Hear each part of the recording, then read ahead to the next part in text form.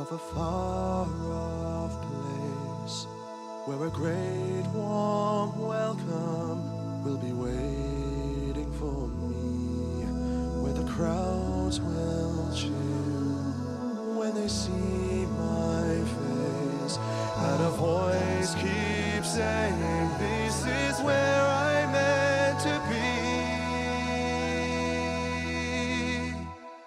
I will find my way, I can go the distance, I'll be there someday. If I can be strong, I know every mile will be worth my while. I will go most anywhere to feel like I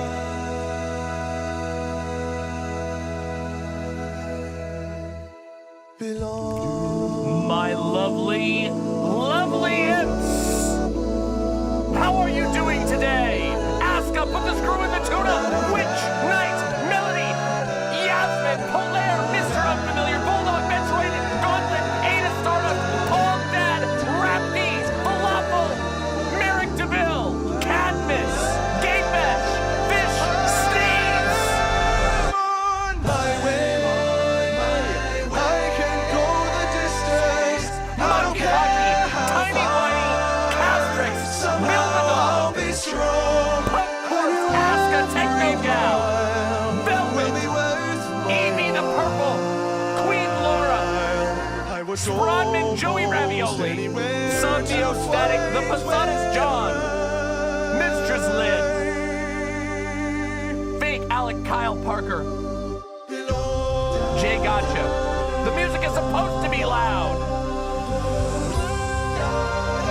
Christy Jean, Marker 84, Balmer Flamingo, Michael Jones, Luscious Lucia, Leaf, Jake, X Drums, Buggy, Kika 182, Leaf, Navy Blue, Nania Unra, Miriam, Aggressive Pushover, Valeria Cardenas, Good for Gabby, Black Hole Magnet, Scenic 93, Olivia Mead,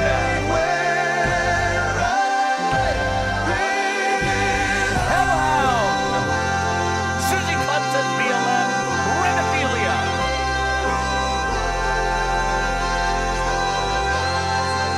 Anonymous Platypay, Asphodel, Trickster Jackal, Tori Cassiatori, Polaire, Fig Fairy. Thank you all for being here, my lovely, lovely imps. If you would be so kind to please press, wow. See, this is why I do a warm-up. To please press like on the stream. That would mean the world to me. Plip, plop, plep. Wrapped you with the incredibly generous 5 tier 1 subs. Indeed, Zelda is out next week, and I will be playing it. Yes, I heard Zelda got leaked, and I didn't look at any of the leaks because I'm gonna play it. Yeah. Fake Alec Kyle Parker with the incredibly generous 2 gifted tier 2 subs. You are amazing. Thank you so much. Rapty and Fake Alec Kyle Parker, thank you very, very much. Yo, you are on stream? I am indeed on stream. Okay, wait, but who made that song? That is the incredible Sam Robson. Here, I'll link it for you. Right there, Merrick DeVille. Please, if you've never heard the work of Sam Robson, you need to go check out his entire channel. Sam Robson is literally, in my opinion, a demigod. He has a golden voice and puts more work into his a cappella covers than you can possibly imagine. He is a genuine, underappreciated god. He does have like almost 200,000 subscribers, but he's been making songs as good as that one and better for like 10 years on YouTube. He's a genuinely amazing. So please, all of you, go check it out. It's kind of badass he doesn't copyright claim. He's not like that at all. He's actually a super chill and genuine guy. It's awesome.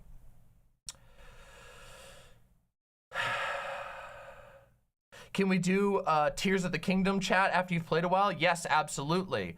Also, I plan to be doing a full review of Jedi Survivor once I finish the game, but it's a really big game, and I'm not even close to finishing it yet. We have so much stuff to do. Yeah, already gotten links. We got the links literally immediately. And all right, we'll get to that eventually. I've started playing Fallen Order yesterday and I've been enjoying it so far. I'm thinking about playing Survivor after I finish it. If you're enjoying Fallen Order, minus the performance issues, I've already mentioned that, Jedi Survivor does have Fallen Order. Fallen Order is it's like a beta test of Jedi Survivor. Jedi Survivor is so good. Oh my God. Minus the performance issues. Yes, the performance issues suck. Everybody knows it's an AMD super resolution problem. They'll probably fix it. The game is incredible, okay? It's fucking great. I am loving it so much, I can't even begin. The politics is amazing, and I need to talk about the politics of this game. I need to talk about the message of this game, and we'll get there. Dana loves this Deshaun. I would love a stream just about music you love. That's a good idea, but that can't be today because today is all about politics. By the way, if you are here and you haven't liked the stream, please like the stream. We want to get this stream in front of as many eyes as possible, and the early likes rocket this stream up in viewership. It's just how YouTube works. So we have about 90 missing likes, and I would love to have all of your likes. Just click on the YouTube video and press that like button, please. Here I am begging before you. No like sound effects? Here's some like sound effects. Bam! No, it's super easy to forget to like a stream. Hannah Angelina, I just finished my master's program, says Hannah Angelina. Now I'm just waiting for graduation. I watched your streams on many late nights while I study. Here's to more demonry. Wow. Congratulations, Hannah. That is genuinely incredible. Really, really, really well done. That is a massive achievement. It is not easy to finish master's programs. Good job and congratulations. And I'm very happy that I was able to keep you entertained while you were studying. And what can I say? The demonic effects, I guess it's scientific. If you listen to Demon Mama while you're studying, you will statistically at least have some likelihood of passing your master's program, which is pretty great. Every time you do that sound effect, it makes me want to go like, because it reminds my brain of arcades and hits of dopamine. Yes, that's actually super relevant, because that's a Kojima. I can't take credit for that. That's Kojima who did that. Kojima, that like sound effect is from the absolutely masterwork of video game art, which is known as Death Stranding. And in the universe of Death Stranding, giving people likes causes their bodies to release a special chemical called lycotocin, which makes them feel good. And as it turns out, that's kind of true about our lives as well. Getting likes and being appreciated really means the world. Really hoping you talk about the debt ceiling tonight. Really want to know what you think, because I'm really worried. So we can just talk about that real quick. I don't think it matters, so don't worry about it. In my lifetime, I have seen 5 or 6 similar events to what is about to happen, where basically the entire legislation, the government shuts down for a couple of days. It sucks for everyone involved. People miss their paychecks. It's a big hassle, and then they figure it out a few days later, and nothing changes. It's unfortunately a political theater. It sucks for people who get affected by it. For example, government offices tend to close down, Social Security offices, welfare offices, everything shuts down for like a couple of days. It sucks, but also it's nothing to worry about. That's not this.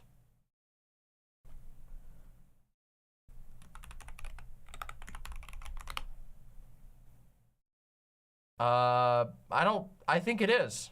I think this is literally the same thing they do. Yes, this is the same exact thing. It's the same thing that happens.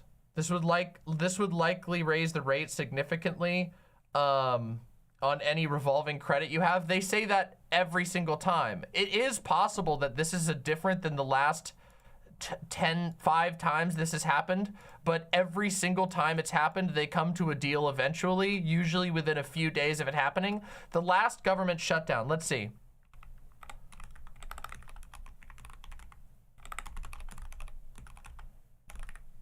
Let's see. It was in, the longest one was 21 days in 1995 to 1996 during Bill Clinton. There was a 16-day shutdown in 2013. Here, let's find out. There was one like 2 years ago. Here, let's look at them. Here we go. Here's the list of government shutdowns over debt ceiling crises. So government shutdowns total 1980, 1981, 1984, 1986, 1990, 1995 into 1996, 2013, January of 2018, and then later in 2018 to 2019. There was a debt ceiling crisis in 2011, 2013, and now again in 2023. So yeah, this has happened a lot. Like a lot. In fact, there were 2 under Donald Trump specifically.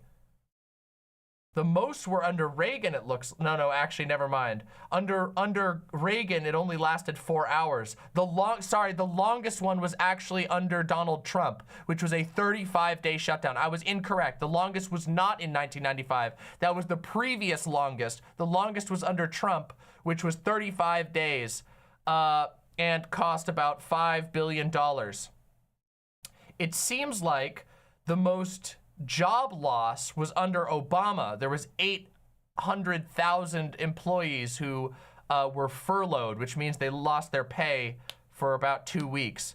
And I'm not trying to downplay that it sucks if you're a government employee, but again, it's not like they don't eventually get paid. They will eventually get paid. There's just a big, long, stupid back and forth that doesn't hurt any of our representatives, but hurts day-to-day workers. So I don't know. Yeah, is it annoying? Is it sucky? Yes, it is. Is it going to end the world? No. It just happened like 2 years ago, 3 years ago. Yeah. I'm talking about failure to pass a budget.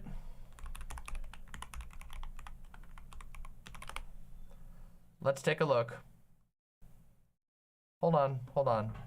The most recent one was in 2013.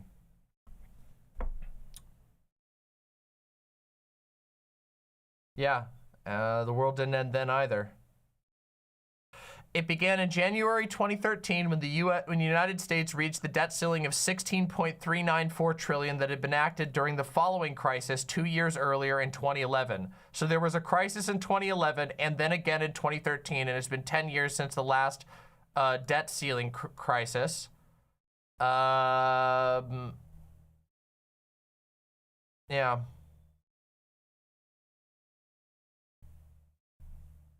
What was the outfall? What was the fallout? Resolution. In October 16th, the Senate passed the Continuing Appropriations Act, a continuing resolution to continue funding the government until at least January 15, 2014, and then suspending the debt ceiling until February 7th of 2014, which extended the 2013 United States federal government shutdown and debt ceiling crisis. On February 7th, the debt limit suspension and the Treasury began applying extraordinary measures once again, warning that such measures would not last beyond February 27th due to large tax refunds that would need to be paid during February. Effect on the United States. Just as during the 2011 debt ceiling crisis, the 2013 crisis caused rating agencies to reevaluate the rating of U.S. government debt. They downgraded from A to A minus. Okay. According to Morningstar analysis of debt ceiling and government shutdown situations, the U.S. stock market remained relatively unchanged throughout the crisis.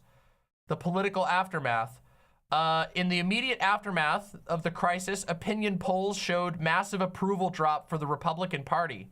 Polls showed that Americans blamed the Republicans more for the shutdown than President Barack Obama by a margin of over 22 points. Another poll showed that a 74% disapproval rating for the Republicans. So, not to harp on, not to sound like a dumbass, I'm not an economist, but these things happen all the time, and every single time the Republicans say it's gonna be the end of the world, and every single time all that it does is hurt a bunch of, make a bunch of government employees have to scrimp and save for a few weeks, and then the Republicans take a massive ratings hit because everybody knows that that magical interglobal debt that doesn't make any sense to any person other than literal economists, that not even politicians can fully parse, that doesn't make any sense to the average person. And what actually matters is whether or not people are able to, if they're actually able to pay their bills or not, and whether or not they're able to go to the local Social Security office to fill out their forms. But yeah, site chat is buggy on mobile. Yeah, unfortunately, it's still getting ironed out. There's a way that you can, if you have an iPhone, you can actually set the site chat to open as a, I'm forgetting how you do it exactly. You basically take chat static and then you set it to open as an app, and that usually fixes the bugs. You can basically have it open as its own standalone thing where it doesn't have any of the additional browser overlays. If you do that, it will usually fix the problem where the browser blocks some of the stuff. I don't know how to fix it because I don't program the website, but it's something that's being worked on. There's a situation where this could be catastrophic, says Saul Gracchus, but it would take literally suicidal levels of stubbornness on the Republicans' part. Yeah, the static chat it's as a bookmark. It's like you use it as like an app bookmark, and if you do that, it stops doing the thing where it blocks the where the Safari shit pops up and blocks the chat box. I know it's very frustrating, but anyway, sorry, not to jump between two separate topics. Just people are bringing up different stuff. Yeah. Yeah. I know mobile is not perfect. It's being worked on by Whiteleaf and White Forest.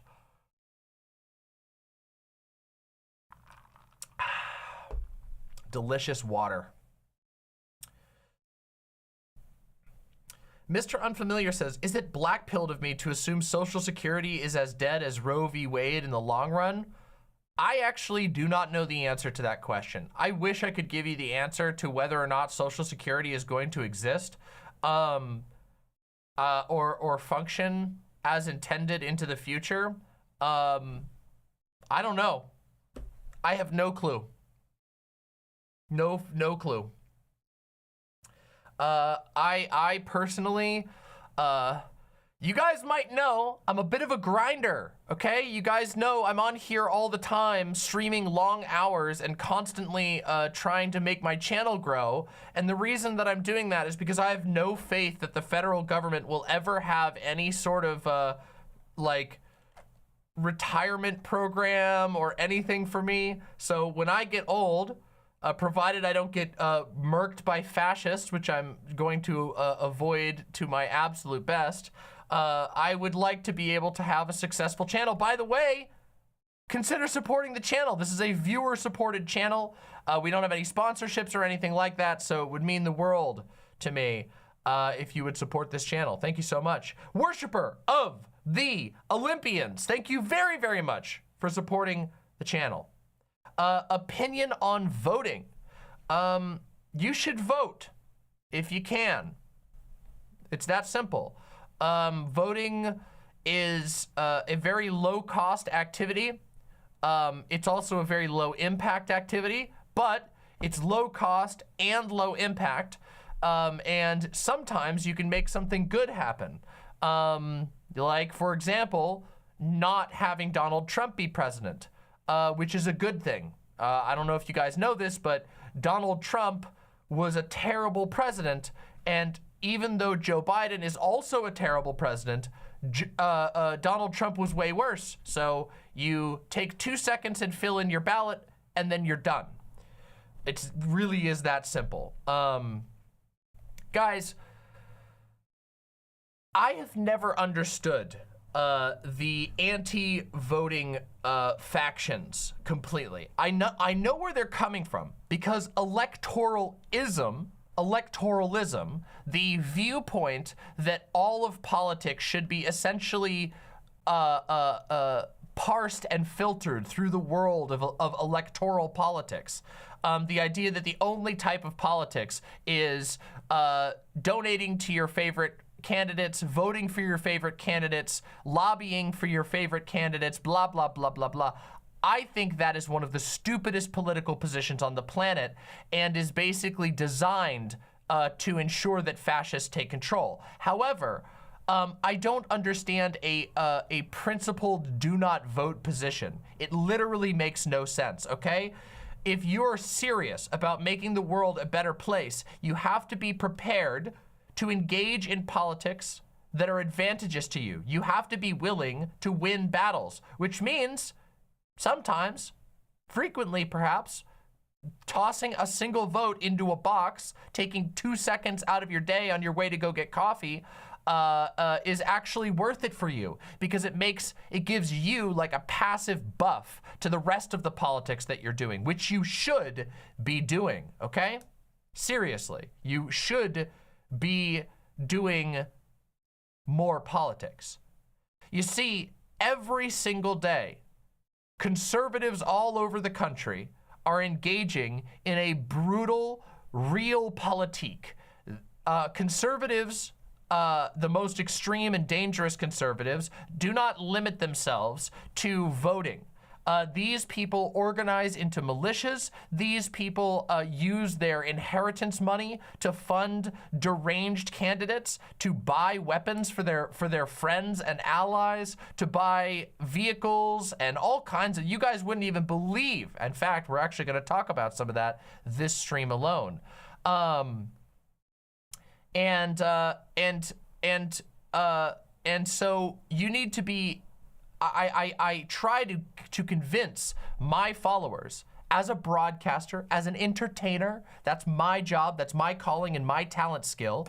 I call upon my viewers to use their talents to engage in a real material politics that can counter that of the deranged Christian nationalist fascists who are running amok in this country.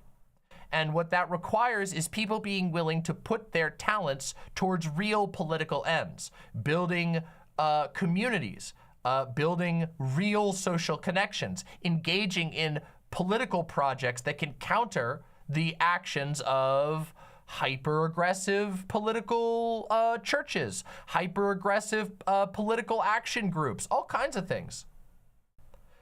Pontu said, would you say canvassing is electoralism? I'm not sure where the line is. To me, it seems useful. Canvassing is electoralism.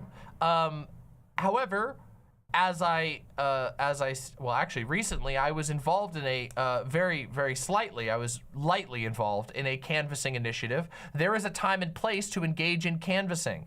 I don't think that people should become over-obsessed with canvassing. Canvassing is a meme in online left spaces in a way that makes me uncomfortable. People talk about canvassing because it's a thing that basically anybody can set up and do, and some people will do it and then make it sound like they are engaging in a type of like very serious politics. But in truth, like, they might not be. And there is an unfathomable amount of canvassing going on every single day, mostly by high school and college students who are being paid by the Democratic Party or the Republican Party to go do that. Canvassing is like the lowest tier of electoral engagement above just actually voting. But what I'm trying to say here is voting takes very little effort to do. You register to vote, you vote. And you should do it because it makes the play field optimal for you. It's like voting. Voting is like, it's like your ring slots in a Dark Souls game. Y'all are gamers, right? It's like making sure you have effective rings equipped. You know, a ring isn't gonna decide whether or not you beat a boss by itself. However, it has an additive effect with the rest of your build that can make it a lot easier to build a boss. So there you go. You wanna make sure that you're taking those low effort things like equipping a ring so that you don't get owned when the real fight happens.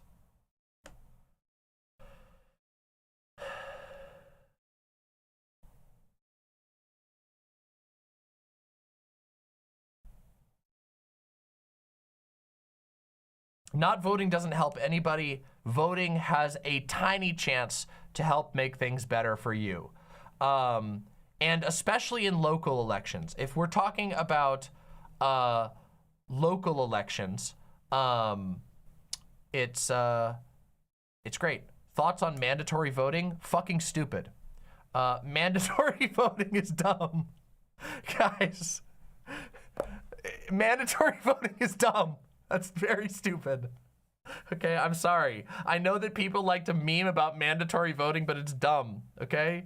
It's the equivalent of tipping your fedora and going, yeah, if I was in charge of things, everyone would have to vote.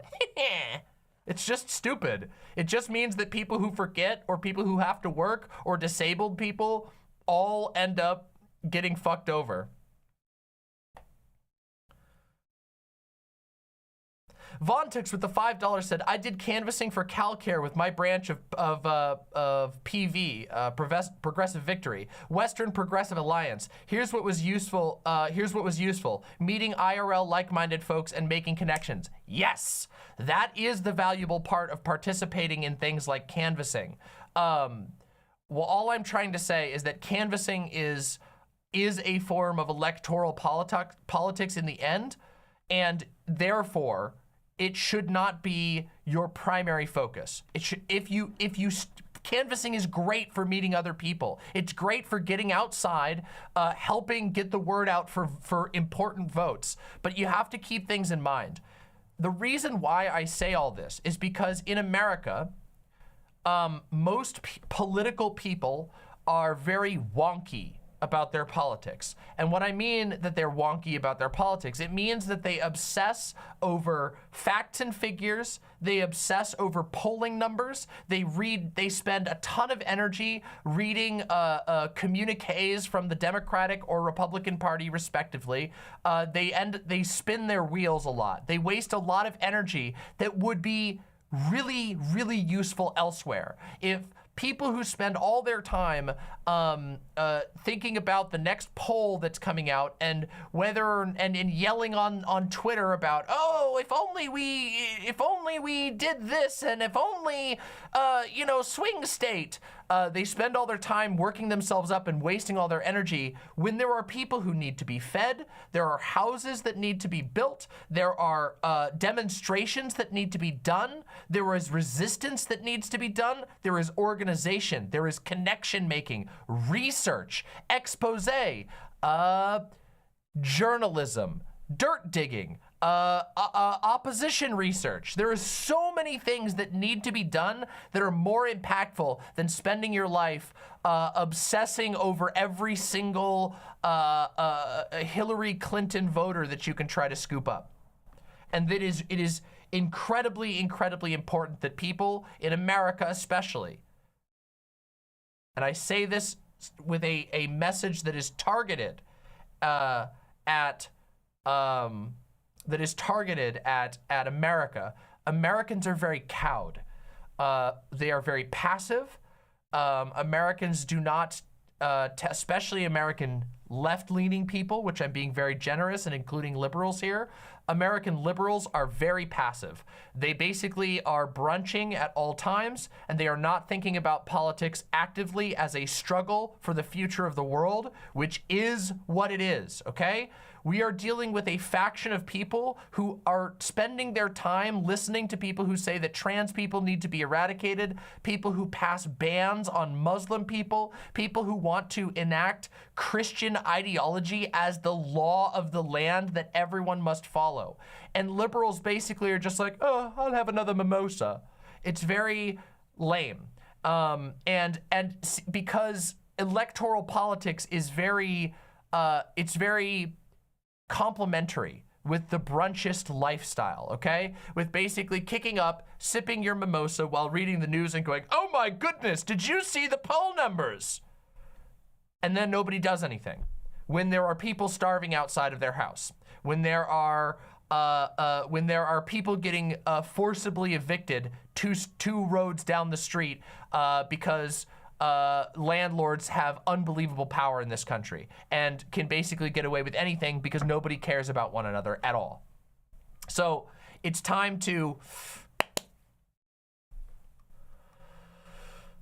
Capo with the incredibly generous 5 gifted tier 1 subs.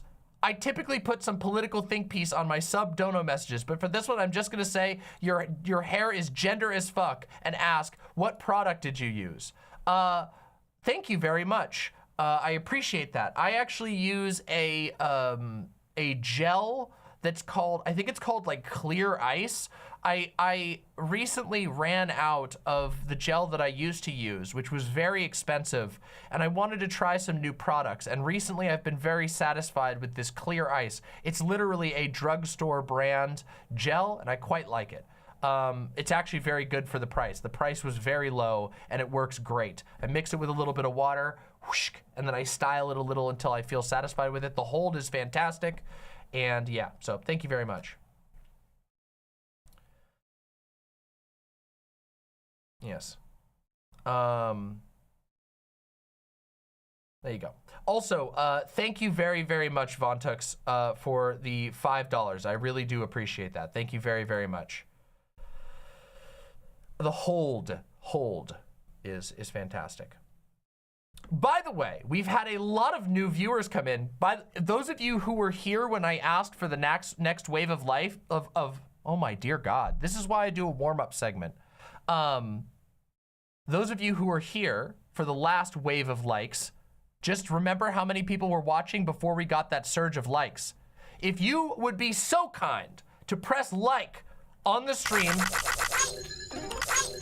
give me those like buttons. The likes always bring in a surge of new viewers, and we only have about 250 likes out of almost 450 viewers. So if you all were to smack that like button, it would mean the world to me, and it would bring a whole bunch of new people in, which would be amazing. So please, and thank you very, very much.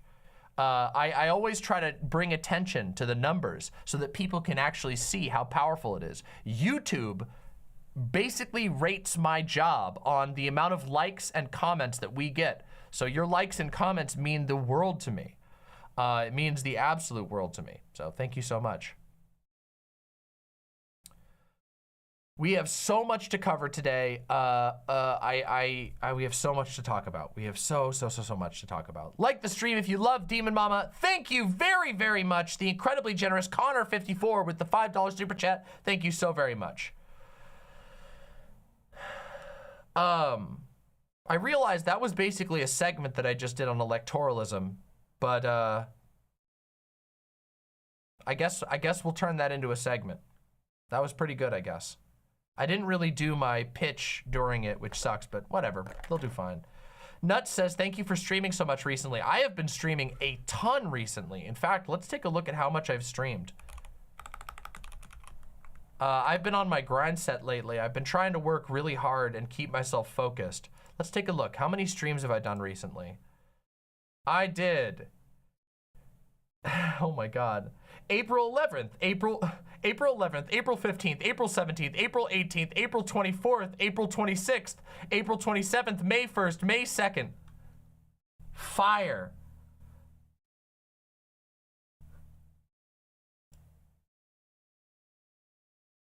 Since the 25th, I've done one, two, three, 4 streams in the last 7 days. And the lengths of them were, let's just get this clear, an 8.5-hour stream, a 5.5-hour stream, a 7-hour stream, and who knows how long today's stream is gonna be. I'm back to streaming 20-hour days, 9 days a week. I can't always go this hard, but I've been trying to make sure that I capitalize as much as I can on the growth that we've been having. I want to make sure people are being fed good content. I know that a lot of channels are having content drought right now, but not us. So I'm trying to make sure that we're all having a good time over here. That is not even close to true, Biceps and Bikinis. Biceps and Bikinis says, to be fair, 90% of that was Jedi talk. Not even close. Not even close. Not even. My source is that I made it the fuck up. Oh my God, we've been doing so much more politics. I've been doing basically no Star Wars talk. You guys, I deserve more Star Wars time. Star Wars is passion for me.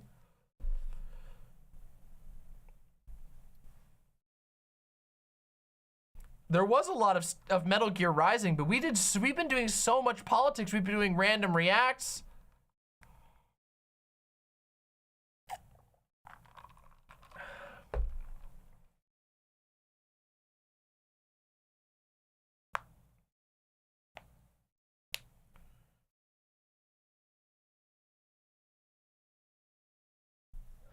Corpo cucks are wild? Yes, they are. Of course corpo cucks are wild. Jesus, oh my God. I hate those people. How long is this meme? All right, we have a quick meme. This is your allotted meme, Mr. Krabs. We got a busy day, so this is the only Mr. Krabs meme we're doing, okay? But I want to take a quick breather. We're gonna do a Mr. Krabs meme. Let's see it, let's judge it. Let's judge the meme. Okay.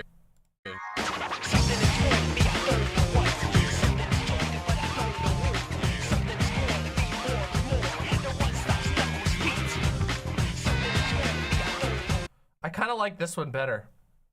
I kind of like this Knuckles better. He looks more like a little goblin. And this guy looks like he's got Legos on his shoes more than this one does. I like this one.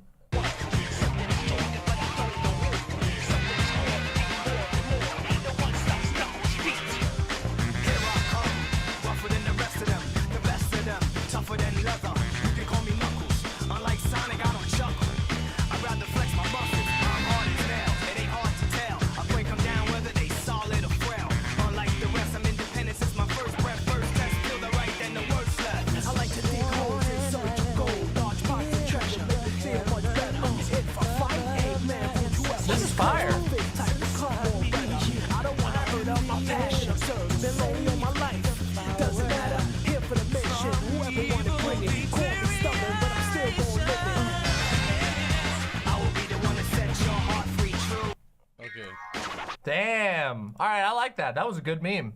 Excellent meme. A good choice for today's meme, Mr. Krabs. I think that was, everybody seems to like that one. The fly in my room. Arrgh.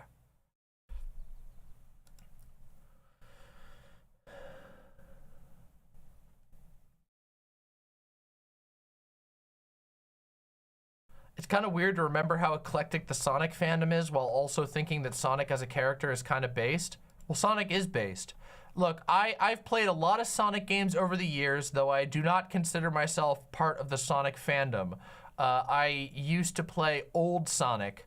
I've not really been into any of the like new Sonic stuff. I'm basically a boomer when it comes to Sonic. I played all the old Sega ones. But Sonic is based. He's cool as hell. We love him. He's an eco-troll, and we love eco-trolls around here. Skunksy says, here's my dog. She's a Dachshund Cross Yorkshire Terrier, and she's 10 weeks old with the gifted tier 2 subs. Ooh, puppy moment. Oh my goodness. So cute. Oh my God.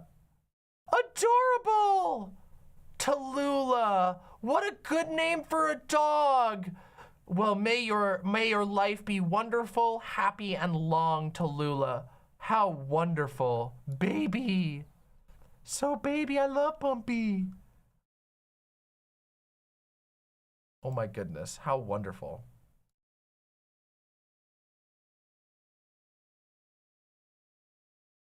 There is no chance in hell, Capo. The really good reason is that I refuse. I refuse. That's the real good reason.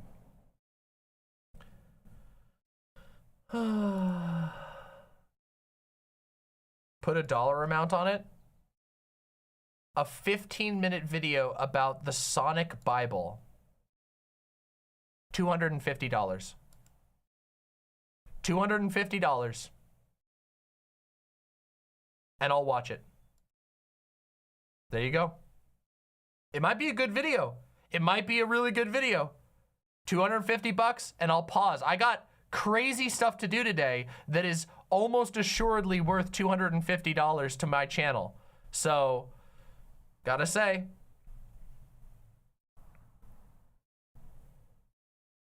Gotta say. No, it might be a good video. It's a Brian David Gilbert video, which means, I don't know. He sounds legit. Might be great. Might be great. We'll see. By the way, we will also be doing today, that's right, today, we will be doing the Rise of Skywalker review. But it will be after all of the politics. It's gonna be after all the politics. So don't worry, all of you who are not into the Star Wars or who are here just for the politics, you can chill. You should stay for the Star Wars review because I'm telling you, this Star Wars review is going to be cathartic for anyone who even has a passing interest in Star Wars, okay? I'm serious. I promise you, you will have fun because I have been stewing on this fucking movie since I saw it the first time, and oh my dear God. But it won't be until after the politics. So today you're all gonna have to be a little bit patient. There are a lot of Star Wars fans here, which is great. Star Wars has disappointed me so many times. Yes. I'm not gonna do the review right now, but I've been on my Star Wars arc recently. When I was young, I'm gonna tell a story. It's story time with Grand Demon Mama. Okay? Demon Grandmama. Okay? When I was young, okay, I really loved Star Wars when I was little. Like, it was the coolest thing I'd ever seen as a kid. My dad showed me Star Wars, and I couldn't even believe it was a real thing. Like, it was a movie that I could watch whenever I wanted, that we had it on VHS. I could pop it into the VHS player and watch Star Wars whenever I wanted. It was so cool, okay? I loved it. And as I grew up, the prequels came out, and as a kid, I thought the prequels were a little weird, but I liked them. They had a lot of cool stuff in them. I watched them 100,000 times. And then all the games came out. And my God, there were so many good Star Wars games. You guys don't understand. Like, people meme on the Star Wars movies, but the Star Wars movies are like, it's like the iceberg meme, where the top of the iceberg is the Star Wars movies, which everybody knows about, and there's gold underneath the iceberg. Instead of being made of ice, there's gold. And the gold is the Star Wars games. You guys do not understand how many incredible, and I mean God tier, greatest games of all time Star Wars games there are. You've got Dark Forces, all of the old Republic games. You've got Rogue Squadron. You've got Empire at War. Unbelievable. All the Jedi Knight games, Jedi Knight, Jedi Academy. You got, and then the Battlefront games. The Battlefront games were so good at the time that it was hard to, again, it was another moment where you're just like, I can't even believe there's a game this awesome. They're so incredibly good. And Republic Commando, so many good games. And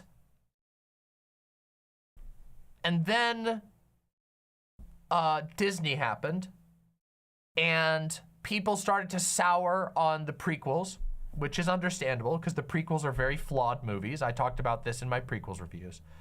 And then the Disney stuff happened. And when the Disney stuff happened, I basically lost all my love for Star Wars, and it was replaced with hate. The Disney Star Wars movies were so annoying, so overbearing. It was so constant. You could not escape Star Wars. And then, of course, they sold the rights to the Battlefront games to EA.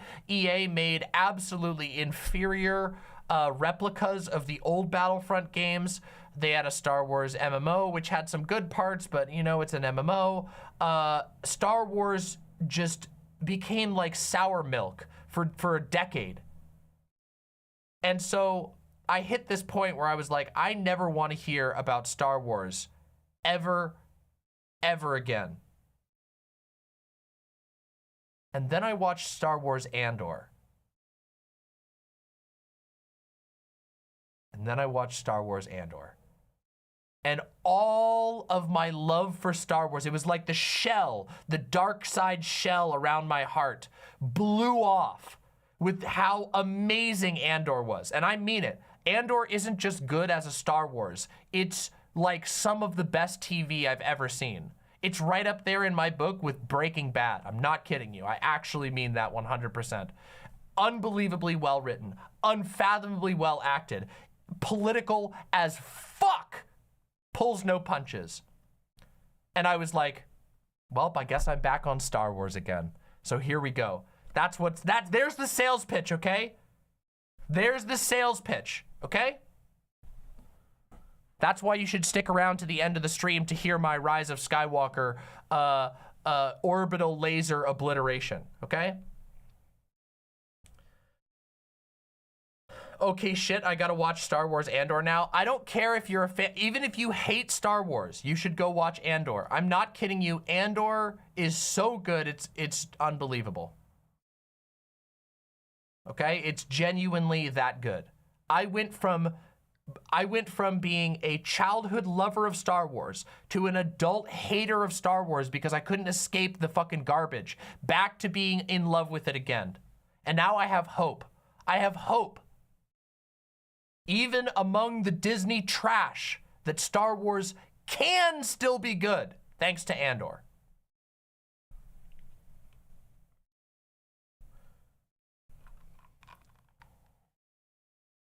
There never was much hope, only a fool's hope. I have not seen Andor. Give me a reason, please. I'm on a Kingdom Hearts and Harry Potter binge instead. Explain to me like I love the series, but I'm 5. Okay, sorry guys. We're doing a real quick, brief Andor stunlock. Listen up. Andor is a show about the many different ways in which one can resist an overwhelming nightmare power, okay? Andor, forget Star Wars. Put aside Star Wars for a second. It is a show about all of the different ways that a person can choose to fight against something that is choking them. A fist that is wrapping around your neck and crushing the wind out of your very soul. How can you, in such an unbearably miserable position, find the will to fight back? And that is the entirety of Andor as a series. It is a series of a bunch of different characters with different viewpoints who their one uniting factor is that all of them have decided to fight back against an overwhelming power that threatens to kill them, take everything they love, and suppress them. That is Andor as a show. And even if they never make another season of Andor, the first season does such a good job of telling those stories, the stories of what it means to resist, what it means to come to the position in which you become a rebel against that which is oppressing you. That is the story of Andor, and it is written unbelievably well. It was written by the guy who did the all of the Bourne movies, which is amazing. Well, he's the showrunner. He didn't write every single episode, but he was the showrunner, who is an incredibly talented guy with a history of very political writing. The acting is next level, and it has one of the most hard-hitting soundtracks that has ever been in a Star Wars series, and that's saying a lot because most of the most iconic music of Star Wars was done by by John fucking Williams. So, go see it. Whether you like Star Wars or not, there's the sales pitch for going and watching Andor, okay? I'm serious.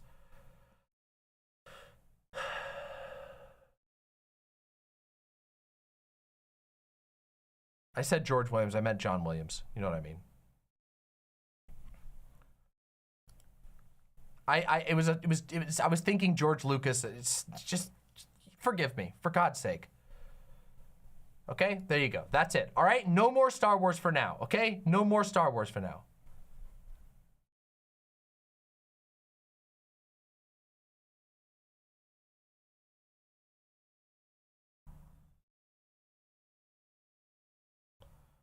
Oh, thank you. This is a Gene Mutation X Green Lion is the creator of my shirt. Those who are complimenting my demonic shirt. Yeah. Killjoy 40K says, do you think that streaming has something to do with the writer's strike? Well, we are going to be talking about the writer's strike today. In fact, that's one of our topics that we're going to be talking about. We have 3 major topics that we're going to be talking about today, which I'm going to tell you about right now. The first topic that we're going to be talking about is the new allegations that have been brought against Steven Crowder. And I mean new allegations. We already have the abuse allegations, the marital abuse allegations. There have been new ones. Secondly, we are going to be talking about the writer's strike. And I want you guys to understand, I'm going to be covering the writer's strike continually as long as it goes on. And you'll understand why when we talk about the writer's strike in just a little bit. So you can expect to hear a lot about the writer's strike. A lot of people didn't even know there was a writer's strike happening. We're gonna talk about it, and we're gonna understand what it actually means and why it's important. And I don't know what the writer's strike is. Don't worry, you will very soon. That's what we're gonna be talking about as a big part of this stream. And third, we are going to be talking about the leaking of a massive amount of documents from an anti-trans political medical/political group that happened just a few hours ago, literally right before this stream was announced. I didn't even put it in the title because it hadn't happened yet, but a massive leak of documents from an anti-trans group happened, and it reveals a lot. So it's very important that we talk about that. Medical, yeah, medical. That's why I said medical/political. We'll get there. Don't you worry. No, not Maya Arson, as far as I know. It was actually not a hack. This was not a hack, it was a leak. It was as far as everyone can tell, unintentional. We'll get there, don't you worry. And then finally, of course, we're gonna do my, my review of Rise of Skywalker at the end, which, boy, oh boy, do I have a lot to talk about, okay? Are you still gonna discuss the new Keffels vid? Probably. We are probably going to react to the Keffels video at the end of the stream. Depends on how much time we have, depends on how much stuff comes up. I do intend to react to the new Keffels video because it's relevant to this channel and I care about Keffels, so there you go.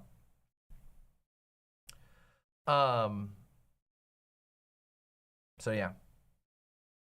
Yeah, it will probably be at the end though. Unfortunately, we had this last story drop in at the last minute. So, yep. Let's see, what time are we at? We're at 1 hour. By the way, what's the next game that you plan to play on stream? For those of you who don't know, I frequently do gaming streams after my usual streams. They're really fun, and more people have been sticking around for them, which is great. We just beat the absolute banger Metal Gear Rising: Revengeance. Cannot even believe how much I love that game. God, it's so good. Can I just play this song with the lyrics? Can we play a song real quick? Hold on.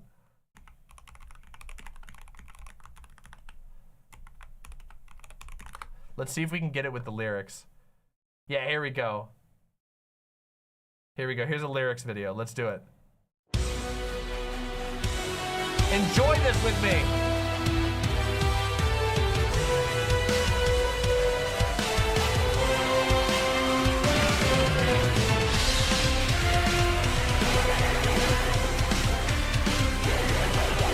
Let's get hyped for the stream.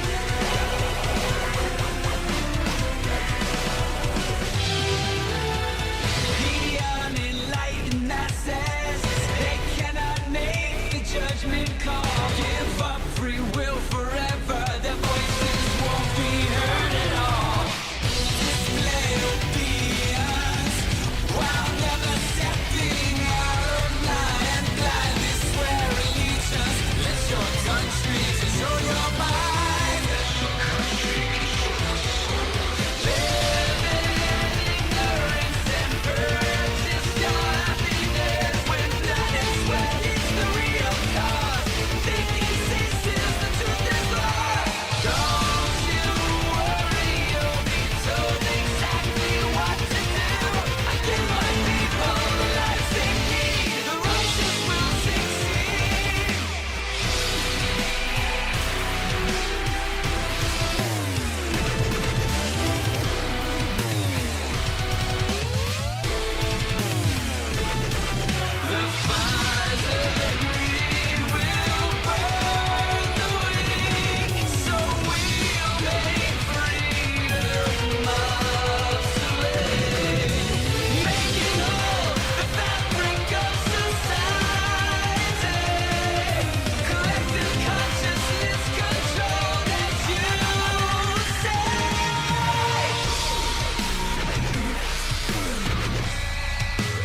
Absurdly good.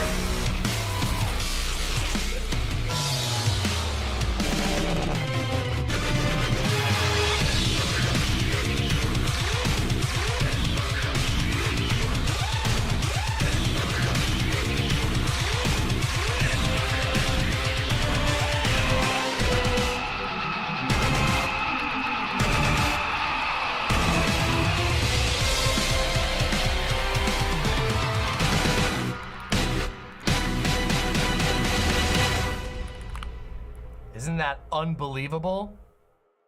Absolutely banger. The music aligns with the story of MGR so, oh God, it is just so good. God, it's so good.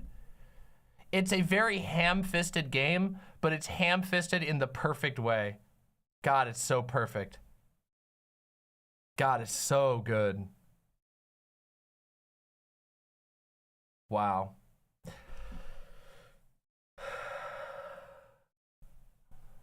Incredible. Everybody wants to eat the ham. Everybody's posting noms now. I want to play MGR, but I suck at it. Not the type of game I usually play. Once you get the hang of if you can beat the dog, you can beat the entire game. That's it's not as hard as it seems. I didn't quite understand the blocking mechanic at first because I was actually. This is gonna sound super egotistical, but actually it's just Giga Chad. I'm used to playing harder games. I'm used to playing games like Sekiro. Currently, I'm playing Jedi Survivor on Jedi Grandmaster difficulty, which is the literal highest difficulty in the game, where the parry window is like this big. You give a tiny little parry window.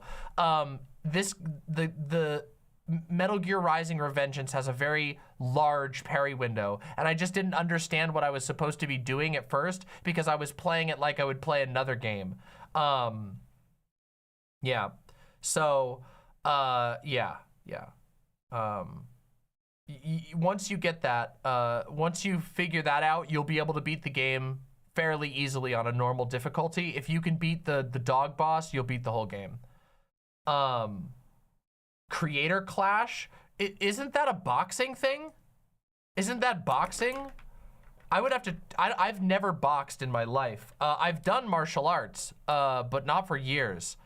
I'm not close to it, but I'm kind of like, guys, I'm not super physically fit, okay? Like, I'm not physically fit. I can admit that. It's just, I sit in front of my stream all the time. But I could get ready for it. I could do it. I wouldn't be close to it. It's just probably beyond what I would do. Anyway, yeah, whatever. Oh, hush, Electo. I saved it for the final boss on hard difficulty. The Jedi Survivor. How is the performance for Jedi Survivor? The performance sucks on Jedi Survivor.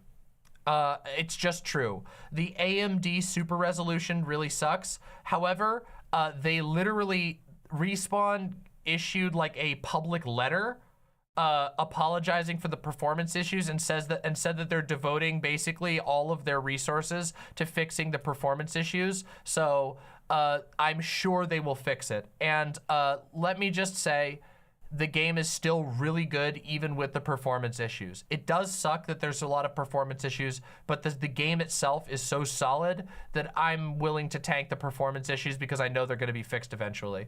So, yeah. Yep. Dear Mama, how tall are you? I am 6'2". What kinds of martial arts have you done? I have done Okinawan karate. And I did Okinawan karate. I've also done kung fu. And I also learned a very, very tiny amount of Kempo, though I was not very impressed with Kempo and I didn't stick with it. But I did a fairly decent amount of both kung fu and Okinawan karate, both of which were very valuable, but it's been a long time, so I'm very rusty on them. But still.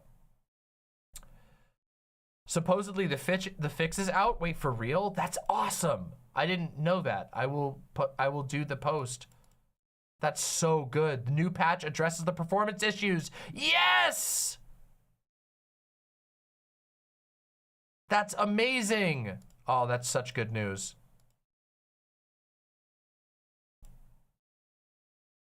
All right, everybody. Shall we begin our first politics of the day? Oh, let's stretch.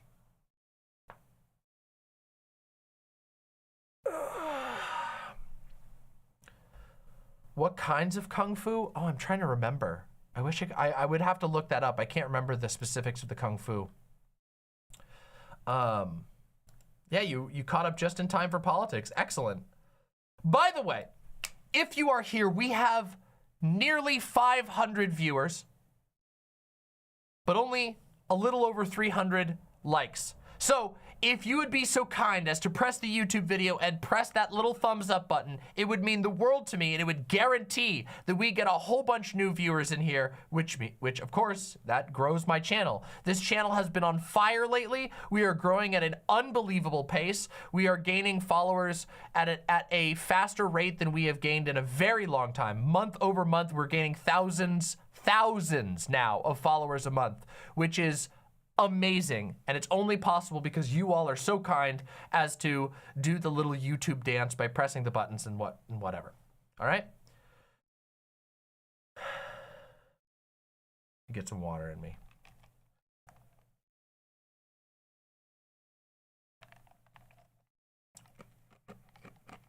Thank you, Synthetic Teapot. Synthetic Teapot says, I love your commentary. Thank you. I try to be very good at it. And I'm only getting better, so. All right, everybody. My lovely, lovely, lovely imps. The Steven Crowder saga continues. You've probably seen a lot of videos from my channel recently about Steven Crowder.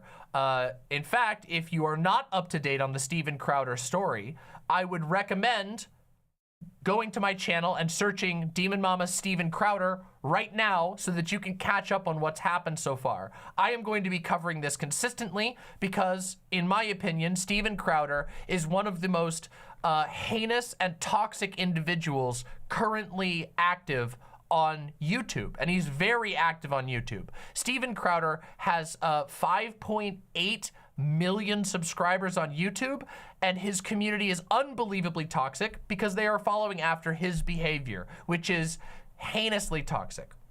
Now, fortunately, for every single good person on the planet, Steven Crowder has fallen upon some very serious and self-made misfortune. You see, Steven Crowder is now sort of publicly, it's been publicly revealed that Steven Crowder is having a massive and very messy divorce. And shortly after, he decided to make a statement about his divorce, in which he basically tried to make the claim that his wife was just being unwifely and didn't want to be with him anymore, unlike a good Christian who wouldn't. And he also, by the way, in that video reiterated 4 times that he thinks it should be illegal to divorce your husband unless they cheat on you or beat you. It was, of course, shortly afterwards revealed that Steven Crowder has engaged in some pretty disgusting and inexcusable emotional marital abuse, and perhaps more. And this includes things like screaming, "I will fuck you up," at his pregnant wife, telling her that she is not a worthy wife of him because she won't do the chores that he wants her to do in that moment. He was smoking a cigar around his wife when she was 8 months pregnant with twins, and a whole bunch of other stuff. And today, another very, very strange set of behaviors was revealed. This time, however, not from his wife, not from his family members, but from his former employees. Yes, that's right. Steven Crowder's former employees have come forward to allege sexual assault. So things are going very poorly for Steven Crowder right now, and like I said, because of his own behaviors. Sexual assault, yes. We're gonna jump into the whole story right now. Now, I want to point something out before we get into the actual story. The source of this story is the conservative magazine, the New York Post. So keep in mind, this is not some liberal magazine that is going after Steven Crowder. It is one of the magazines that Steven Crowder himself cites most frequently on his show. If you go through the history of Steven Crowder's show, the New York Post is one of his favorite newspapers. So regardless, we all here on the left know that the New York Post is a conservative rag, but by Steven Crowder's own standards, this is one of his favorite magazines. This is a magazine that he has given countless airtime to. So it's really saying something that one of his most favorite conservative publications, which he regularly cites in his bigoted rants, has actually decided to reveal this information about him. It also seems to say that the allegations are credible enough that basically conservatives are going to have to start distancing themselves from Steven Crowder. Some already have. The Daily Wire, for example, who includes people like Ben Shapiro, Candace Owens, and Matt Walsh, have distanced themselves from Steven Crowder and have actually gone very hard on Steven Crowder because they had a public dispute. But yes, they have been going very hard on him. Other sources, such as Tim Pool, etc., have not. Anyway, let's jump into the story, shall we? Let's read this. Let's read this together. Steven Crowder's wife rant video reveals a pathetic pattern of abuse. Ex-staff. So according to the ex-staff. Now, this is the video that we reacted to the other day of him threatening. He is now threatening, or actually not even threatening, he has promised to make his wife's mental health history public because, well, because he's looking bad in the public eye, which is very weird because you see his ex-wife didn't actually do anything publicly against him.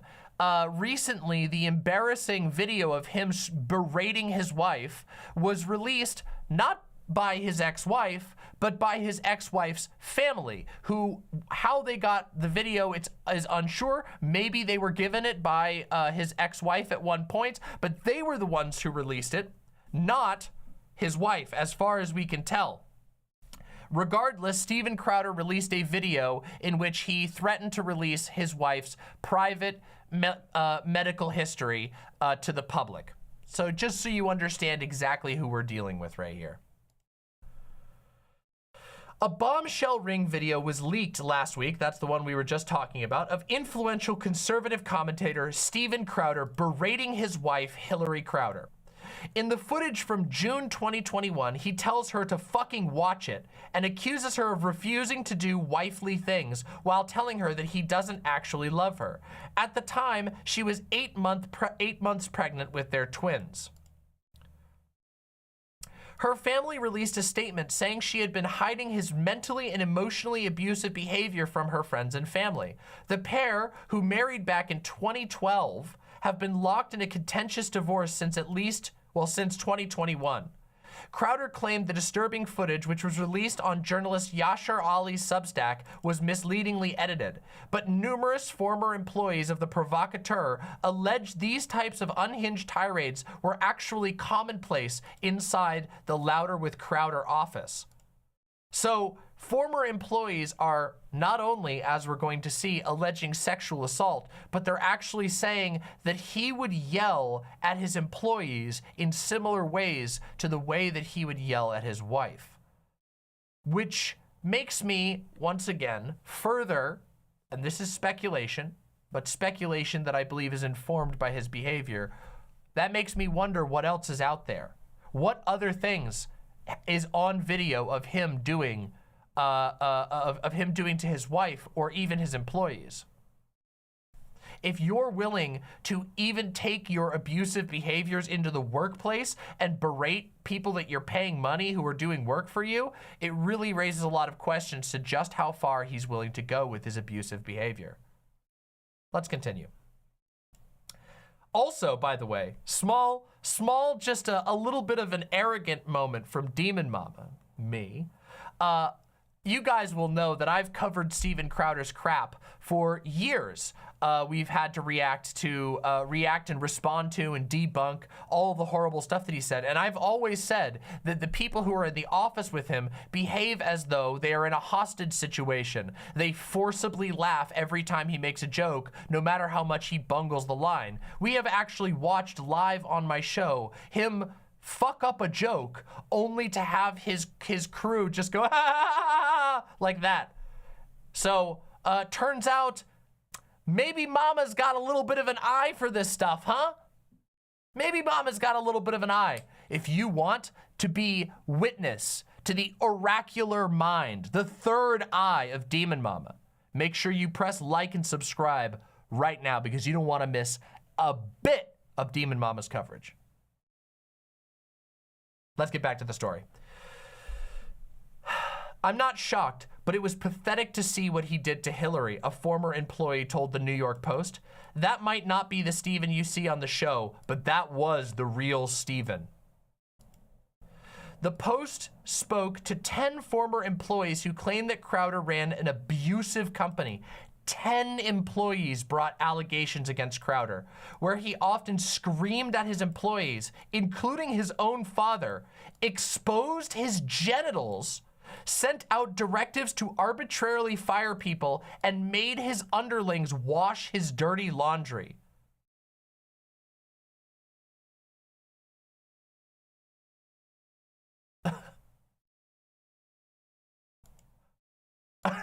I mean, obviously the worst one here is exposing your genitals to employees, but also made underlings wash his dirty laundry?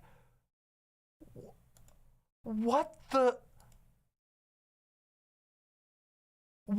absolute fuck? That's just so, it's so pathetic. And it's also like, this guy has a 5.4 million subscriber YouTube channel. This guy has a massive membership platform that is insanely expensive. This guy is rolling in money and he's yelling at his employees to wash his laundry. A literal man-child. Actual literal man-child. Also, it is very weird that he yelled at his own father. Do you think he showed his genitals to his own father? That seems fucking weird. Let's continue. The former staffers worked for the show at different times from its inception in 2016 through 2022. So these aren't all recent people. These are people who have been working for the show all the way from the beginning, all the way to the present. The vast majority were people who had left the company voluntarily. So these were not people who got fired for the most part. That's like, now they're not giving us a hard number, but presuming they're not outright lying, that means more than half of the people who came forward to the New York Post were people who left on their own volition because of how bad the conditions were, who were not fired. They requested anonymity because they either feared retaliation or had previously signed NDAs. Now, NDAs are incredibly common at conservative news outlets. In fact, there was a recent expose done on the Daily Wire that they make their potential hires sign NDAs almost immediately so that information doesn't leak out during the hiring process. NDAs are used aggressively at conservative news outlets. So that is no surprise that they had been forced to sign NDAs. All they said was that they felt compelled to speak out about the media personality after sickening footage was made public, and his former co-host Dave Landau had called him a bully in an interview last week. That's a co-host, okay? So this is somebody who helped him run the entire show. We don't want Steven to suffer. We just want the abuse to stop, or at least to let future employees know what they're getting themselves into, said one former employee. The Post reached out to Crowder via his lawyer, as well as via Louder with Crowder CEO Gerald Morgan, multiple times about the allegations brought forth by former employees, but did not receive a response.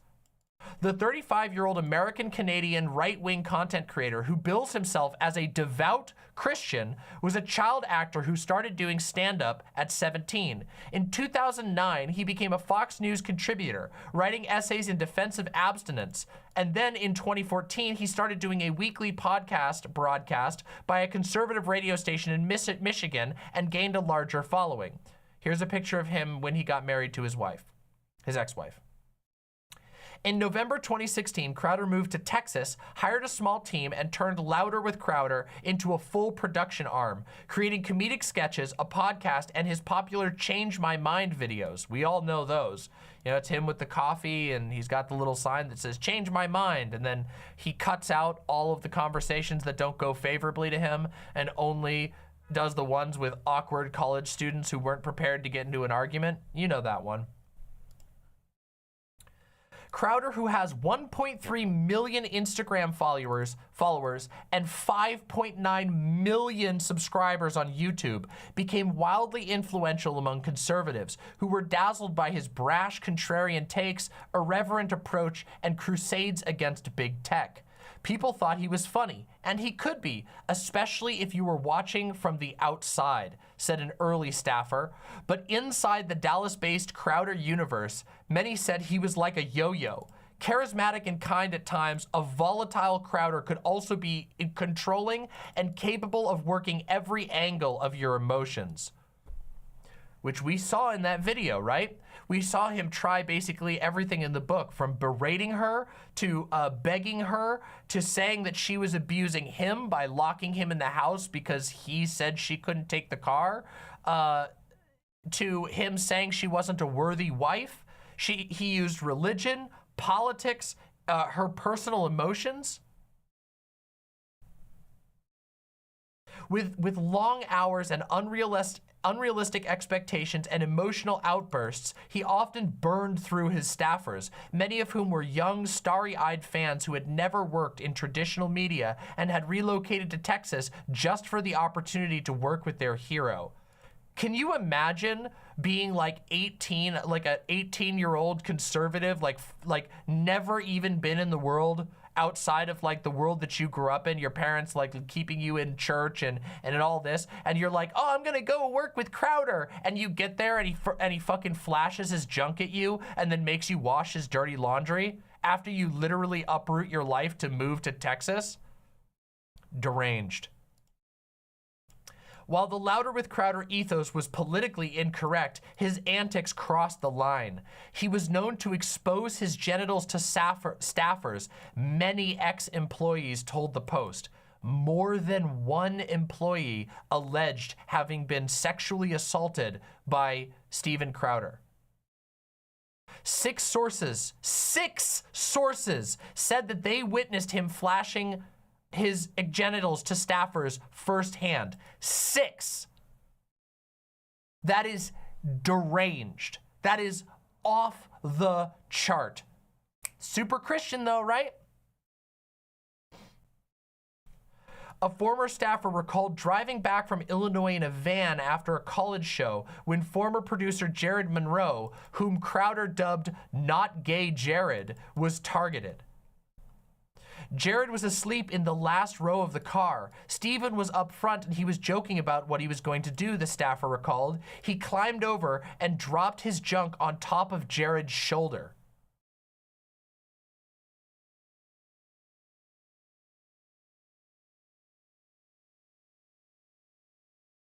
Let's hear that again. I'm sorry. Jared was asleep in the last row of the van.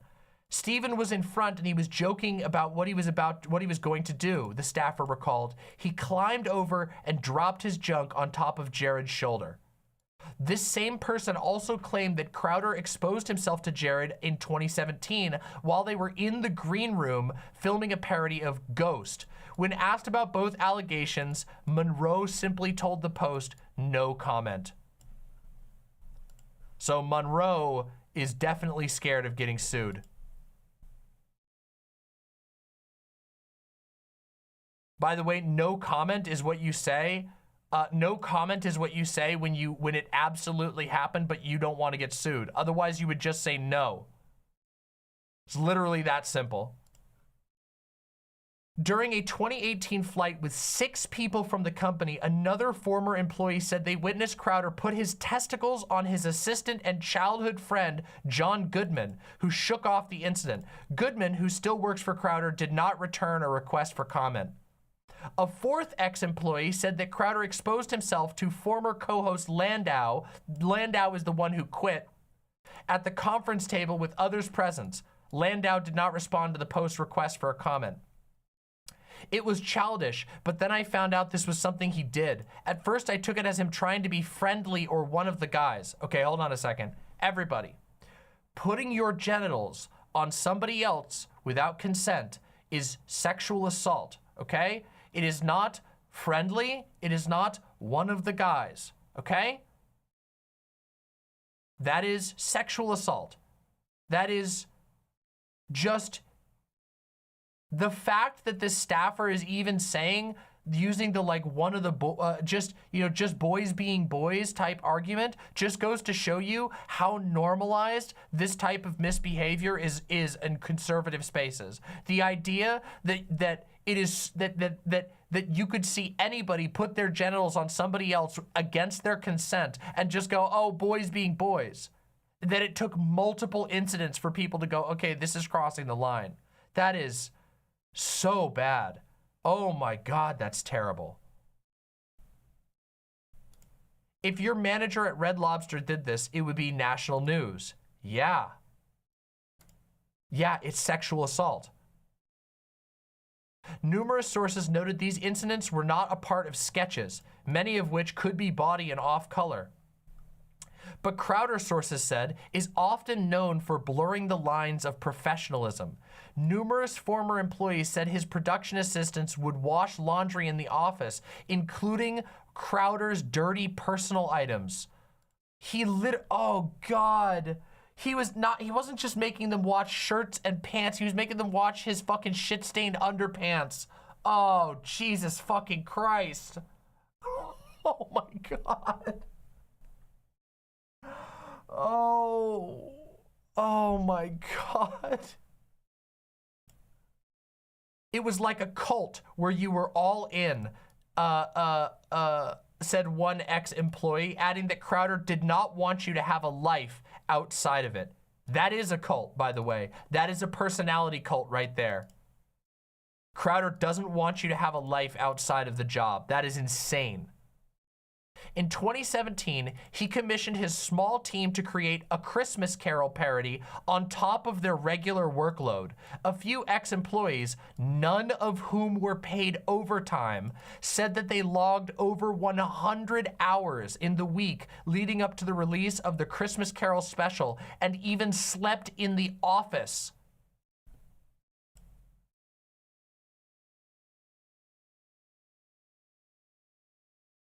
Literal nightmare. I cannot even believe, like, anybody who's watched Louder with Crowder and seen the way his employees react to him, how terrified they are to be around him, how they act like they're in a hostage situation at all times, we could see it. It shows through every minute. This is insane. In the midst of this project, Crowder sent a group text message telling them to sleep in and come into the office a bit later one day. One employee remarked, "Sleep, lol." Crowder shot back, "Be a little grateful, buddy."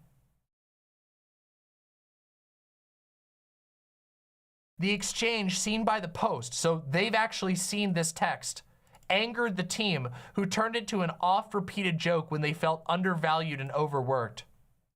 When shows or projects fell short of his expectations, Crowder piled the blame on his staffers. "We would tell him things wouldn't work," said one ex-staffer, who recalls a massive live show in 2018 not going exactly as Crowder had planned. "I thought, surely Steven, who micromanaged the whole thing, is gonna take some responsibility here," they continued. Instead, Crowder put the onus on his staff. His assistant handed each employee a copy of Jocko Willink's leadership and performance book called Extreme Ownership: How U.S. Navy SEALs Lead and Win. Dude, holy shit. Oh my, that is so passive aggressive. It's unbelievable. So you're getting underpaid working for a guy who's raking in millions of dollars, a guy who sits on tens of thousands of dollars in cigars alone, a guy who's just so loaded you can't even believe it, a guy loaded enough to turn down a $50 million contract from Daily Wire. That's right, he said no to $50 million. And when something goes wrong, he blames it on the staff and then hands them a book about how it's their fault. Holy, oh my God. We all thought we were gonna get an apology, but instead we got a book. It was literally like a sitcom, the former staffer cracked. Back in late 2020, while on a tear, Crowder sent out a directive to arbitrarily fire someone, don't care who, read the Discord message viewed by the Post. So the Post got this one as well. The source said that Crowder often dropped threats to fire people into the company's Discord chat room. His irrational outbursts even extended to his father, Darren, who works as his booker. Wait, that's confirmation. Wait a minute, hold on a second. That's confirmation. You remember when Sam Cedar made the joke that Steven Crowder's dad wouldn't let him argue against Sam Cedar? That's confirmation. Steven Crowder said his booker wouldn't let him debate Sam Cedar, and now we have confirmation from the New York Post that yes, his daddy wouldn't let him debate Sam Cedar. We actually have confirmation now.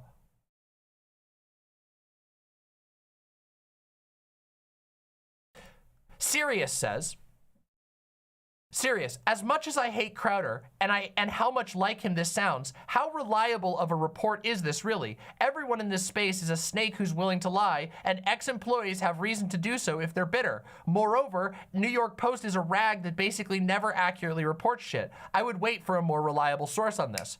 You could be correct that the New York Post is a conservative rag, and the New York Post is not always particularly accurate. However, Steven Crowder is the one who cites the New York Post for all of his stuff. So when it comes to Steven Crowder, The New York Post is actually incentivized to agree with Crowder since he hawks their magazine for free all the time. Now, it is indeed possible that they're lying about this, but they would be going to a next level of dishonesty. They have now, according to them, 10 ex-staffers, the majority of which were not fired. They left on their own volition. While I understand concerns about the veracity of the New York Post, we're talking about conservatives here. Steven Crowder lies all the time, and I'm much more inclined, like to a systemic degree. Steven Crowder will literally lie about what his sources say in his videos. I think that us going to the source as best as possible is about the best that we're gonna get when it comes to Steven Crowder. And once again, this is Steven Crowder's, I don't know if it's his #1 most cited source, but it's very close. It is one of his most cited sources is New York Post. The New York Post, it's in almost every single one of his political videos. They will have at least one citation from the New York Post. So if as Killjoy says, if it's good enough for Crowder to use to launch bigotry to the rest of the world, I think it's good enough for us to use as a judge of Crowder's character. So there's the statement.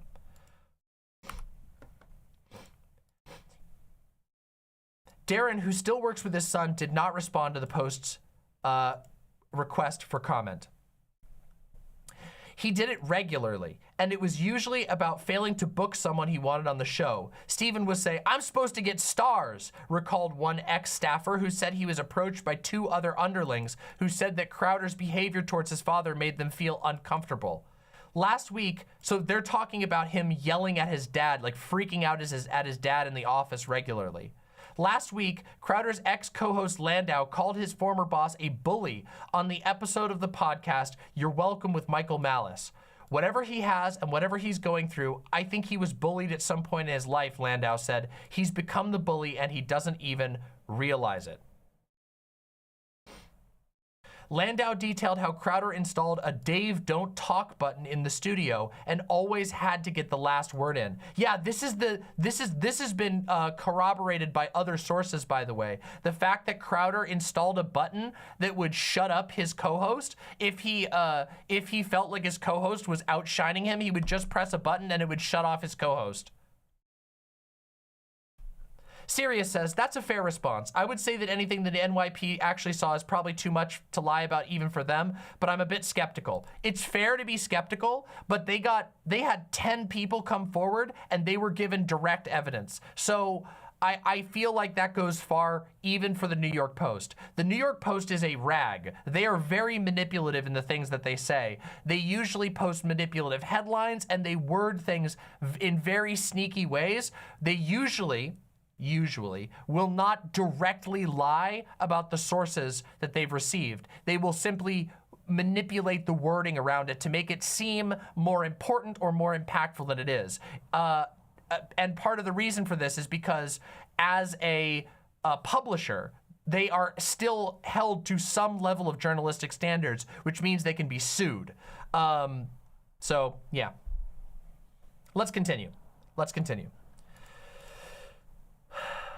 Perhaps the most bizarre incident came after Crowder, who was scheduled to miss a show, signed off on comedian Matt McClowry to fill in with Landau. When Crowder's assistant later said no to McClowry's appearance and Landau asked Crowder about it, the conservative personality unleashed on his co-host. He told me he owns me. It was venomous. I saw a different person that I had only heard rumors about, Landau told Malice. So this is his former co-host being, according in his own co-host words, this is directly from the mouth of the co-host. He was told by Steven Crowder, I own you. Even before his recent divorce drama, Crowder had raised eyebrows by going after fellow conservative media titans. In January, Crowder, whose contract with The Blaze was up, launched the Stop Big Con initiative, in which he accused another conservative outlet, later revealed to be Ben Shapiro's The Daily Wire, of offering him a $50 million slave contract. There you go. They're talking about the $50 million offer. Steven Crowder is rich enough, loaded enough, and making enough money off of his YouTube show to turn down a $50 million contract. Insane. In March, he signed onto free speech platform Rumble, and in an interview with Megyn Kelly, he said his crusade was not about me, it's about the next creator. We all laughed when he said stuff like that. If you were funny or talented, he would squash you, said one of the sources, which, of course, we've seen plenty of evidence of that. One former employee said they weren't doing the sketches they wanted to do, so they teamed up with Landau to create a sketch comedy pilot that was released last December. Steven freaked out and threatened to fire people over. It was viewed as a mutiny. So a couple of employees decided to do their own thing separate from the show, and he freaked out and threatened to fire them. Another source noted that it was made on their own time with their own equipment and did not use any company resources. Right? Again, so independent. Dave was told, "This is your fault. We have to fire them now." Eventually, the original source said Crowder backed down. In April, Landau announced that he left the company and was going to the Blaze. So Landau was not fired. The co-host left on his own volition. That doesn't seem like someone who's trying to build up content creators, said one of the sources. Many blame this public unraveling on his habit of purging anyone who challenges him. These terrible ideas and moves have always been in his nature, but over time he has surrounded himself with only yes men and his family who literally work for him. Or, sorry, his family who works for him. They don't tell him otherwise, said an ex-staffer, adding, there is no one there to hold him to account.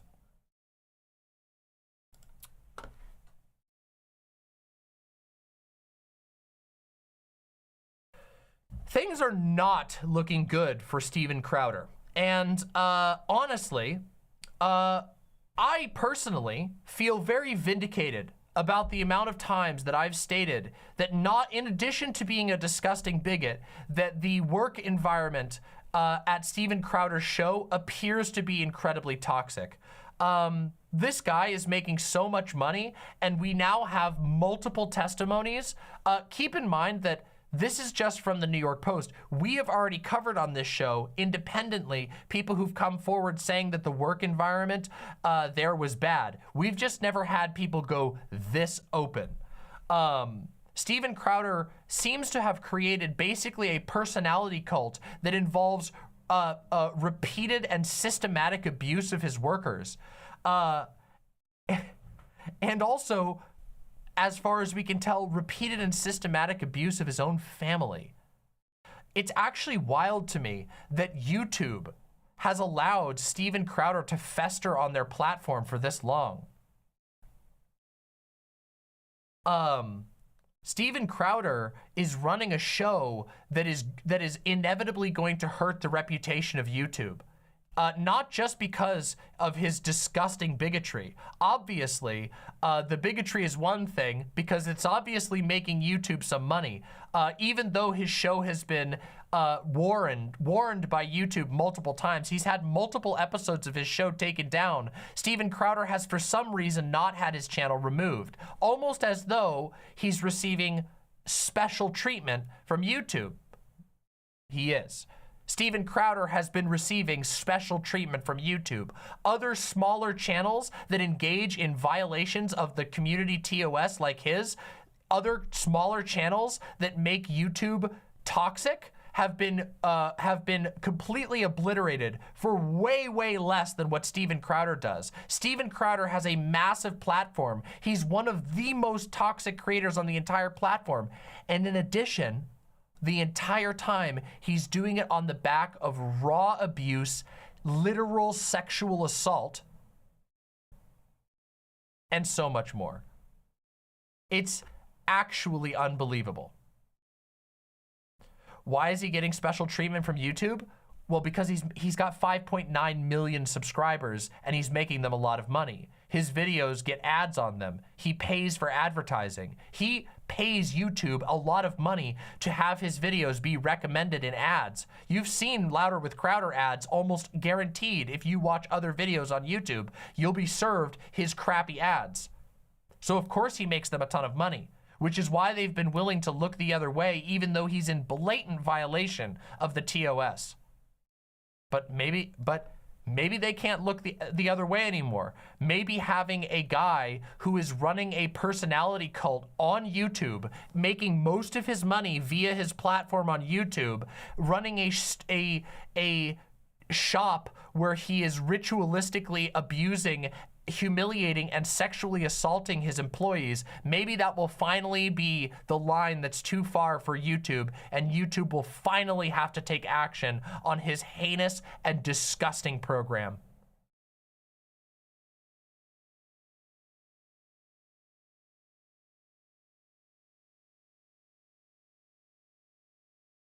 Regardless, it's going to be very interesting to see how conservative spaces handle this revelation, because this is pretty serious. It's getting pretty hard to avoid the fact that Steven Crowder is looking bad even among conservatives. Most of your rank and file daily conservatives, even though they profess beliefs that are not out of line with the behaviors that Steven Crowder is engaging in. Keep in mind, let's recall that conservatives push for more power for bosses, more power and less accountability for rich people. They push for a world in which men have less responsibility to treat women good. They push for a world in which women are supposed to be submissive. They fight against allegations of abuse constantly. Even though conservatives push for that, the everyday conservative actually does find this type of behavior distasteful. They just tend to believe that this is a bad apple, that Steven Crowder is a bad apple, and that it has nothing to do with the type of power structures that are built up on the right. It's going to be very interesting to see whether or not Steven Crowder is going to be fully rejected by the right, or whether people are going to circle around him. What we do know is that his own platform is very large, and if he decides to, as he has announced that he is going to, in his video, he said he's going to be releasing his wife's private information next week. So I think that's in a couple of days. It was that video came out over the weekend, so probably sometime in the next couple of days, we will see if he decides to go forward with that. If he does that, he will be directly weaponizing his YouTube channel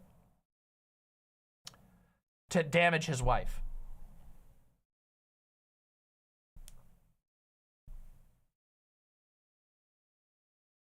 You know what we could do? We could go look at the comments on his videos. Should we just take a quick look? Maybe as a little,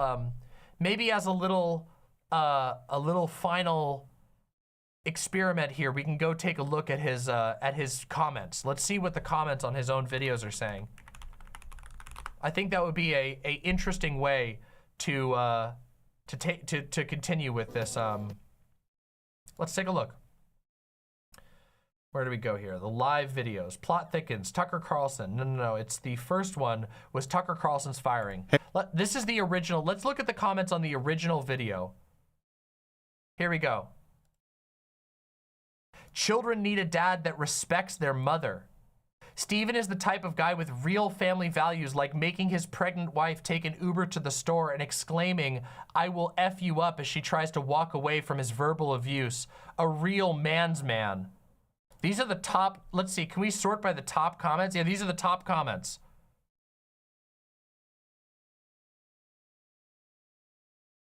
These are not just, I'm not sorting by newest, I'm sorting by top. Let's see if we can get this a little bit bigger so people can see. Here we go. Let's make sure everybody can see it on the screen.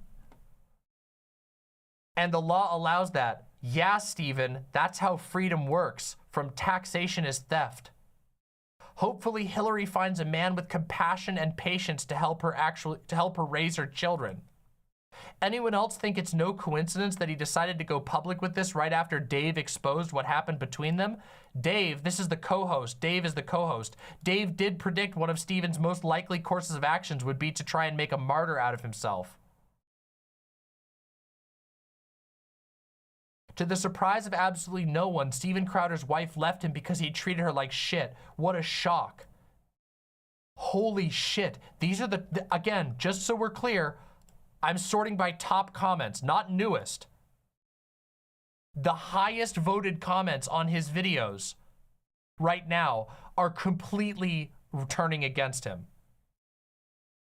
I'm not sure Candace crossed a line saying Steven is going through a lot and we need to pray for him. There's a Candace supporter.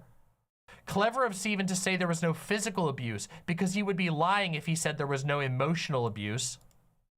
I think the only thing that will hurt your children is hearing you say my biggest failure is that I picked wrong, meaning it was a mistake falling in love with their mother. Damn. That's an old comment too. That was from the day of. We're now in the area, by the way. These are comments from, this video launched 7 days ago. So we're getting into the range of comments that were happening shortly after it launched. Odd that he would think someone would go after his kids. Candace, pray for Steven because he's going through some personal issues. Steven, look at that. She clearly threatened my children. The fact that Dave recently publicly slammed him says a lot. Yeah, you guys have to remember, Dave was on the show forever. Dave is the guy that you always see that he cuts back and forth to.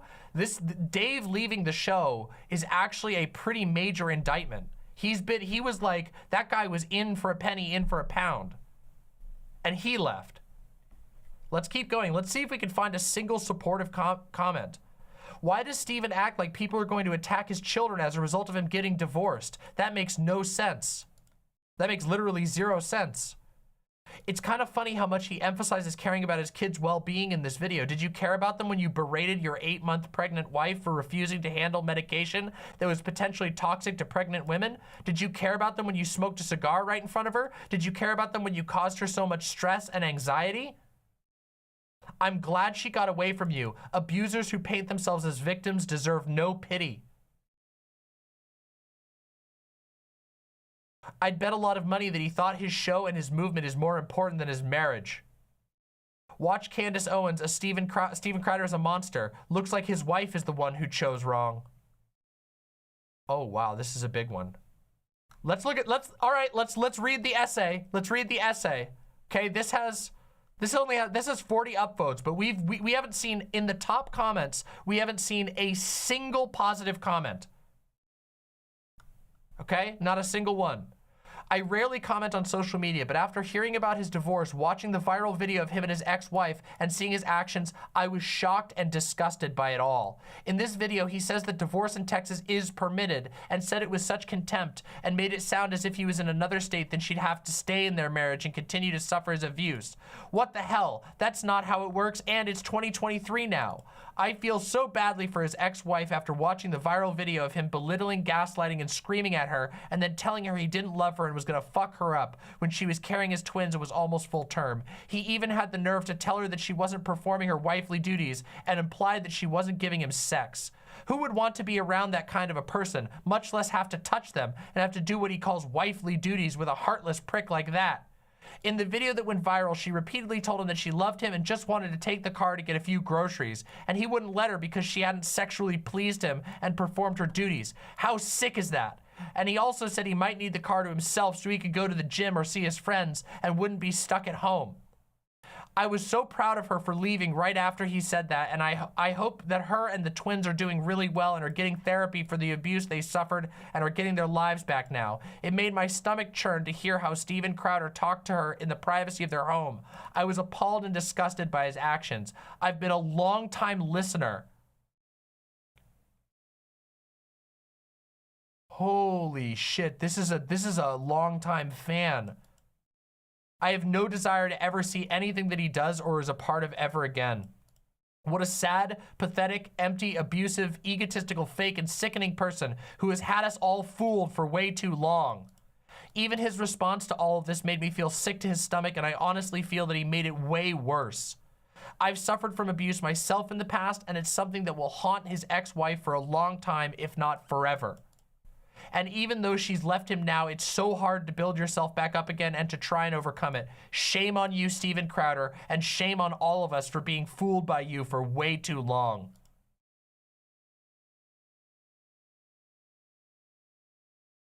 I haven't watched him in months, not for any real reason, I just haven't. Watching the intro to this and the way he said the law in his state was disturbing. Like the other option was having the state force her to stay with him. I've never lost respect for someone so quickly. Guess he wants more government involvement or something. Oh no! He's losing the small government conservatives! Oh no!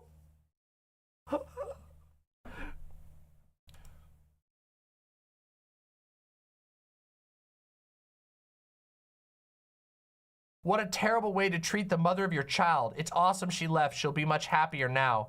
It's your fault, not because you can take actual accountability, but because you picked wrong. Got it. This guy is such a martyr. Thank God we have Steven Crowder to point out he picked wrong. What a man. Unbelievable that he could show such courage to come out on his platform and throw his family under the bus. It's really weird that you think she shouldn't legally be allowed to divorce you. Here's someone. Lord, please let Steven see what's going on. Please open his eyes and help him. Here's a Christian praying for him in the comments.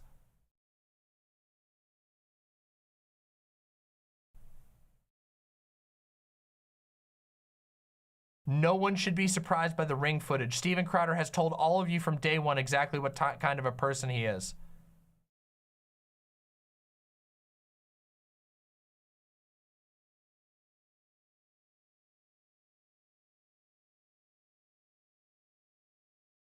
We haven't seen a single supportive comment so far.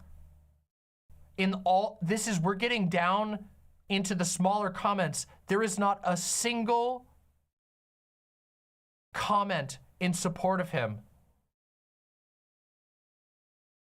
Let's go to the newest comments. Let's take a look at the newest comments, and then we'll go look at one of the other videos. Not gonna lie, this is unfortunate and a little disappointing. I had really high hopes for his family and his kids because I remember he mentioned once how hard it was for them to finally have kids. I believe Miss Crowder had multiple miscarriages. Based on the values Steven Crowder himself preaches with regards to raising kids and family, and add to that, I generally like his sense of humor. It seemed like he would be a good father to his kids. I was really looking forward to seeing his family grow and them staying together. Maybe one day seeing how his kids turn out and him talking about them. I will say I'm a bit disappointed with him in regards to the little that I saw of that clip in their argument. Marriage is a lot, and being married myself, arguments happen and mean, hurtful things get said. The key is to calm down and work things out. But based on the little that I saw, I have to side with Hillary on this. Maybe because I'm a woman myself and I would want my husband to be more understanding if I was 8 months pregnant. Maybe it's because I'm in med school, considering she had miscarriages previously. I understand her sense of caution. Maybe it's because I saw a little bit of my emotionally abusive father in Steven. I don't know, maybe it's all of the above. But I still have hope that Steven can grow and learn from this. This is the most supportive comment that we've seen, and it's still critical. This was from 18 minutes ago. This is the only mildly supportive comment, and it still says that he was being bad. No-fault divorce was created for exactly cases like this. Steven needs help. This is very sad. Hillary needs to keep herself and the kids safe. A man who will be controlling and emotionally abusive to his wife will do the same to his kids. Steven needs therapy and humility to deal with his control and anger issues. Marriage requires both adults to grow up. Grow up, Steven. Damn, I'm new to this channel, but these comments is messy. Subscribed. That's the first, right here, guys. We got it. We fucking got it. Bazinga. We got the first supportive comment. The first one. That's it. Wow, such support. Like a bot comment.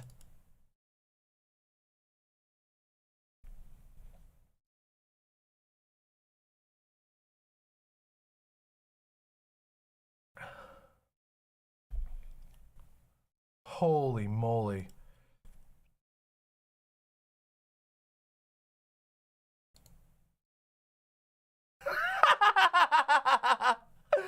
Where's my wife? Is she safe? Is she all right? It seems that in your anger, you divorced her. No, I felt it. She was in love. So good at housework. No!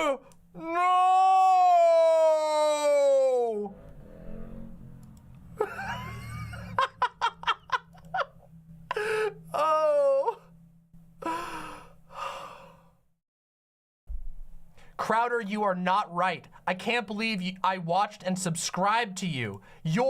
It's a man, I seen the video, not good for you. You make me glad I'm not married. I'm definitely unsubscribing, effective immediately, angry emoji. I hope you get everything coming to you. Christian, ha, it is to laugh. You're no longer fan, Leslie. Some definite boomer grammar there. You've really disappointed me with your egotism in this video. I've been following you for many years and I know you're smart, so it's strange that you can't acknowledge your error and instead point fingers or imply that it's everyone else's fault, regardless of the undeniable evidence proving that the divorce was only your fault. I don't blame her for leaving you. Daily Wire missed a hell of a bullet, so disappointing. His wife is hot. Why leave that, lol? Well, I guess that's not really supportive or otherwise. I guess we can count this one as a supportive comment, okay? That's 2. We've gone through 24 comments so far.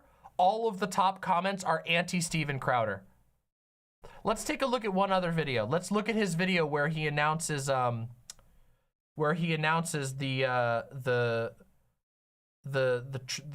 what's the one? The video where he talks about his wedding again. When was that one from? Let me double check real quick.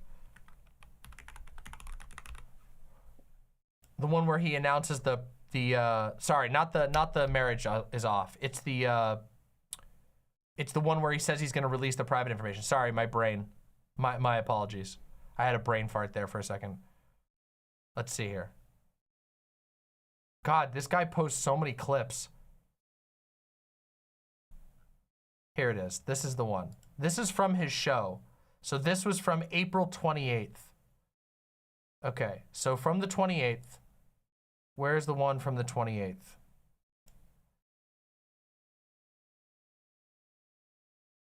Four days ago. So that's this one or this one? Let's see. Oh boy, I almost didn't. Oh boy, here we go. We're at top comments. Okay, so this is the video. Here we go. This is the video right here.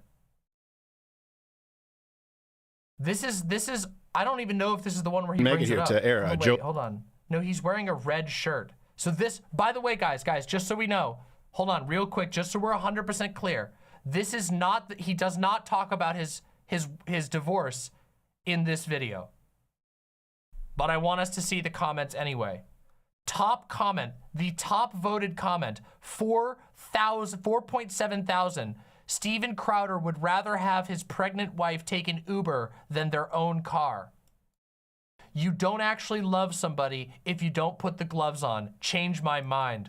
For those defending Steven, saying the video is out of context, when Steven announced his divorce on his giant platform against his wife expressed wishes, he had a chance to own his mistakes. He could have admitted to having anger issues. He could have said he needed therapy. He could have said he talked to his wife in ways he regrets and that are unbecoming of a man of God. He could have said a million things, but what he did say was his big mistake. He picked wrong. No amount of context can speak more to his character than that. He threw his wife under the bus and made it sound like she was leaving him because she just doesn't want to be married and wants something different for her life. He knows that's not true. She doesn't want him to be married to him because of the way he treats her. And what does he do in response? He plays the victim. 1.5 thousand likes.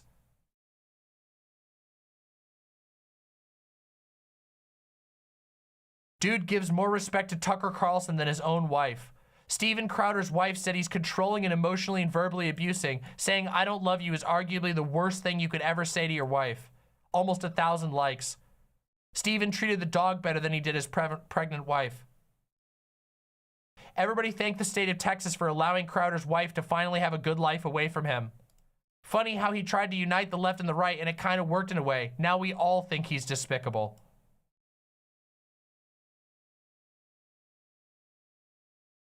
I'm throwing out my Louder with Crowder mug. I've watched you for years, Steven. You have done so many people wrong.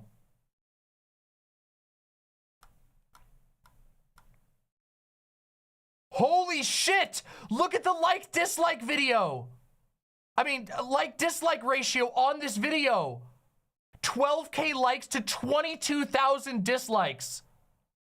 Holy shit. And this is a video, he doesn't even talk about his divorce in this video. Wait, let's look at the one where he does talk about the divorce. Okay, so in the original video where he talks about the divorce, it has a positive like to dislike ratio. But ever since the video came out, the ratio is getting worse. Now, this is the day the video came out right here. Destroyed. The day the video came out, destroyed. Let's take a look at the next one. Equal 50-50 like dislike after the video came out. Today's video. Almost 50-50. Ever since the video has launched, he's been at almost a 50-50 like dislike or worse. This video, the one about Tucker Carlson, is a like 70-30 split like dislike. I mean, dislike like. Holy, his channel is getting, oh my God. His audience, he might actually seriously damage his audience. So wait, does he have people said that he published a short on his channel? Where's the one? Oh, I don't think he published it as a short. No, I don't think he did.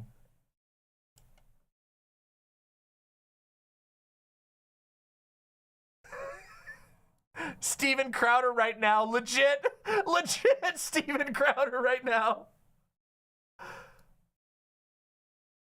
Oh my God.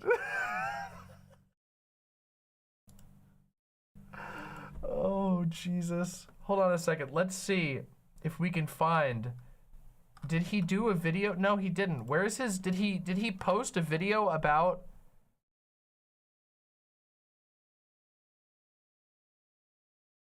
Where's? So he only posts that on he only posts this on Twitter.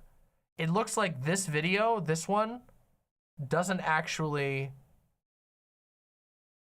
Huh. Yeah, let's check his Social Blade.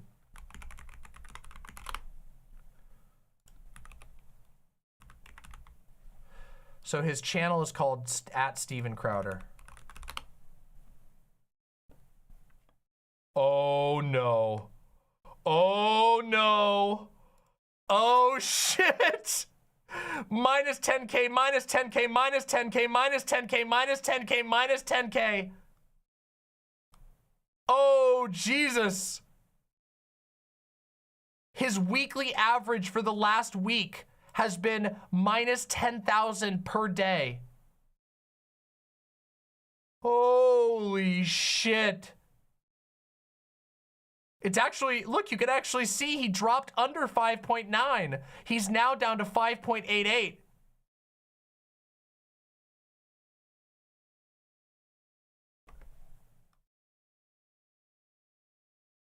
Now, previous to that, he was gaining. Oh, shit. Look at this. Look. Gaining. So this is for the entirety of 2023. In January of 2023, 10,000 gained January. 0 gained February. Negative 10,000 last month, which is when this started, that would have been, so he was already losing in March. What happened in March that started him losing that? Now he's lost 20,000 in the last month. Now this chart is never up to date because obviously we can see the day by day that he's lost way more than that. Like, was it the Daily Wire drama? No, that was too wild. That was too far ago. So he was already starting to lose some. Maybe this chart just isn't as accurate because here's the daily. The daily was Monday, he lost 10,000. Then there were no stats reported for Tuesday and Wednesday. Thursday, 10,000. Friday, 10,000. Saturday, 10,000. Sunday, no stats reported. Monday, 10,000. Oh, it could have been when the co-host left. Yeah, that could have been when the co-host left. Oh, his video views are declining really seriously too. Look at this. He was at plus 1.8 million, 1 million, plus 1.2 million, plus 1.9 million, then down to 900,000, 700,000, 753,000. His daily average has dropped significantly. All right, we'll have to see where this goes. It's not all that much to be able to predict because these stats don't report in real time, and you never know exactly how accurate the view counts are from these secondhand websites, but still.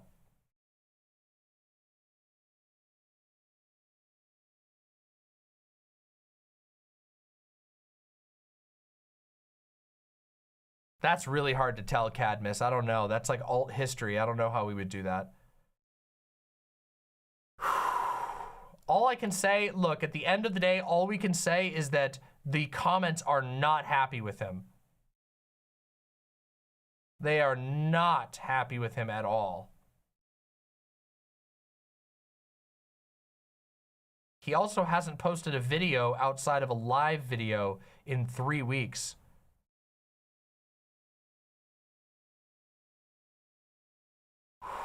That is wild.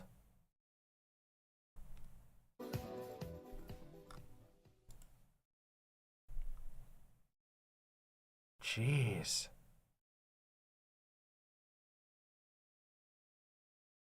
Oh, here's show segments. He has a thing of show segments. Oh, we can look at those. All right, this one was from 5 hours ago. Let's look at the comments. No, wait, what is this? Okay, this is totally different. This is like this is a Crowder Bits. Okay, so his Crowder Bits channel. Wait, let's see what his Crowder Bits channel, if they've been insulated from it. Crowder Bits.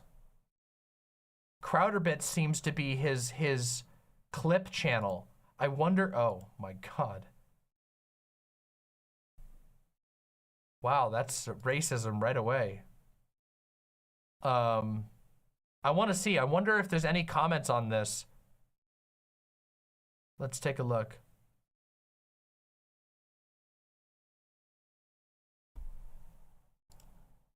Why are gays so flamboyant? Gay William answers. So this is the video he posted the same day. Lots of anti-trans stuff, but here's the video he posted the same day. Let's see if there's any comments on this channel. Top comment, please don't make fun of special needs kids. Second highest comment, my sister is special needs. She had surgeries the first 7 years of her life. She took a Barbie to every single one of them. How amazing it could have been to have this when she was going through those surgeries. Promoting this hurts no one. This is such a horrible take, and it's crazy to me you wasted time to talk about it. So they're not, oh, Steven is showing his true colors again. Wish my fellow conservatives would wake up to what you're following and validating. I see nothing wrong with this. I used to be an avid watcher of Louder with Crowder. Now I just feel they oppose anything even minutely progressive. And I do consider myself somewhat progressive, but people with Down syndrome aren't doing anything wrong and deserve a bit of recognition and representation.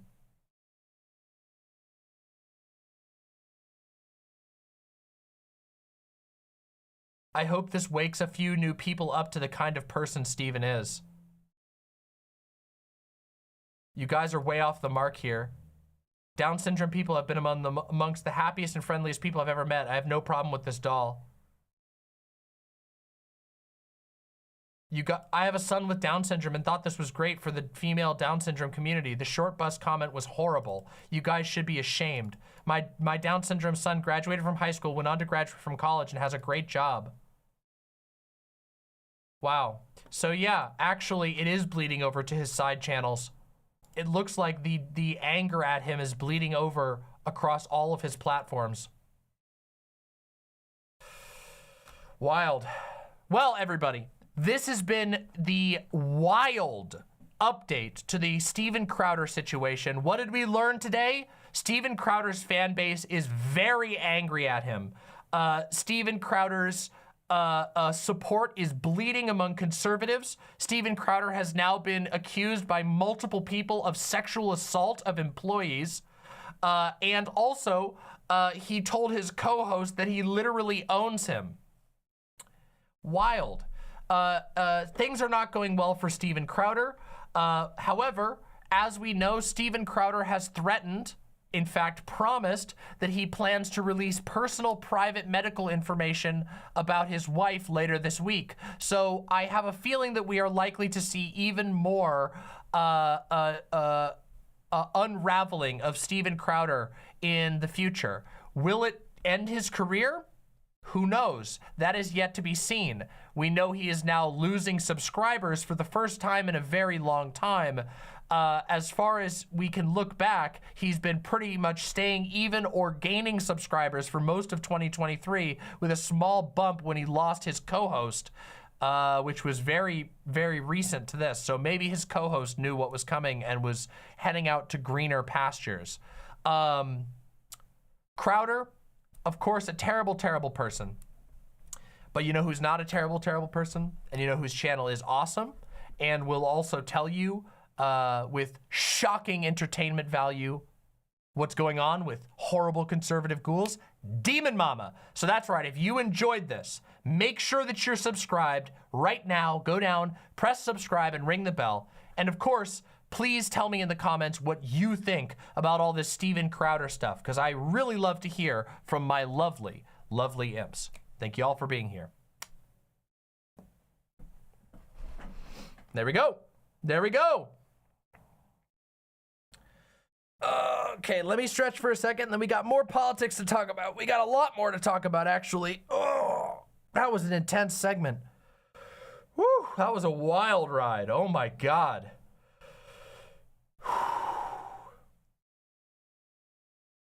My goodness.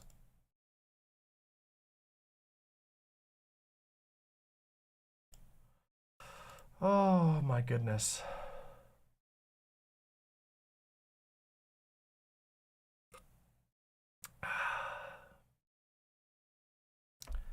I would have preferred that he just be a closeted drag queen instead of him being an abusive fuck. Okay, but you guys got to remember, repression is torture, okay? And we know for a fact Steven Crowder is repressed.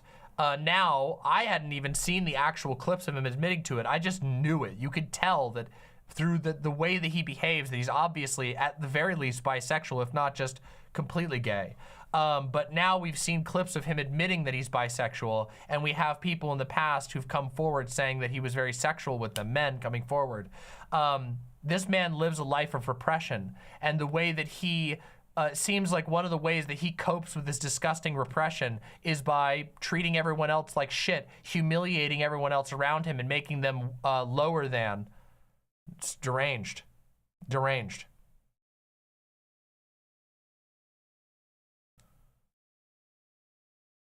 Isn't Crowder saying he's going to dox his wife, legal ground to prosecute him? We will have to find out. We're gonna have to find out about that. How much of this can we boil down to repression and trauma, and how much of this is pure unfiltered narcissism? That's impossible. You can't do emotional math like that. But I just think that it's fair to point out that this guy is insanely repressed, and that he clearly takes it out on others by putting people into weaker position where he can even sexually take advantage of them. One of the recurring parts of this entire event is him taking sexual advantage of his coworkers, or of his employees, not even his coworkers.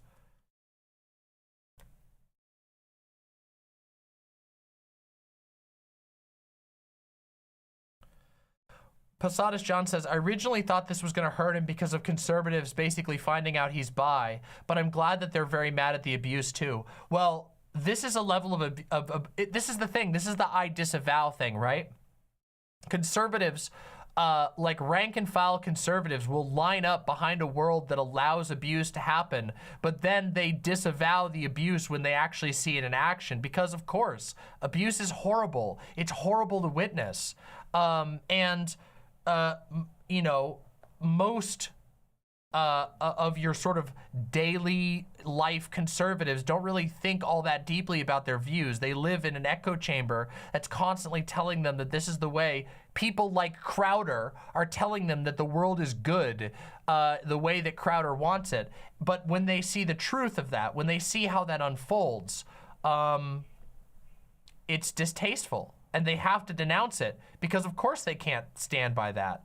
Now, some of them will. Some people will find a way to do apologia for this. I've seen plenty of apologia. I mean, again, I saw this clip from Timcast where they were arguing in defense of abolishing no-fault divorce, and actually were arguing in favor of bringing back arranged marriages, which is deranged, of course. Oh yeah, and the quartering is another example of somebody you know, who was doing apologia for Crowder. Oh, I saw that. Of course, that doesn't surprise me at all that NFT Steve was coming out and downplaying Crowder like really hard. I saw that clip too of him doing that. Deranged, of course, but no surprise there. That's like his MO.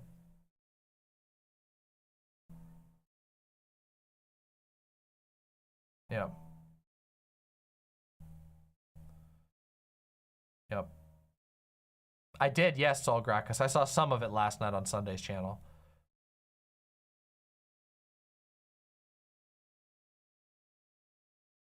Imagine having to watch Crowder for your entertainment and not Demon Mama. Thankfully, I don't have to worry about that because I see myself doing my own performance every day. No, yeah, it would be horrible. Conservative guys, okay, listen, let me tell you something, okay? This is from my own, personal,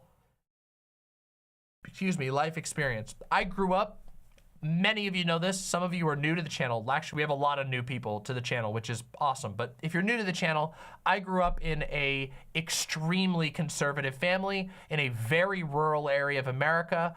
And my family eventually got wrapped up with a super conservative Christian cult.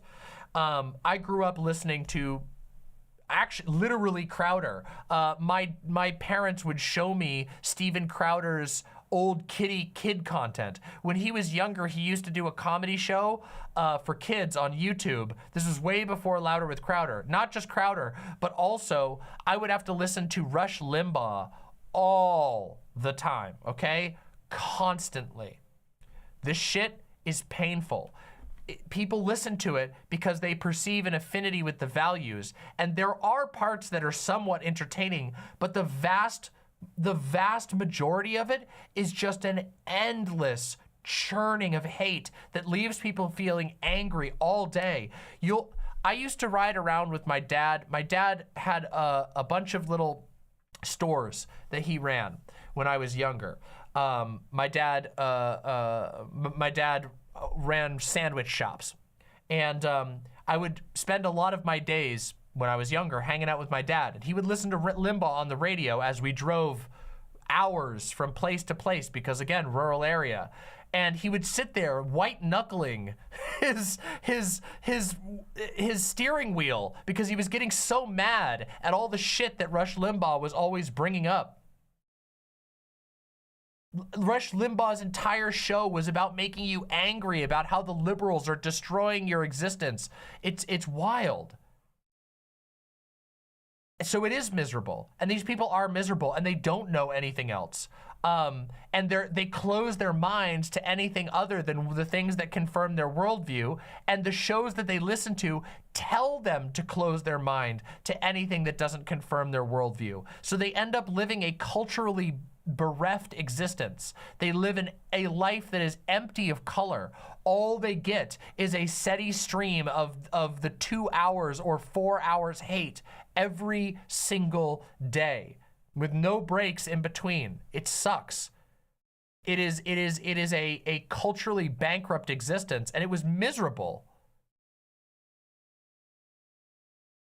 Truly, truly terrible. So what I'm basically saying is, it is praxis. You are doing a cultural service to the world by telling other people to come check out Demon Mama, especially if you convince conservatives to open their mind and come see my show, where they will promptly be won over by my amazing presentation, entertaining jokes, and they'll just see, like, it'll be like colors breathed into their lives. And I'm joking a little bit, but seriously, one of the most important things that conservatives can do to escape the actual conservative mind prison is to open their mind to new interpretations of the world. And so much of conservative media is fixated on ensuring that that never, ever happens.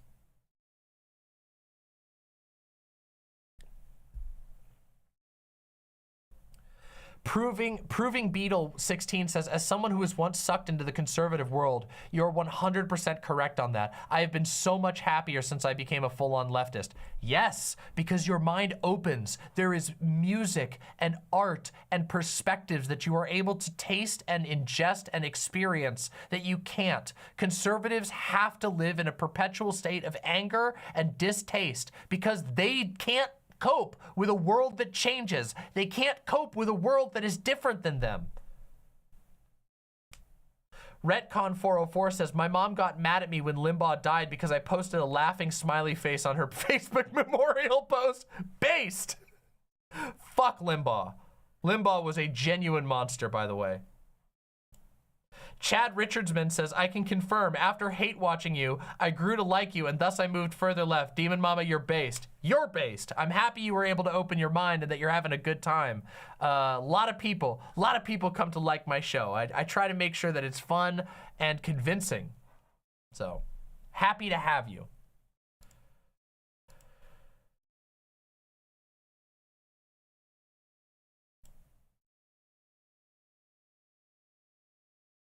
Thank you, Nuts. Smelanie says, new imp, I came here through Vosh. Based, welcome. We're happy to have you. The imps are awesome. That's why I say my lovely, lovely imps, because my imps are lovely. Our community is famously positive, welcoming, and supportive. And that's something that I want to continue for as long as I'm running this show. I want our community to be known for being supportive to other people and building up other content creators. I always say I should be the meanest person in this entire community, okay? Me. I'm the limit, okay?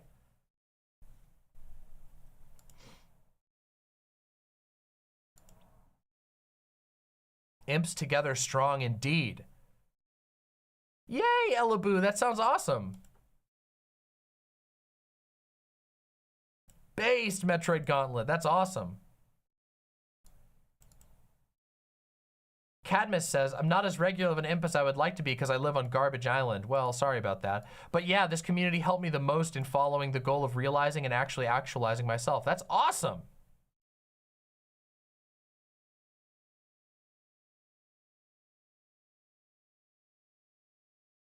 I appreciate that you, Vosh, Zan, Keffels, and Shark all have very different personalities and approaches to content that a diverse group of people can resonate with. Yeah, it's cool, huh? One of the things I really like is that there is a slowly and surely new flavors of political spaces are opening up.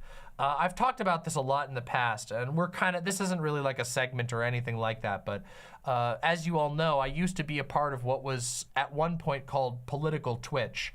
Political Twitch actually imploded. Like, there is no Political Twitch anymore. They actually literally got rid of the category. The category doesn't even exist anymore. But Politics Twitch was a extremely restrictive community, very, very toxic, and had no hope for growth, and it's dead. And there's a reason why I left it, to sail to greener pastures, quite literally, because it was a dying place. And since we've done that, since a lot of people chose to make that decision, there's a growing ecosystem of content creators who are way more open, way more chill, way less obsessed with harassment and this type of weird, like, petty power struggles, like small and medium streamer power struggles, and I'm very happy about that. Retcon says small streamer Twitch is already really fucking toxic. I can't even imagine adding politics. Oh, it was so bad. It was so bad. Yeah. Velvet says, I genuinely believe that conservatism is an ideological disease that makes people worse. I grew up surrounded by quote-unquote liberals, more conservative than they'd like to admit. And they're almost always deeply miserable and scared people who deny themselves so much good in life because they're afraid of being slightly abnormal. It's sad and pathetic, and abandoning these hang-ups made me a better person. I hate the word ideological disease. However, let's just say conservatism is a meme. The memes. That's a Metal Gear Rising Revengeance reference. Bazinga, bazinga. Anyway, it's a meme. And it is a meme that spreads via fear and hatred. And I mean that. That is its primary vector for spreading. Not love, not liberation. Conservatism is bred from the fear that you will lose what you once had. And often the idea of what you once had was imaginary to begin with. It is a message that is sold to you, like Make America Great Again. When you ask people what they mean by making America great again, they will often come up with completely unrelated answers that are also not historically accurate. They'll just come up with a fantasy. They've been sold an idea of what America once was, something they never even actually experienced, and that they've latched onto it as fuel for this meme, this idea, this set of ideas that are in their head. The truth is that most of conservatism is about control and about power. Conservatism, being a right-wing ideology, asserts that there are some people who deserve to be on top and some people who deserve to be below. That is intrinsic to the belief system of conservatism. Conservatives believe that there are people who are born to be the leaders of the world, the alphas, and there are people who are born to be subjugated and dominated. And from that flows an entire worldview that requires you to maintain dominion over those who are below you. And it breaks out into all these. It has all these rolling effects. You're treated badly by your boss, so you either aspire to become a boss so that you can treat other people badly, or you fall in line and help your boss hurt other people to maintain their power. You build chains of command where there's somebody always above you and there's always a bigger fish, except for the guy on top who's the big strong daddy who gets to tell you whatever, and he can stomp on you and yell at you and make you wash his dirty laundry if he wants to. Femboy Low Poly says, but what if I'm into that? That's called kink. And that's a whole lot more fun than projecting your politics out into the world. Unironically, I hate to say this, but there are a ton of conservatives who are they are incapable of separating their sexual arousal of domination from the actual way the world should function, the actual way that they project onto others. Listen, if you want to own a collared sex slave, and your collared sex slave wants to be owned by you, that is awesome, consensual, and beautiful.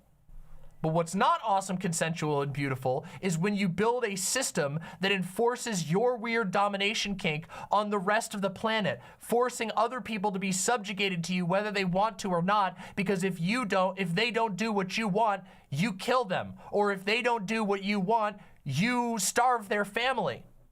You see? It's kind of simple, actually.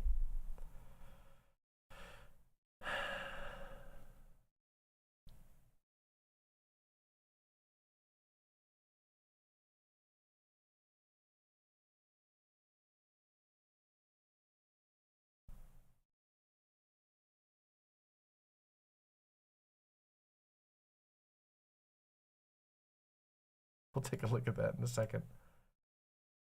They all because, Retcon says, all because they just want to be a slave boy on Jabba the Hutt's pleasure barge.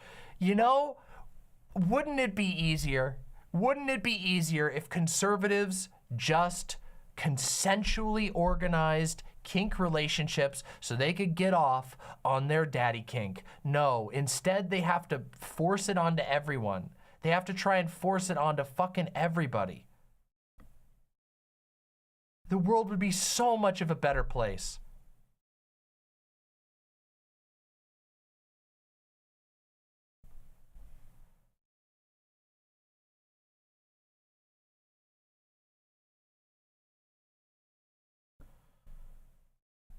Smelanie says, what are your views on progressive or leftist Christians? We disagree on many things, but we can ally to make a better future. I have a lot of critiques of Christianity as a whole. I am not a Christian. I have a lot of critiques of Christianity, but progressive and leftist Christians are the most honest Christians, in my opinion.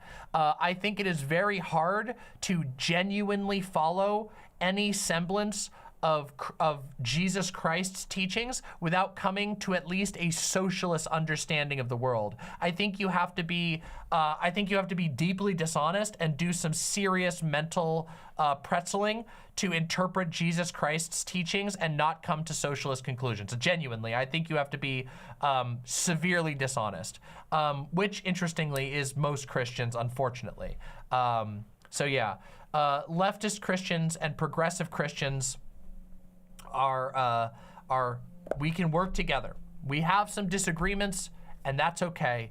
I don't want to get rid of everybody's personal beliefs. I have problems with certain deep-seated patriarchal aspects of the Bible. I have problems with some of the theological and factual claims of the Bible, but that doesn't mean I can't coexist and work together with lefty Christians for a better world.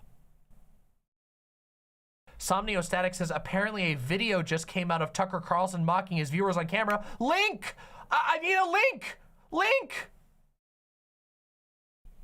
If you could email those to me, Smelanie, that would be great. My email is, here, I'll just put the email up in chat. Bam, email me. Email me those. Okay. Mothman says, I'm sorry if this is the wrong time, but what are your thoughts on people who identify as bi-lesbians? I've gotten into arguments with friends over the label, and I'm wondering what your view was on it. I think it's a totally valid label. I do not care, and I think people who get mad over the term bi-lesbian are being very silly. Bisexual lesbians have existed for the entirety of the gay movement. I don't think there's anything wrong. I think the idea of gold star lesbians is laughably cucked. It is incredibly insecure. Bi-lesbians that is a totally normal thing. And for those who don't understand what somebody could mean by bi-lesbian, basically, a bi-lesbian is somebody who is sexually attracted to both men and women, but generally is predominantly favors women, or generally or is currently in a public relationship with a woman.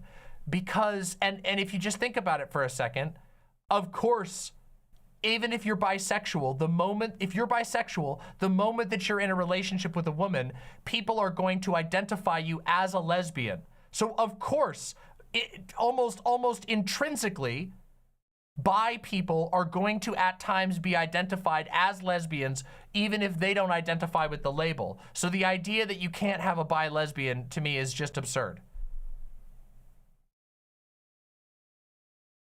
Yeah, so there you go. Don't get mad about silly things like that. Be cool to each other and understand. I understand the point, but I feel like it meshes two different sexualities together. Sexuality meshes all sexualities together. Like, nobody is just one thing, and very, very, very, very, very few people only ever have one type of sexual experience their entire life. Most gay people and many straight people have engaged in one point or another in heterosexual or homosexual encounters, even if they don't end up identifying by that. Most straight people have at some point experimented, and most gay people have also at some point experimented. So it's just kind of, it's just not true. Like, there's way more overlap between sexuality than some people. I would say most people are totally fine with it. There's just way more overlap.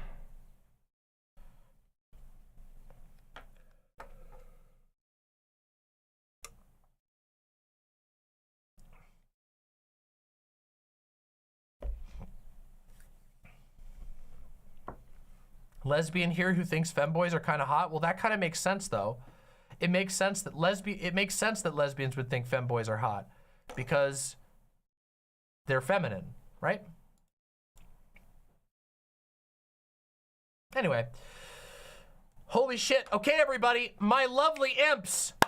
Breaking news. We have breaking news, my lovely, lovely imps. That's right.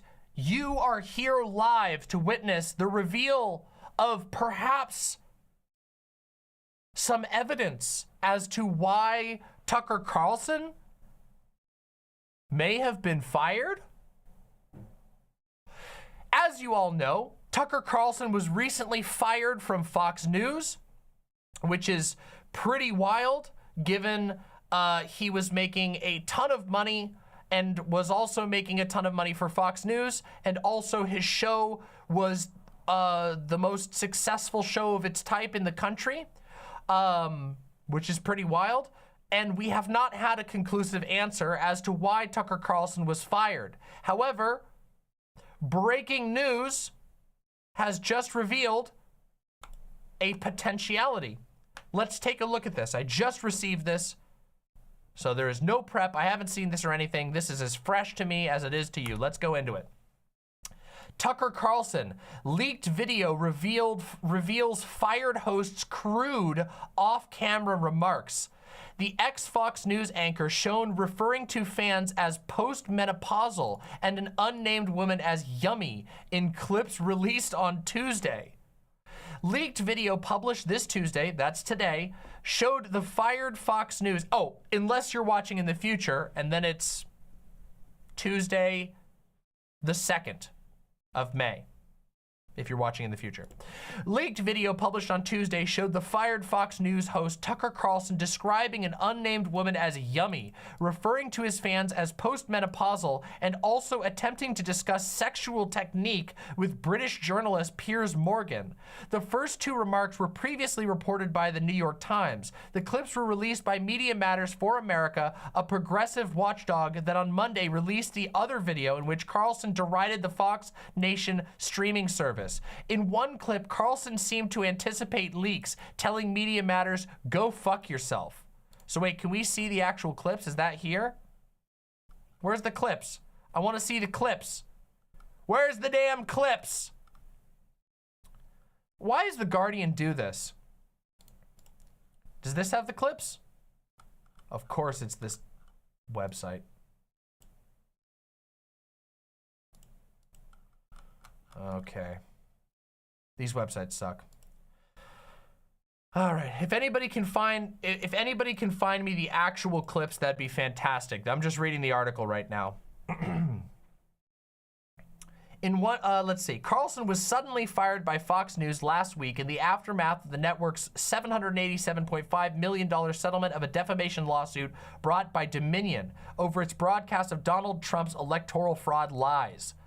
The Times report about Carlson's comments, as well as highly offensive messages redacted in filings in the Dominion case, was released amid widespread speculation about the reason for his firing. The Wall Street Journal, a Fox News stablemate, also reported that executives were angered by Carlson's language. Okay, see, that could actually be it. That could actually be a real reason. If Tucker Carlson had texts and recorded videos of him shitting on the network, of him shitting on his coworkers We know he was shitting on Donald Trump. If he has all of those things, yeah. In one video released by Media Matters on Tuesday, Carlson tells someone off camera, "You wouldn't, okay? I'm not qualified on that score. I will say, I thought his girlfriend was kind of yummy." Ew. He also says, here, let me bring this back up. He also says he was just kidding in case of this being pulled off the bird, meaning from a satellite, adding, "Hey, Media Matters for America, go fuck yourself." Dude, that's... Carlson adds, "I don't even know what his girlfriend looks like, and if I did, I would not find her yummy." Dude, oh, dude. Ah, dude. In a second clip, Carlson says, "I can never assess my appearance. I wait for my post-menopausal fans to weigh in on that." In the clip with Morgan from British Talk TV channel, two men engage in pre-interview small talk. Morgan expresses gratitude for his welcome in New York, where Fox News is based. In words now laced with irony, Carlson says, "Yeah, they really mean it from the owners on down. You know, people are nice in this company, I think. They've always been nice to me anyway." Morgan says it's just great to have Carlson on his show. Carlson says, "I think it's totally cool. If we're gonna talk about sex, I'd love to hit some of the fine points of technique, but you know, it's your show, totally up to you." Referring to The End of Men, a much commented upon series Carlson made for Fox Nation, Morgan replies, "We can certainly talk about your sexual technique, especially after your tanning testicles last week."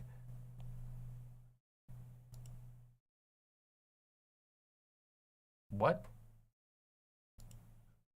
Carlson says, "Not mine. We'll speak in more general terms, but I've got something to add." Fox News has declined to comment on the Media Matters leaks or Carlson's firing. The Times report that the taped remarks aside, private messages sent by Mr. Carlson that have been redacted in legal filings show him making highly offensive and crude remarks that went beyond the inflammatory, often racist comments of his primetime show and anything disclosed in the lead-up trial. Wait, this is the actual story. None of these silly comments matter. The Times report says that the taped remarks inside private messages by Mr. Carlson that were redacted in legal filings show him making highly offensive and crude remarks that went beyond inflammatory and often racist comments. That means he was being racist in his text messages or anti-Semitic in his text messages. The Times article? Yeah, but we'll see if I can even... The Times always has the paywall on it.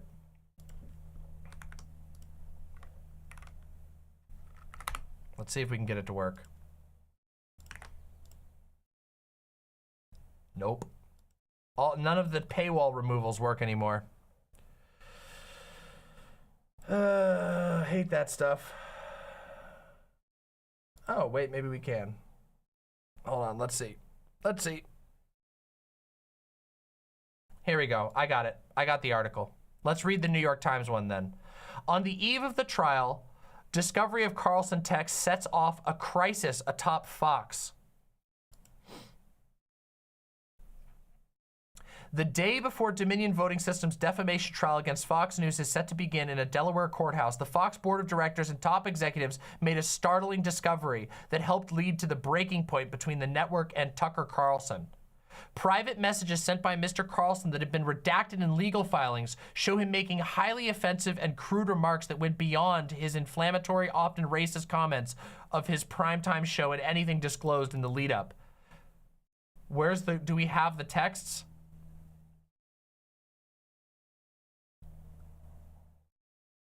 I mean, that is, if the texts were that bad, by the time the board did see the redacted material, Lachlan Murdoch was already moving to find an out-of-court accommodation with Dominion, having given his negotiators the go-ahead. So it sounds like Tucker Carlson might have been the deciding reason that they decided to settle.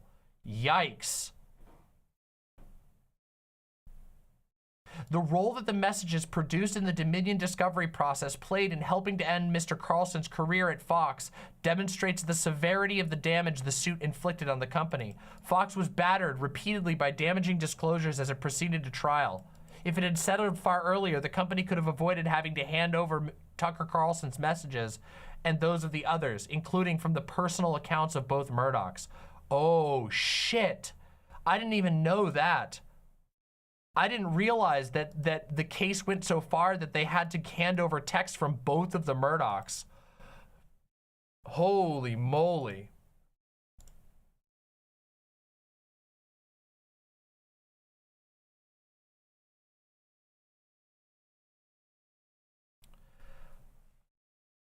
So this is from Robert Evans. I just received this is from Robert Evans, which, hey, Robert Evans. We've covered Robert Evans here, tend to like Robert Evans and tend to find him quite trustworthy. Robert Evans says, this is unconfirmed, but they had unverified but reason to believe that there were genuine insider sources saying the Dominion discovery revealed Murdoch texts and emails that were so anti-Semitic that they may have risen to the level of being legally actionable to an extent that they couldn't keep him on after seeing it, even if they wanted to. Holy shit. That is deranged. I like Robert Evans, and I have found Robert Evans to be a very reliable source in the past. I wish we could see those. All right, let's see if this video, looks like this video has some of the actual recordings. Well, I feel great. You know, I can never assess my appearance. I wait for my postmenopausal fans to weigh in on that. My IFB. What? They want to control me from afar? Okay, I'm putting the leash on. You can... Fuck it, we'll do it live! I got you, baby. Looks like Tucker Carlson's post-firing period is quickly going from bad to worse. Michael telling me going on now. Bowels of history. With this particular thing that's going on now, I've been all in trying to find the machine fraud. Okay, wait, hold on. Here's the actual source. Here's the people who actually leaked it. Here we go. We finally got the direct links. Okay, so here's the first one. Everyone in this company is thrilled that you're doing this. I've gotten more calls from people about it. Oh, that's great. Well, I got to say, when I came to New York a couple of weeks ago, I couldn't believe how welcoming and friendly everybody was. It was fantastic. I loved it. Yeah, they really mean it from the owners on down. Yeah. It's cool. It's cool to see it. I like that. It's a good, you know, people are nice in this company, I think. They've always been nice to me anyway. I completely agree. Everyone's been very, very friendly and very nice, and I really appreciate it.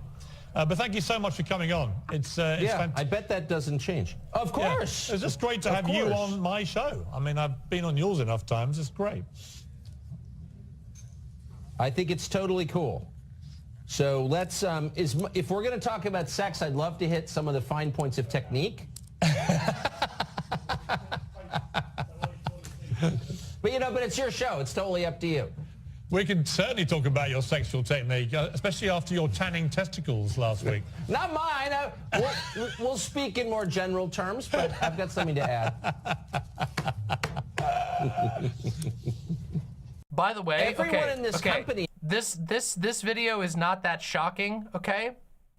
But I want you to notice this at the end, okay? Watch this right here. Watch this, okay? Ready? Speak in more general terms, but I've got something to add. Did you see that big guy come up behind him and move him?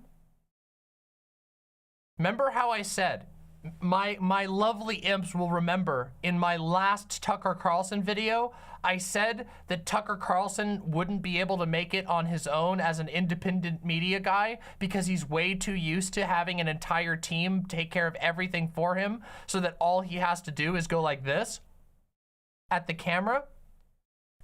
That's exactly what I'm talking about right there. Okay?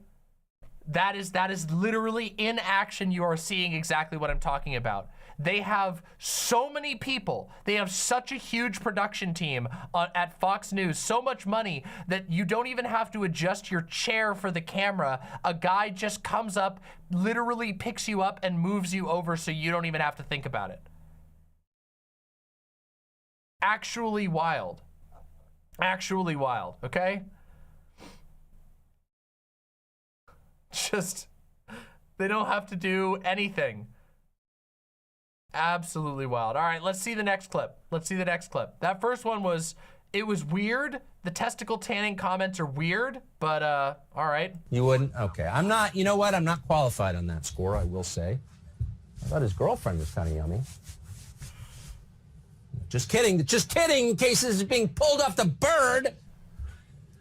Yeah, the bird. Hey, media matters for America. Go fuck yourself. That's the first thing I want to say tonight. Second thing is, totally kidding, I don't even know what his girlfriend looks like. And if I did, I would not find her yummy. Okay, that's just embarrassing, okay? It is weird. It is a little creepy, but it's mostly just embarrassing. Okay, so let's see. What's the next one? Here's the next one. Well, I feel great. You know, I can never assess my appearance. I wait for my postmenopausal fans to weigh in on that. My IFB. What? They want to control me from afar? Okay, I'm putting the leash on. You can... Fuck it, we'll do it live! I got you, baby. Okay. And here's another one. Here's another one that was posted by them. Here we go. I don't want to be a slave to Fox Nation, which I don't think that many people watch anyway. We're gonna, because you know, I'm like a representative of the American media now. Speaking to an exile in Romania and welcoming him back into the Brotherhood of Journalists. Yeah, it would help us out if you wore a sweater though, because we asked him not to wear a suit. Like, he was panicking about it, so you don't have to. Tucker's gonna be looking casual. That's just how our show looks. Is that okay?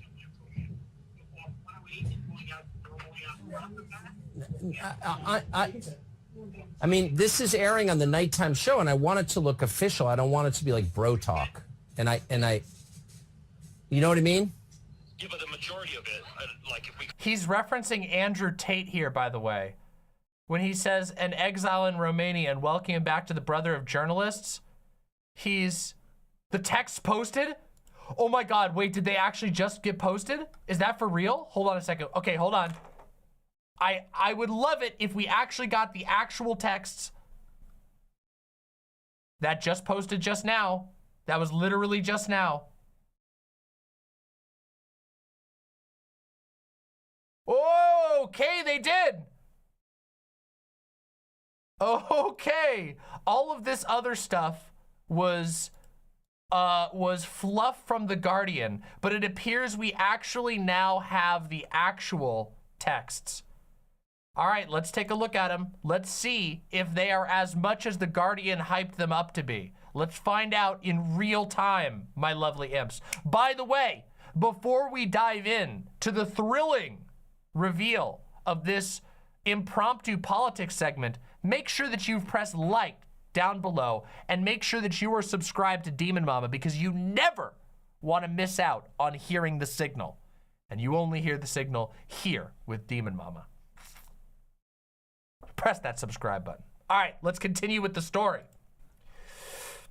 A text message sent by Tucker Carlson set off a panic at the highest level of Fox News on the eve of its billion-dollar defamation trial, showed its most popular host sharing his private, inflammatory views about violence and race.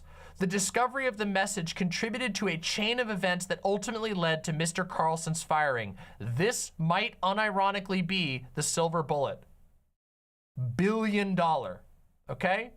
In the message sent to one of his producers in the hours after the violent Trump supporters stormed the Capitol on January 6th, oh boy, here we go. Mr. Carlson described how he had recently watched a video of a group of men, Trump supporters, he said, violently attacking an Antifa kid.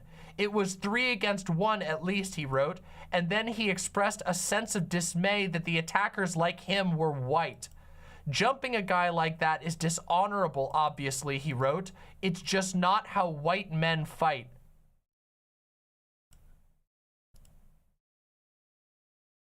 Holy fucking shit, that is super racist. Oh my God.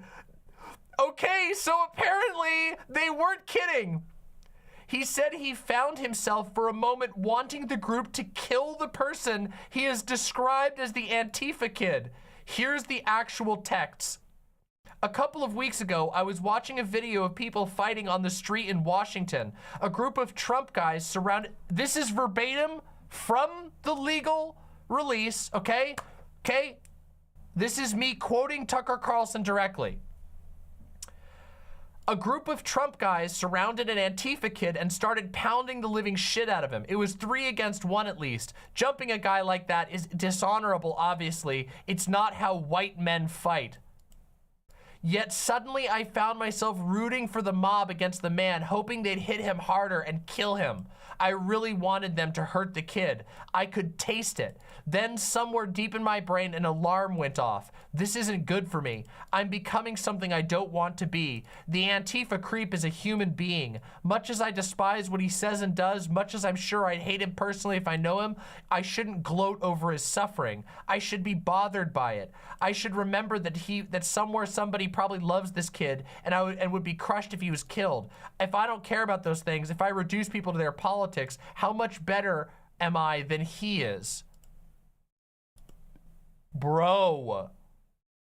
Holy, okay, that actually is really, really bad. That is a very juicy leak. And this, I believe, could have led. This is the first thing that I truly believe could have actually led to the firing of Tucker Carlson. This is the first smoking gun that we have had at all in this whole saga. Him just saying that's not how white people fight, and saying that he wanted to see a kid get killed. Oh my God. For years, Mr. Carlson has espoused views on his show that amplified the ideology of white nationalism, but the text message revealed more about his views on racial superiority. The text alarmed the Fox board, which saw the message a day before Fox was supposed to defend itself against the Dominion voting systems before a jury.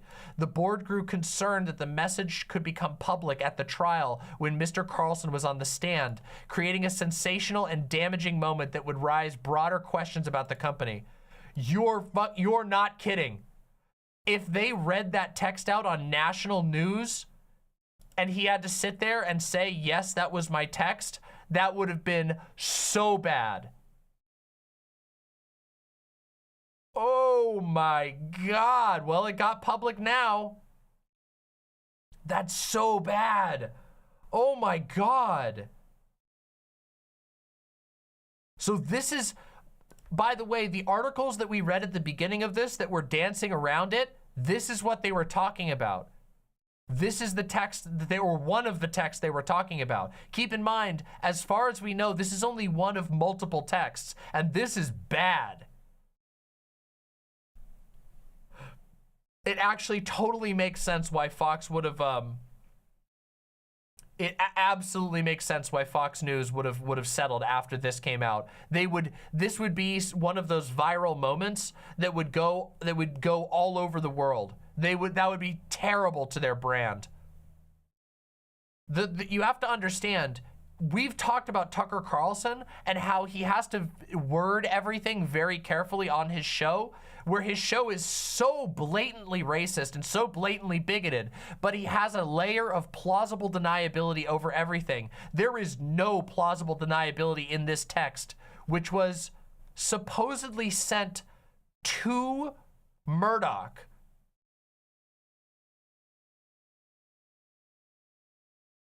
That is really bad. That is super bad. That's bad not just for Fox News, not just for Carlson. It's bad for the entire Fox empire, because this is a text that went to Murdoch.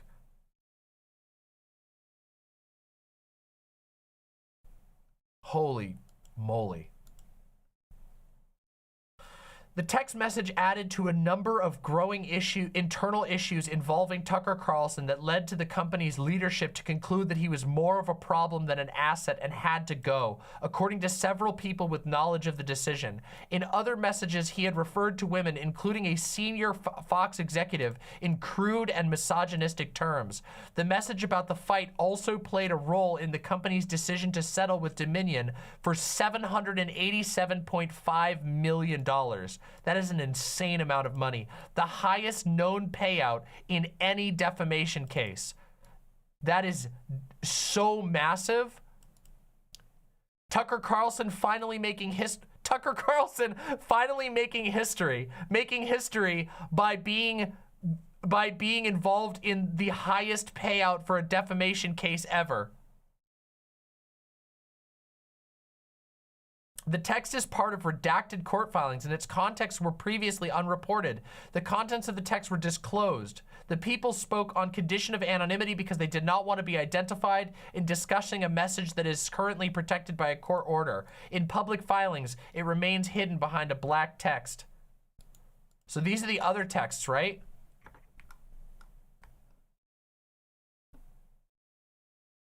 This is him dunking on Trump, right? This is him saying he doesn't believe that what Donald Trump says. This is him saying he doesn't believe what he reports. This is the Donald Trump demonic force ones.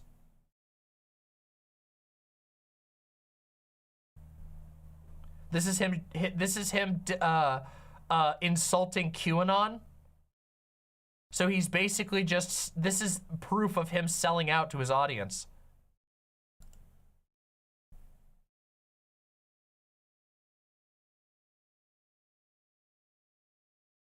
Here's them quoting the text again.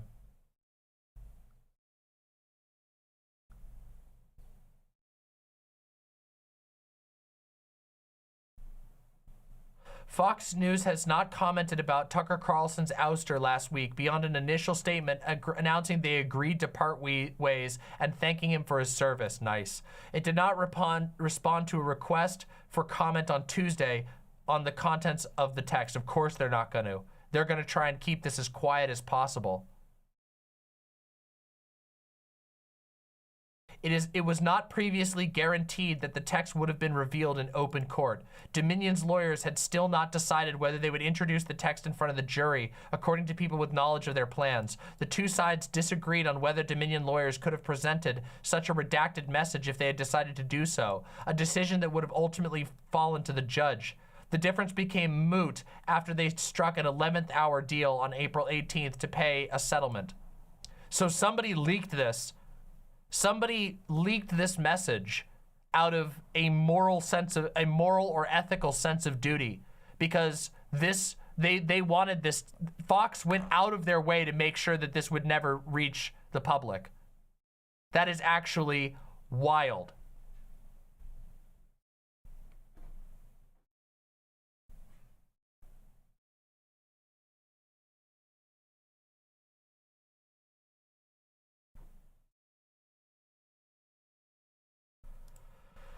The text about the fight, the one above of him talking about how white people don't act like this, quote unquote, the chain of messages had been revealed publicly ahead of trial, and those were shocking in their own right. Writing to one of his producers after the assault on the Capitol, Tucker Carlson describes President Trump, who he championed on his show, as a demonic force and a destroyer. A recurring theme of his show during the last 6 years that it ran in primetime on Fox News was the displacement of white Americans by people of color.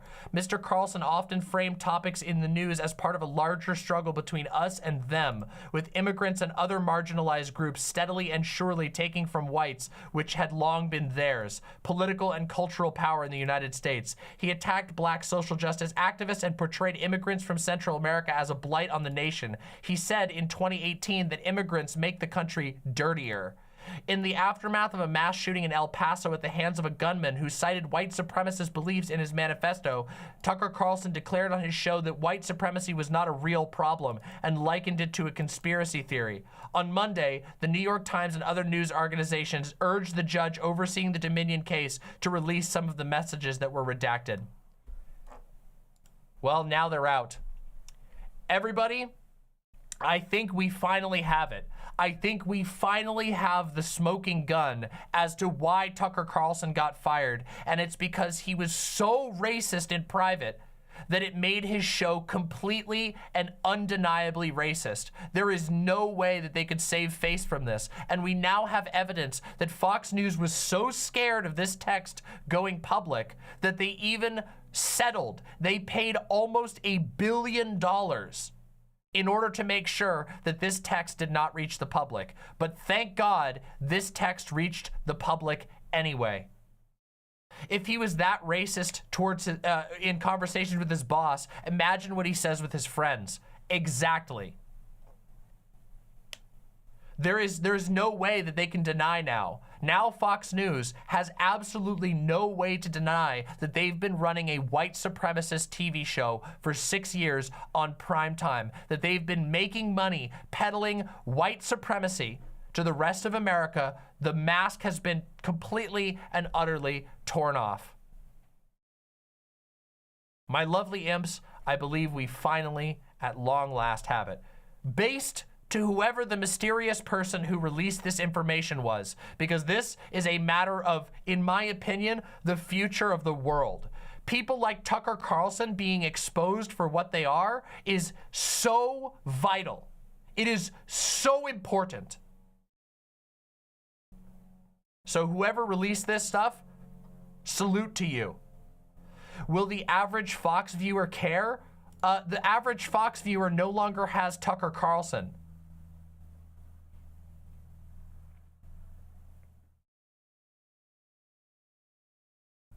Yeah, here's the article. Here's an archive link to the article if anybody wants to read it out. There you go. If you want to go spread this around, this is a archived link of the New York Times thing with the text in it, with the document in it.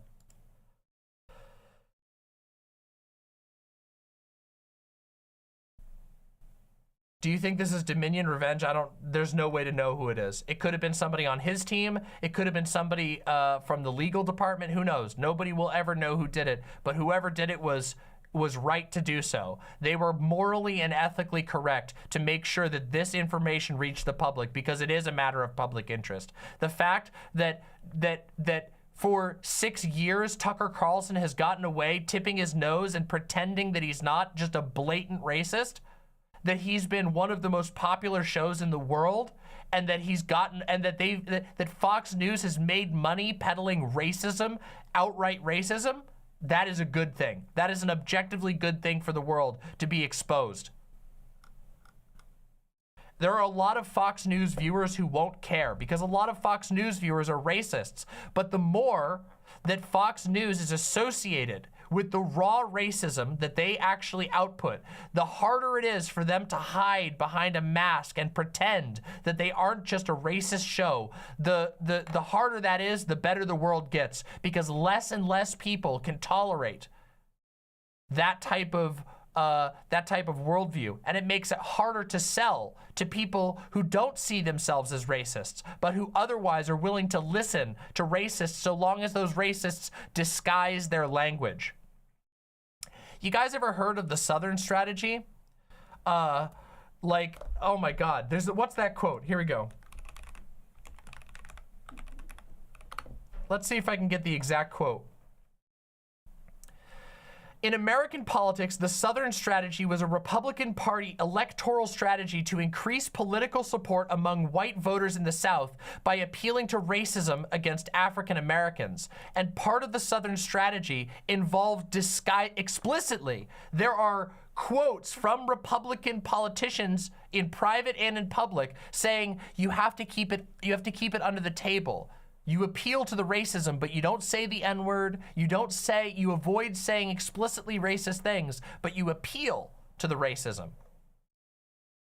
Can't just say it anymore. Yeah, does anybody have that quote? Let me see if I can find the actual quote of it so you guys can hear what I'm talking about.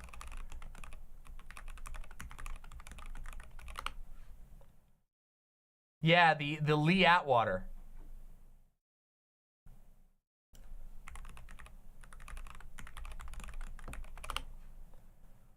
Here we go. I think this is it. Here we go. Sorry, it was a little loud there. Let's see if we can get it here. This is the audio. Here we go. Here's how I would approach that. Okay, ready? Here's this. In this audio, made public for the first time ever, Lee Atwater lays out how Republicans can win the vote of racists without sounding racist themselves. Take a listen to this. This was from 1981, by the way.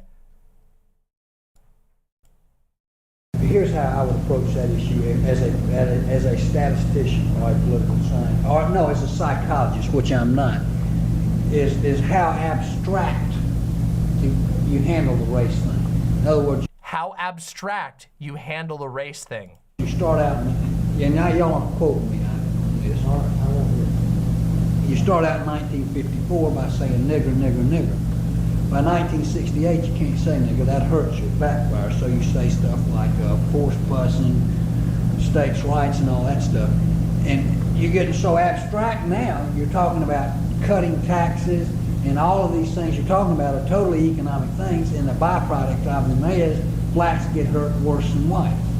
And subconsciously, maybe that is part of it. I'm not saying that, but I'm saying that if it is getting that abstract and that coded, that we're doing away with the racial problem one way or the other. You follow me? We're doing away with the racial problem one way or another. Do you see why I say this sort of thing is important? It is important to peel off the mask and show them for what they really are. So they cannot hide behind abstractions. So they cannot hide behind euphemism. And what we have today is incontrovertible private proof of Tucker Carlson being blatantly and disgustingly racist in a discussion with his bosses at the Fox News megacorporation.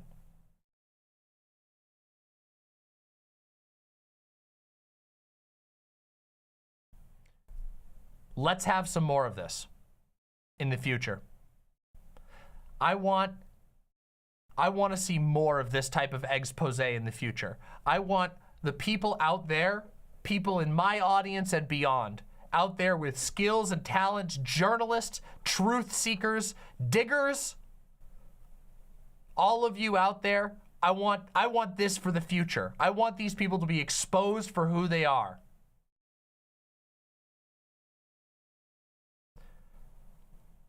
We should never allow people like Tucker Carlson to have the power that they've had to manipulate the world into a more racist and more disgusting and more hateful place.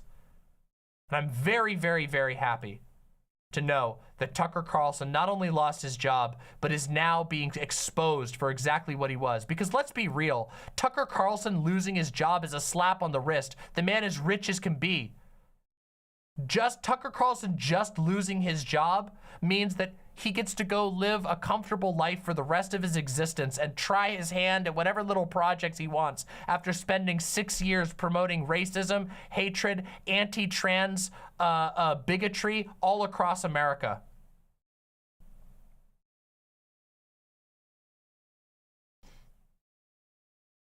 Anyway, if you enjoyed this literally cutting-edge, breaking news, live reporting on Tucker Carlson being completely and utterly exposed, just know you heard the signal with Demon Mama.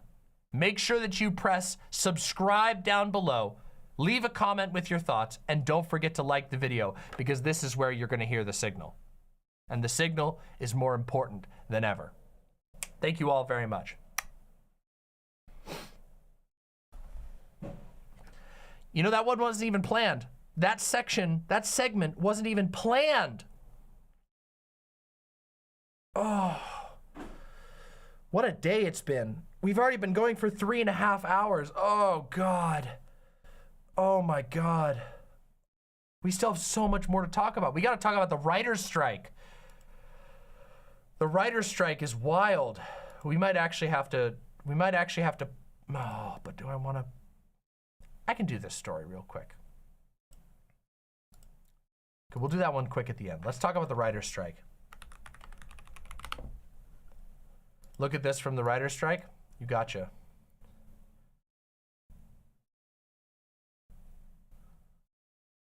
Oh, that's cool. I'll show that for sure. Oh my God, this is gonna go wild. All right.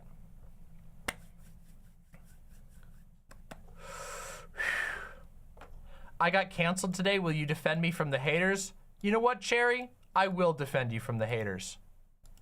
I will defend you from the haters. All right. Are we gonna have another bonus segment? All right, Cherry, let's see. What were you getting canceled for?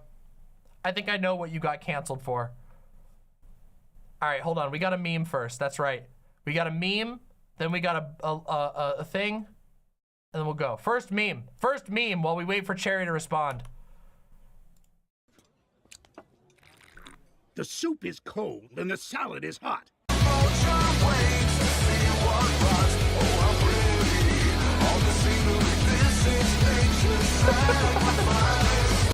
What? Okay, true, that was a relevant meme. All right, let's take a look. Wait, so you actually, oh my God, you're getting dunked on for this. Okay, well, you're not getting ratioed though. You're actually doing, it looks like people are in favor of you. All right, let's find out. All right, let's check it out. Let's check it out, okay? My lovely, lovely imps. It appears that my former thumbnailer and assistant producer, CherryBread TV, is getting canceled. But for what? For what? We are going to find out right now why Cherry is getting canceled and whether it's reasonable. Maybe Cherry deserves to be canceled. Maybe, but maybe not. Let's find out. Oh shit. Okay, so you weren't joking when you said there were a lot of people on this thing. 53 quote tweets, almost 700 retweets, 7,773 likes. Holy moly, Cherry, what the? You have less followers than me. How the hell do your posts go so viral? That's wild. All right, let's find out what the take is. Cherry says, I wish more leftist men would try understanding why women don't feel comfortable around men, instead of being ultra debate-brained about it and calling the women unreasonably irrational. Some of you will show more empathy towards reactionaries and alt-righters than to a woman who says something misandrist after having almost exclusively negative experiences with men.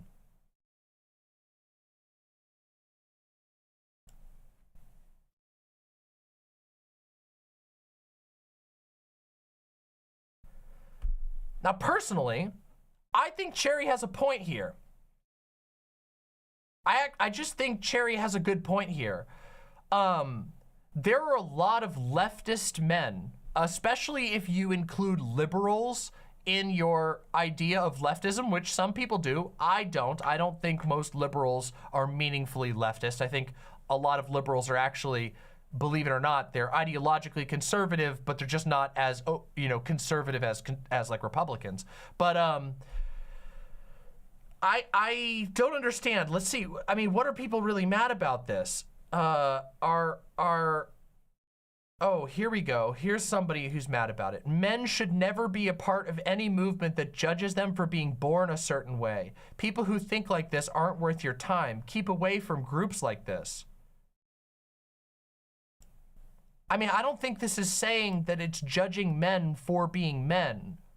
I think this is trying to explain why, like trying to urge leftist men to understand patriarchy, which to me doesn't seem like that much of a hot take. Guys, let me try and explain this real quick, okay? Patriarchy, okay? Patriarchy is a structure that is built to benefit a certain type of man. And it is built to manipulate the actions of as many men as possible, okay? For the benefit of certain men. Patriarchy basically argues for a world in which there are great shakers and movers, who are all men, of the world, that women should basically bow down and support those shakers and movers, and that men, all men, in their view, should basically pay homage to the great men who shake and move the world. Now,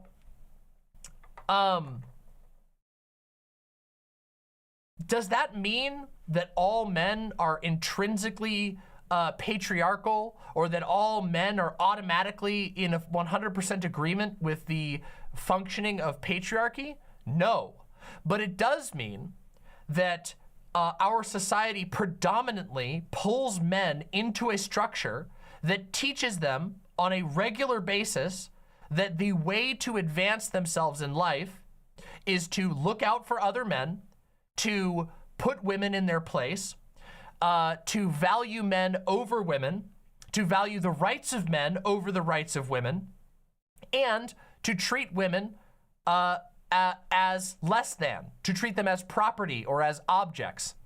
And understandably, that means a lot of men are directly incentivized to participate in these structures. Whether they actually taste the benefit of those incentives is a totally different matter. But the structure itself, which is repeated as a tenet of our society is deeply patriarchal. Everything from family structures to job prospects to the structure of education is deeply patriarchal and designed to give advantages to men over women.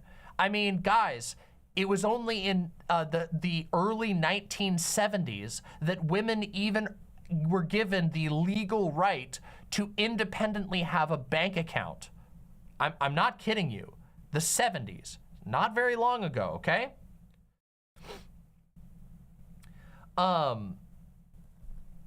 Men are incentivized to fall into this structure in a way that women are not, okay? While yes, there are some incentives that exist for women, most of the structures of patriarchy are designed to punish women and incentivize men, to subjugate women and to empower men, even if patriarchy is a lie, which it is.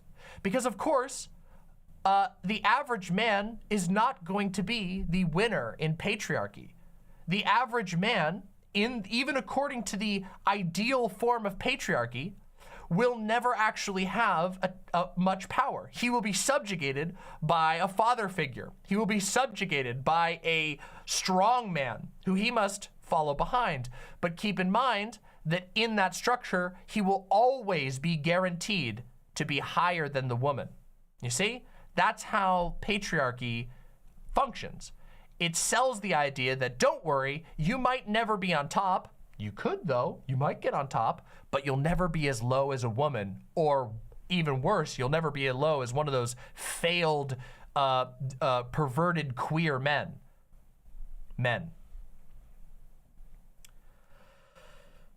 So I don't really know why Cherry's take here is such a hot take. I mean, saying, I wish that leftist men would try understanding why women are distrusting or uncomfortable around a lot of men, instead of being ultra debate-brained about it and calling the women unreasonably irrational, which is what Cherry said, is completely and utterly reasonable. In fact, it is a necessary thing, a necessary step in dismantling patriarchy, is for men to understand their position in patriarchy and to subvert it, and to also understand the position that they're being pushed into.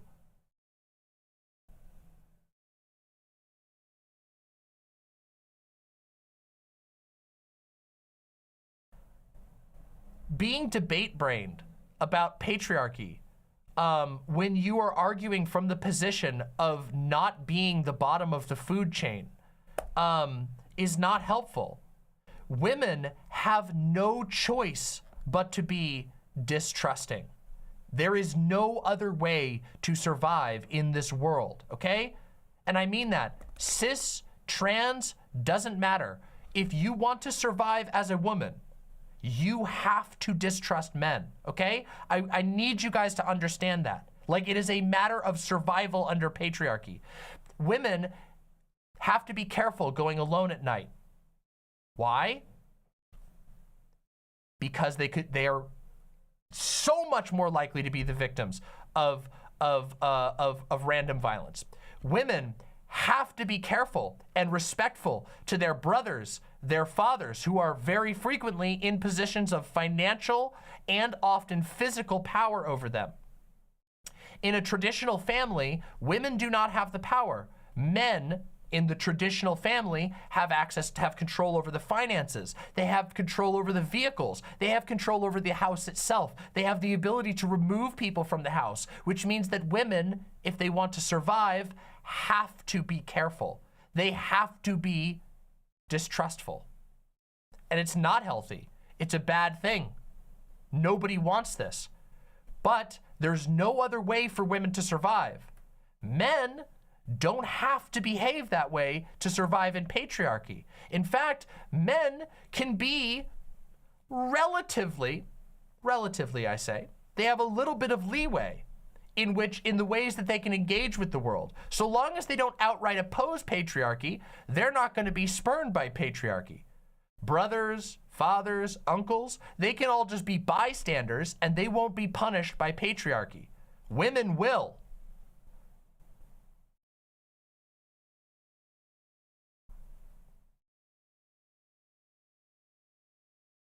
So people canceling Cherry about this tweet are just in denial. They're just being anti-feminist. And there's an unfortunate problem with that among the left. There are a lot of, let's call them fake feminists. There are a lot of people, men, who literally cannot get outside of their own experience, who literally can't step outside of the life that they've had to live, okay? Like, and that's a big problem. If you claim to be a leftist, if you claim to believe in some type of liberatory ideology, not being able to acknowledge the insanely sexist history of the world, the insanely patriarchal history of the world, means that you don't actually have an accurate grasp of what liberation even means. If no one here, and especially not Cherry in this tweet, is saying that men don't have problems or that men don't suffer or that any of this is fair. What Cherry is asking for and pointing out is that a lot of leftist men are fundamentally completely unempathetic towards the struggles of women. And men out there who are offended by this, I would truly ask you, look at the statistics around sexual assault and sexual abuse. Look at the statistics around women's workplace outcomes. Look at the statistics around women's income, even to this day, okay? Take some time and think about why those things exist the way they are. Every woman that I have ever met, okay? I don't know a single woman who hasn't at some point been the victim of patriarchal violence, almost always some form of sexual violence, okay? And that is terrible. That is so disastrously bad. It is so fucking terrible. And that doesn't mean that women don't do sexual violence. That doesn't mean that non-binary people don't do sexual violence. They do. But our society makes it easy. I'm serious. Our society makes it easy for men to get away with and to have the opportunities to do sexual violence against women. It almost always goes unpunished. The amount of sexual violence that is done against women to this day is it's unbelievable, okay? And people need to remember that. So it is actually very, very important to understand, for leftist men to understand why women are, by definition, by the existence of patriarchy, forced into a position of distrusting men.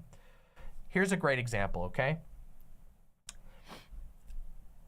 Almost every single woman that I've ever met, and I'm sure there's tons of women in the audience here who can say this, have had, and this is a minor experience, okay? I'm using a very safe and minor experience just to illustrate a point. Have had the experience of having a casual conversation with a man and having basic levels of friendliness interpreted as sexual interest, only to then have their rebuffing, saying, hey, I'm not really sexually interested, be treated as an affront. Like the men often will get mad when they are refused when the woman was just being friendly. Because in our society, patriarchy has set it up such, and women don't really have a big say in this, okay? They don't have the ability to affect this as much as men do because patriarchy is patriarchy, okay? Women can't even have normal conversations in the same way that with men as men have with other men. And if men would take a moment to think about what would happen if every time I made a joke at one of my guy friends, they interpreted that as a sexual advance, and that if I told them it wasn't a sexual advance, they would treat that as a betrayal. Most men don't take the time to think about what that would be like and how difficult that would make life and how much distrust that would infuse into all social reactions. But men are taught that it's normal to be like that. Our media, on everything from nonfiction to fictional media, reinforces the idea that if a woman is being nice to you and then she's trying to get sexual attention from you. She wants attention, and that you're supposed to get that attention. And if she doesn't want that, she's just playing hard to get. Or if you even go just a tiny bit further, if you look into the absolute rampant movement of MRAs, red pills, and incels, people like Cobra Tate, they will actually say, no, it's duplicitous women. Duplicitous women are actually playing. They're trying to steal your money and your masculine energy. Our societies are deeply fucked around gender relations, and women and feminine people, not just cis women, not just binary women, but anybody who leans feminine, are the majority recipients of this violence. They're not the only recipients, but they are the majority recipients of this violence because it is seen as acceptable, it is excused, it goes without punishment. It goes without pushback. Women are doubted when they talk about these issues. They are called prudes. They are called duplicitous. They are called fakes. You guys, there is so much. I really try to avoid talking about things that are directly from my personal life. But let me just tell you, if I could talk openly about the stories I've heard, even from conservative women in my family, it would break your fucking hearts. Women in the audience, femmes in the audience, you all will know what I'm talking about. But a lot of men in the audience don't even know about this. They never even know. But I bet if you took time and you went and talked to your grandma and you talked to your sisters and you talked to your mother, you would find out how many times they've either had sexual violence directly done to them or they've had extremely close calls to it. You might even discover that a lot of them have had sexual violence done to them and then were gaslit and told that nothing happened to them. It is a massive, massive, massive problem. okay?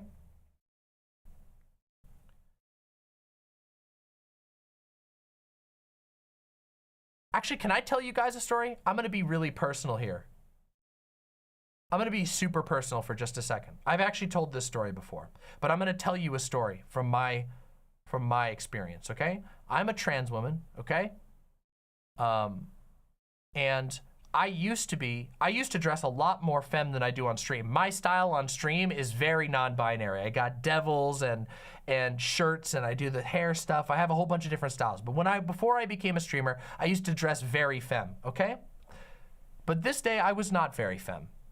I had my boots, I had sweatpants, and I had a tank top, okay? It was a summer day, and I was walking down the road, and I was talking on the phone with my mom. And I had my hair up, tied behind my head, and I was walking, and while I was talking to my mom, a car came by, and it slowed down a little bit. And it weirded me out just a little bit. Not enough that I was like alarm bells ringing, but it was like somebody wanted to slow down and talk to me. And so I was a little bit, it put me just the tiniest bit on edge. So I kept walking. And by the way, this was broad daylight. It was on an off street, so there wasn't much traffic, but it was broad daylight. And I kept walking. And a few minutes later, I noticed the same car was coming back up again on the other side of the road. And once again, they started to slow down when they walked past. And when I saw that it was the same car, I started to get really nervous. So I started to turn around and go back to my house. But I was pretty far away from my house at that point. And when I was just about to turn back onto my road, I saw the car coming back down the other way. And this time, they slowed down completely, and they actually pulled off onto my road and rolled down their window. And there was a guy inside the car, and he shouted out, "Do you want to smoke?" And I said, "No, thank you. I don't smoke," because I didn't smoke. And he said, you don't want to smoke?" And I said, "No, thank you. I don't want to smoke." And I continued to walk. And then he said, "Are you married? You're not married?" And I said, "I'm sorry, what did you just ask me?" And he said, "Are you married? You're not married, huh?" And I was like, I don't want to talk to you. And I literally just said, "I don't want to talk to you." And so I started to begin to walk further, and he pulled his car over and literally pulled up onto the, so I was like walking on a sidewalk, right? He pulled into the driveway in front of me, blocking my progress back to my house. So sidewalk, driveway, he pulls into the driveway and blocks it with his car and looks me in the eyes and says, "I asked you a question. You're not married? You want to come in and smoke with me?" And I said, "Are you fucking serious right now? Are you serious? This is psycho shit." And I started to raise my voice in the hopes that he would get the picture that I was obviously feeling threatened. And also that there was houses nearby, and hopefully so that somebody would see. And I said, "You need to leave, you need to leave." And he said, "Why you gotta be a fucking bitch about it?" And then he peeled out of the driveway and drove off, and I fucking sprinted back home.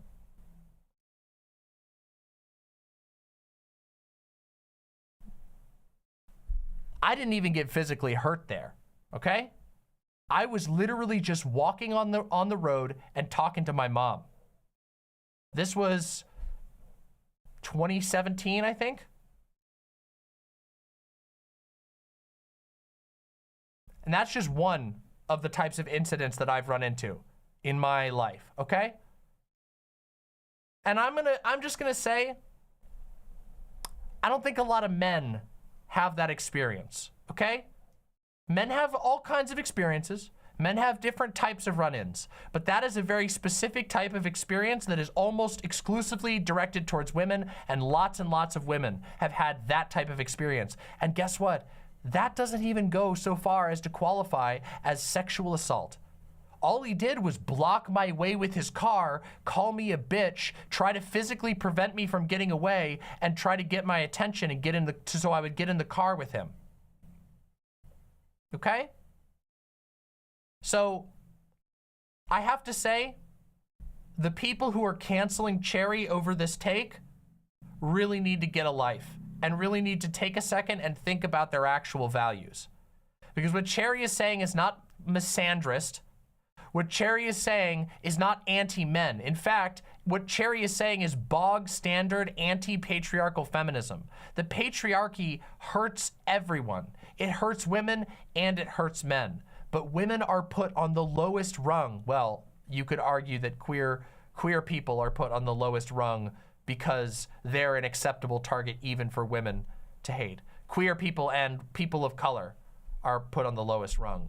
But that's a different conversation. So, sorry, but Cherry, if you're getting canceled, honestly though, I will say, it looks like a lot of people are agreeing with you. There are a significant amount of people who are quote tweeting this and saying saying that this is misandrist, etc., etc., etc.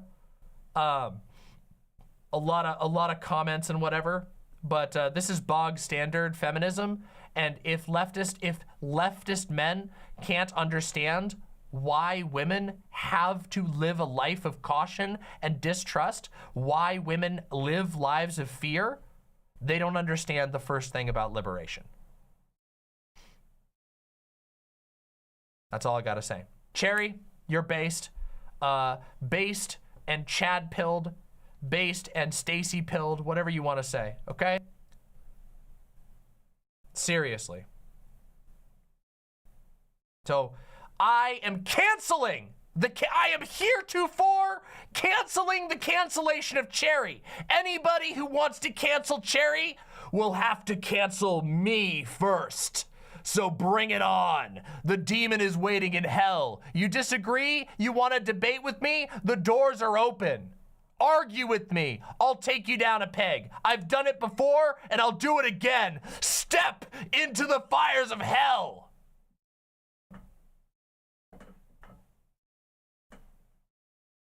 There you go.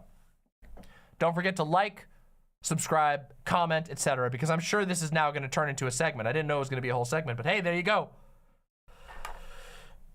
There you go.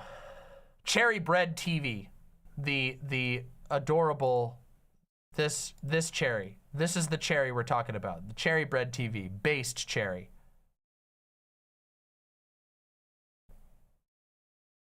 Cherry says, how do you do impromptu breadtube essays so easily? Well, it's because I spend most of my time, you know Darth Vader when he's sitting in that meditation chamber? That's most of my life. When I'm off stream, I'm going like this, floating slightly above the ground, and my brain is sparkling with energy. I'm going,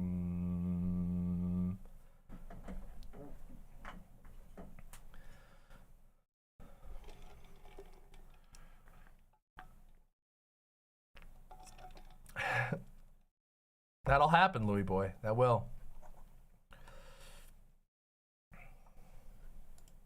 I wouldn't call that an essay. True, it wasn't really an essay. It was a rant, but I like to think that my rants have a powerful through line and make good points.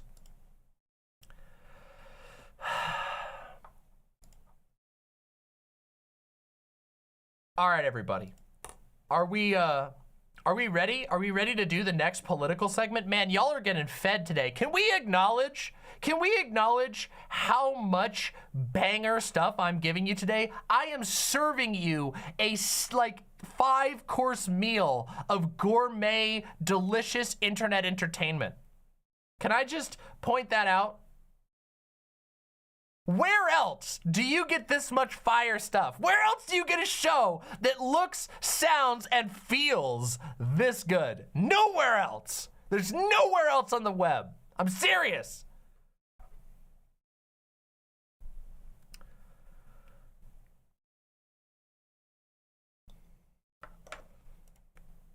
Oh no.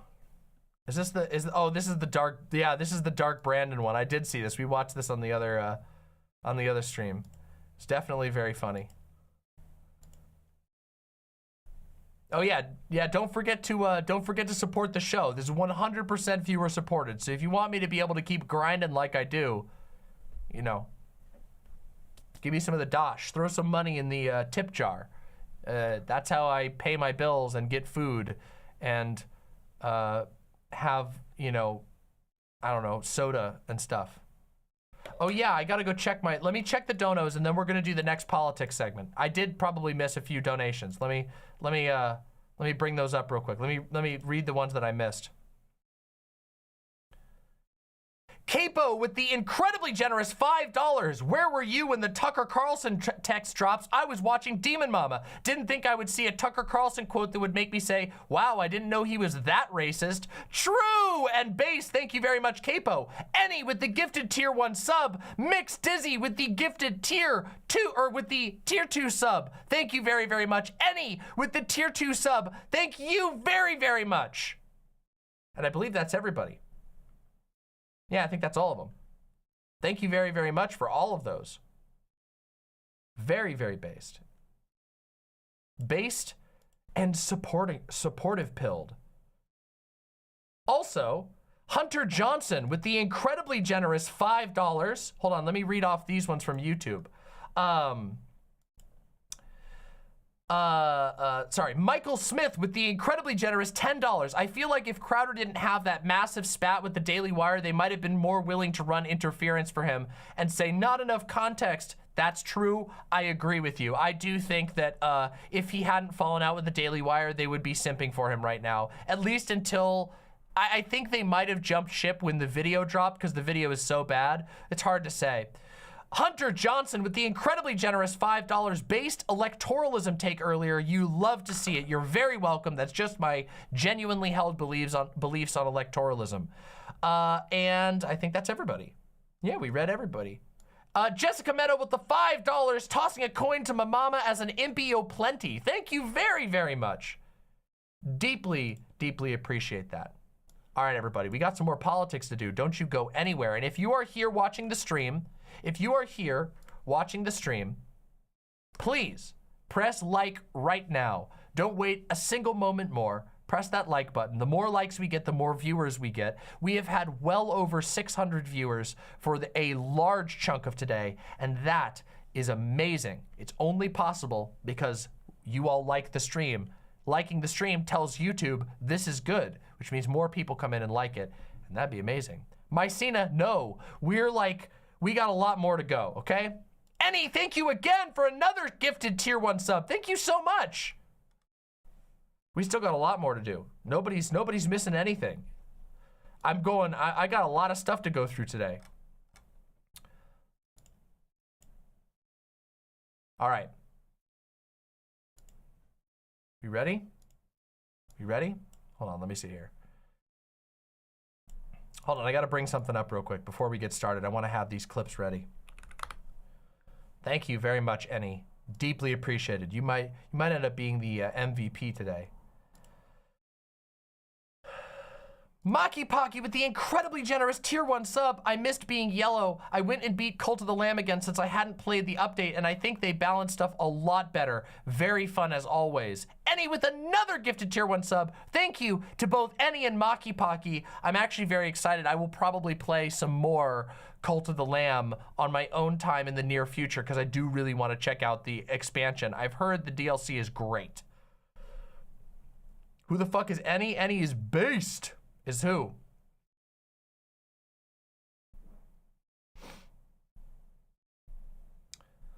All right, everybody. Let's do this. My lovely, lovely imps. We got to talk about something, a storm that is brewing, okay? There is a storm that is brewing right now. And the storm that is brewing is in the entertainment industry. It's been a long time since the last time. Wait, that doesn't sound very good. Who's writing this show anyway? Oh, wait, I don't have a writer. I'm the writer. I am the writer of this show. Now, if you're wondering why my show sometimes includes goofy gaffes like that, where I goof up the line, or I say things wrong, or I make a joke that stinks, that's because I write my own show and live perform it in real time because I'm a streamer. That's how this kind of stuff works. But you know what doesn't work like that? See? The rest of the entertainment world, your late night comedy shows, your television shows, your movies, your streaming specials, your cartoons, all of those shows have these little fellas that make the world go round called writers. And writers are funny because writers, you never actually see them very often. You don't actually get to see the writers of a TV show usually ever in the show. Once in a while, they'll let the writers have a cameo as a background character, a side character or whatever. But writers don't often, they're not very visible. You see their names in the credits, and then, you know, people who are passionate about media will become familiar with writers. But writers are what make shows of all types so good. Writers are cultural giants. They make stuff from Breaking Bad to the Star Wars stuff that you like, to the comedy shows that you like, to the news shows that you like. And writers, as of today, are going on strike. That's right. Today, the Writers Guild of America announced a nationwide work stoppage. They are going on strike. Now, the last time this happened, it was a pretty drastic event. And people always, they never notice it until it actually happens. And then when it happens, boy, does it hurt. You see, here in America, culture is what keeps most of us alive. We don't like to admit this very often, but basically no matter what walk of life that you're in, whether you're rich or poor, whether you're middle class or whatever, culture is what keeps you going. And this is true for more societies than just American society, but cultural expression was very different in other societies and has been different throughout history. Here in America, pop culture keeps people sane, okay? Like, I mean that. Like, people are miserable when they don't have TV shows that they love, music that they love, video games that they love. But TV especially is one of the most important American pastimes. Americans love their TV shows. They love to binge their streaming shows. They love to binge their favorite shows. They like to have stuff on in the background. They put it on at work. They listen to it in the car. And all of that is only possible because of writers. The last time there was a writer's strike, it produced some of the most cringe-inducing television that you have ever seen, okay? And let me tell you, it was rough, okay? It was not a fun time. There was a unbelievably obvious decline in the quality of popular media during the last writer's strike. The last writer's strike was 2013? I might get the date. I might be getting the date wrong. Sorry, 2007. Sorry, I was thinking of something from earlier. 2007. My bad. I'm so sorry. 2007. 2007 to 2008 was the last writer's strike. For some reason, I was thinking of the date from earlier in the stream when we were talking about budgetary crises. Budgetary crises. The 2013 was the last big debt ceiling crisis. Which is also happening right now, as it turns out. Anyway, many of you will know, if you're regular viewers of my show, if you're not, you should be, press subscribe because you don't want to be missing this show. I have been watching the Star Wars Clone Wars 3D animated series, and the first couple of seasons of that show coincided with the 2007 to 2008 writer's strike. And let me tell you, it shows. It shows badly. It is like oh God, those first seasons, they're dreadful. The writing is baby-brained. It's like a dog wrote the show. And that's because they were hiring freelance writers. They were writing it themselves. The showrunners, who are not professional writers, who are not trained writers, who are not experienced writers, were writing it themselves, or they were relying on contract scabs, which we're gonna talk about in just a second. But this is not the only type of show that suffers. Real quick, I want to show you a clip, okay, from Conan O'Brien's Late Show back in 2007. This has, of course, been going viral, and I want you to understand that at the last writer strike, this is the type of stuff that was actually going on. So let's watch this clip real quick together, just so you can get an idea of what happens when writers go on strike. And then we're gonna talk about why they're going on strike, and then we're gonna talk about what it actually means to the broader culture. Let's watch this real quick. Here we go. I think that was in Blazing Saddles. All right, here we go. Susie, are you ready to time this? We're going from 41... So, by the way, they're cutting back to the production room. As you can tell, Susie is not an actor or an actress. She's wearing a sweater. She's in the production area, okay? Let's go. Seconds. If we do it, this will be television history. Susie, you ready to go? I'm ready. Okay, you excited, Susie? Yes, good luck. Not a genuine bone in her body. Here we go. I'm trying to get a good spin. If I don't, I'll start all over again. Band, I hope you're ready. Here we go. And... That's a good spin. That's a good spin. Oh, yeah.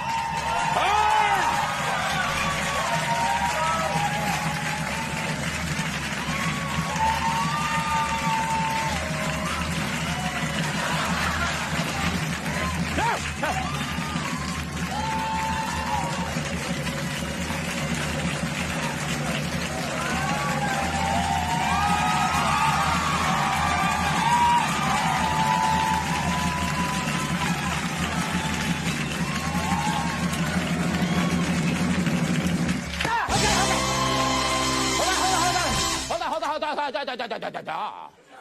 Susie Santamora, what was the time on that spin? That looked like a good spin to me. 36 seconds.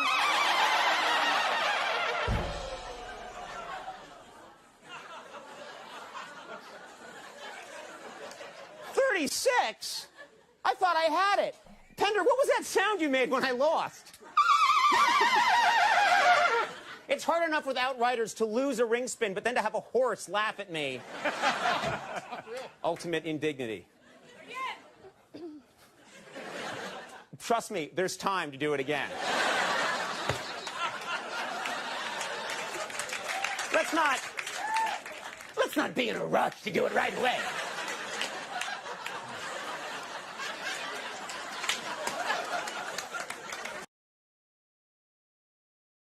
So, that, as you can tell, was Conan O'Brien desperately trying to save time. You say, I get it, I don't get it, this is amazing. That's because he's carrying the show on his own time. But you have to understand, that's 2 minutes, 1 minute and 56 seconds, and he has to fill an hour with no writers. He is that good. But I assure you, trust me, it was not that. That is the funniest you would get. There was a lot of time of him just walking around and telling random stories. There was him ranting about random stuff. Sometimes they literally just don't run the show. Right now, a lot of shows are just going to be running reruns instead. They're actually just canceling their late night shows, just riffing. And it's wild. Now, lots of people know that Conan has always been very supportive of writers, that he refused to hire scabs and instead just riffed for unimaginable amounts of time. But let me tell you, that TV is not gonna pay well. People aren't gonna stay tuned in. It's not good for his numbers. Conan is just kind of a based guy and always supported the writers and refused to hire scabs. Now, if you're wondering, what the hell's a scab? A scab is a term for somebody who crosses the picket line. Basically a worker who is willing to work even when the union is striking, or a guild in this case, because it's similar to a union, but it's a guild. Scabs are, first of all, frowned upon generally for obvious reasons, because it's particularly mercenary-like behavior when you know that the work environment is so bad that people are striking, that the pay is so bad, but that you're so much of an opportunist that you're willing to work anyway and defy the union and or guild. However, warning to those of you out there who are feeling a little bit mercenary-like and are going, ooh, this is a great opportunity to jumpstart my writing career. Wrong! Actually, the Writers Guild of America regularly enforces its right to permanently ban you from membership in the guild, as do many unions, if they discover that you, and they will discover because writing credits are credited, if they discover that you're a scab. So don't get any ideas. Scabbing is a very high risk task and is usually done by people who do not really care much about having a future in that career. It's done by people who are looking for a quick buck and aren't looking to be career writers. So don't scab is the basic thing. Not just because it's bad for workers in general, because you're siding with the studios and you're siding with the people who are treating their workers poorly, but also because it will screw you over personally. I wonder if fresh university students sometimes take advantage of this. Yes, they do, and sometimes it really hurts them. But that's just how it goes. Scabbing, high risk, low rewards. Yep. Again, like I said, most scabs are people who are just looking for a quick buck. They are not looking to be working in that position for very long. They're looking for a quick buck. And I will say, sometimes they will make, sometimes you'll get paid fairly well, but you'll never get to work that type of work again, and you'll be undercutting people who really, really need you to not do that. So now that we understand what scabs are, now that we've seen an example of the absolute peak of television, a wedding ring spin during the last writer's strike, let's talk about why the writers are striking, okay? As it turns out, there's a lot of reason the writers are striking. One of the biggest reasons is streaming. You see, streaming is fairly new. And during the last writer's strike, streaming was still sort of on the rise. You guys will probably recall that was when Netflix was basically moving from being a DVD rental by mail service to actually being a streaming service. Back when Netflix had basically every single show in the world, you could watch basically anything on Netflix because people didn't understand just how popular streaming was going to understand. However, writers got screwed. Even in the last writer's strike, writers were not able to win over favorable contracts for streaming. You see, studios have basically, since the onset of streaming, have tried to pretend that streaming is somehow fundamentally different than all other forms of television before. They've tried to argue that it's not the same thing as cable television, and in some ways, there is truth to the argument that streaming isn't the same thing as cable television. In fact, some might argue it's more profitable than cable television. In fact, objective fact might argue that streaming is more lucrative and more profitable than old school cable style television. Now, in the previous writer's strike, there was a whole bunch of issues that came up. A lot of it, of course, centering around pay and benefits, and a lot of it around manipulative and abusive contracts that were being wielded in order to basically pay writers particularly badly. In fact, yesterday I was reading a article that was written by one of the writers on SpongeBob, and I wonder, wait, did I actually save this? I wonder if I can give a direct quote. If not, I'll retell the story here. Oh, I didn't save it. It's okay, I'll retell the story. The SpongeBob writer, as we all know, SpongeBob, one of the most successful comedy cartoons of all time, unbelievably lucrative for Nickelodeon. This SpongeBob writer wrote about how they were being paid at day rates, which basically means you're a contract worker. You would get paid for the days that you worked. You were not salaried. You did not have a long-term contract. And they were talking about how not only were they paid day rates, they didn't know if they were going to be asked back in the writer's room until the next week. So they would go in on a Friday to write an episode of SpongeBob, and they wouldn't know until the next week if they would even be called back to write another episode, regardless of the success of the episode. They put forward their pay stubs for, they added up all their pay stubs for that year. As a main writer on SpongeBob, they walked home $14,000. $14,000 on a show that made millions upon millions upon millions of dollars. A show that is still selling merchandise, that is still selling specials, is still doing movies to this day. No, $14,000 for the year is what one of the writers on SpongeBob made because of the way that the contracts were at the time of the writer's strike.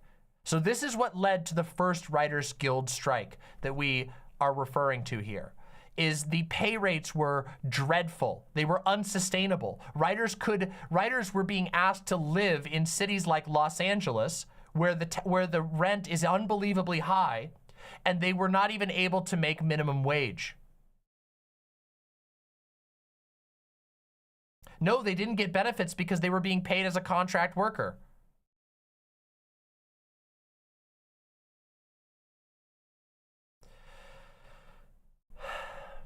So, the first writer's strike occurred, and at this time there was a battle over how streaming would be handled. And unfortunately, even at the time, even with the strike, the Writers Guild was not able to win favorable contracts when it came to streaming. And as you all know, basically all of TV is on streaming now. Name a show. Every show is coming out on HBO Max, Disney Plus, direct to Netflix. Streaming is what people are doing now. Cable TV is not where shows are premiering anymore. It's just not where it is. And now writers are making nothing. They're getting ripped off. They are getting pennies.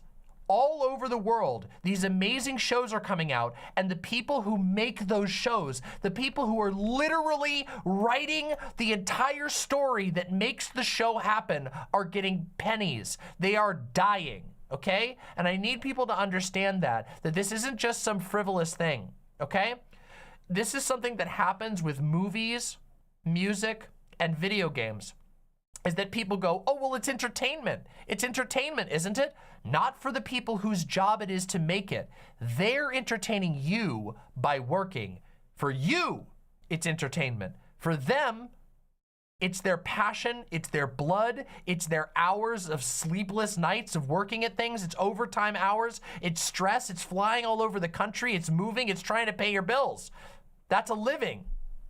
And writers right now are literally breaking their backs. There are writers for primetime television shows who aren't making enough money to pay their rent, okay?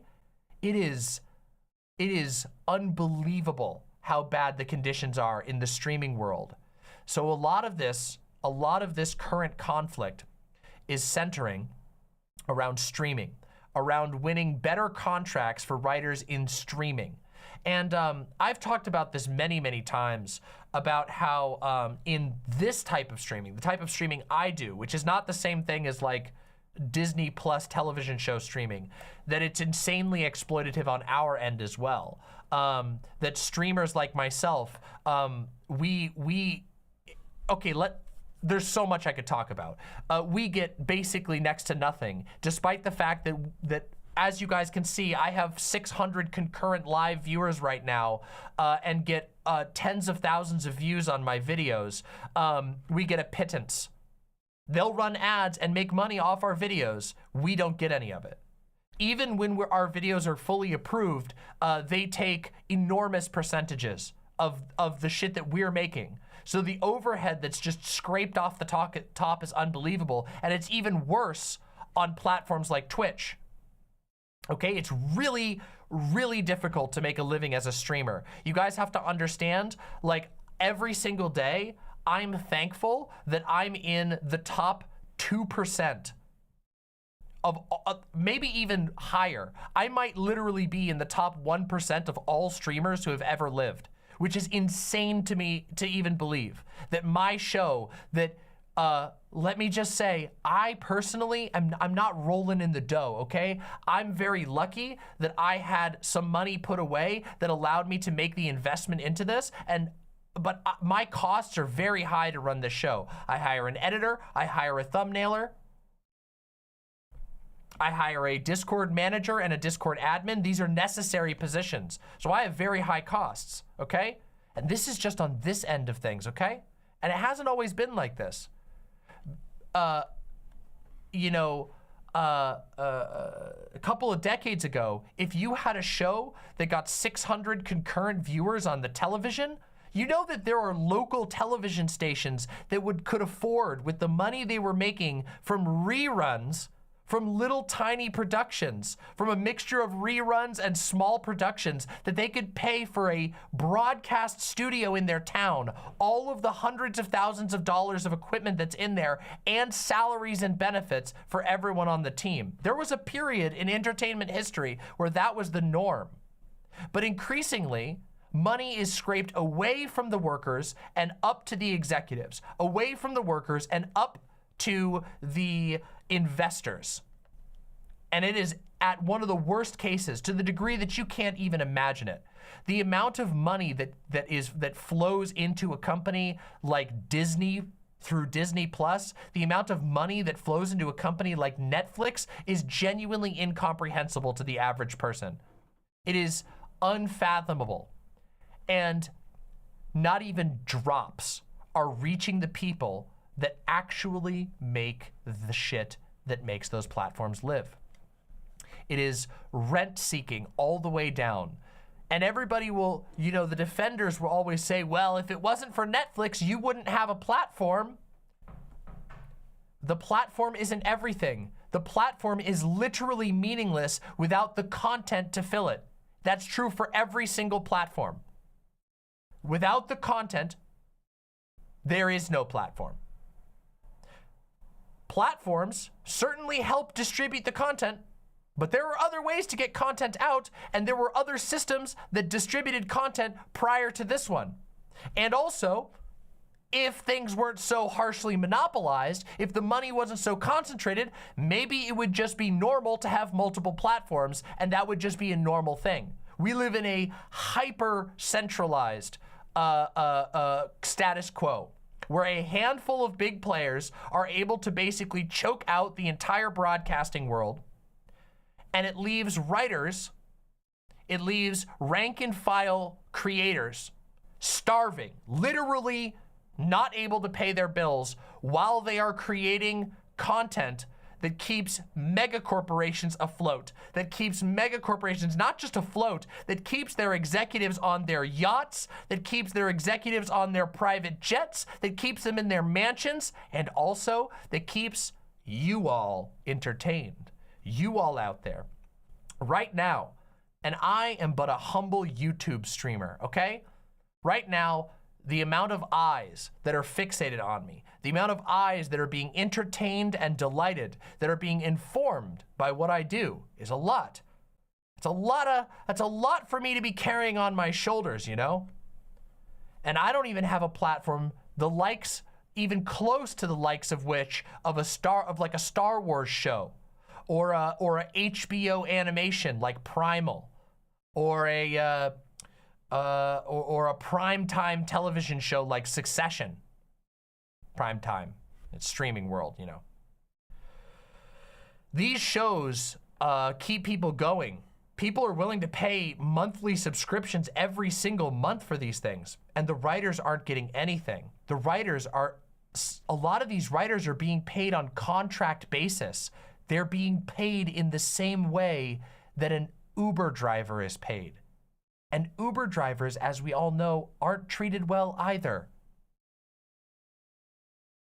But even still, I think we can understand there's a little bit of a difference even between Uber driving and writing for these big shows. And Uber drivers should be way better treated. We've talked about that more than we've talked about writers on this show. You guys know that. Those of you who've been watching me for a long time, you've heard me talk about how fucked up the gig economy is. The gig economy is spreading out to every industry. It is utilizing precarity to control people and to maintain profits to the richest of the rich. I mean that. When you work a gig job, you have no guarantee that your job will be there tomorrow, which means that if you want to keep your house going, you're going to accept unfavorable conditions because you have nothing going for you. You have nothing to promise you that you've got something safe, which means if somebody wants to fucking treat you like shit, if they're gonna cut you, you have to take it on the chin because the alternative is you don't have a house or you don't get to pay your medical bills.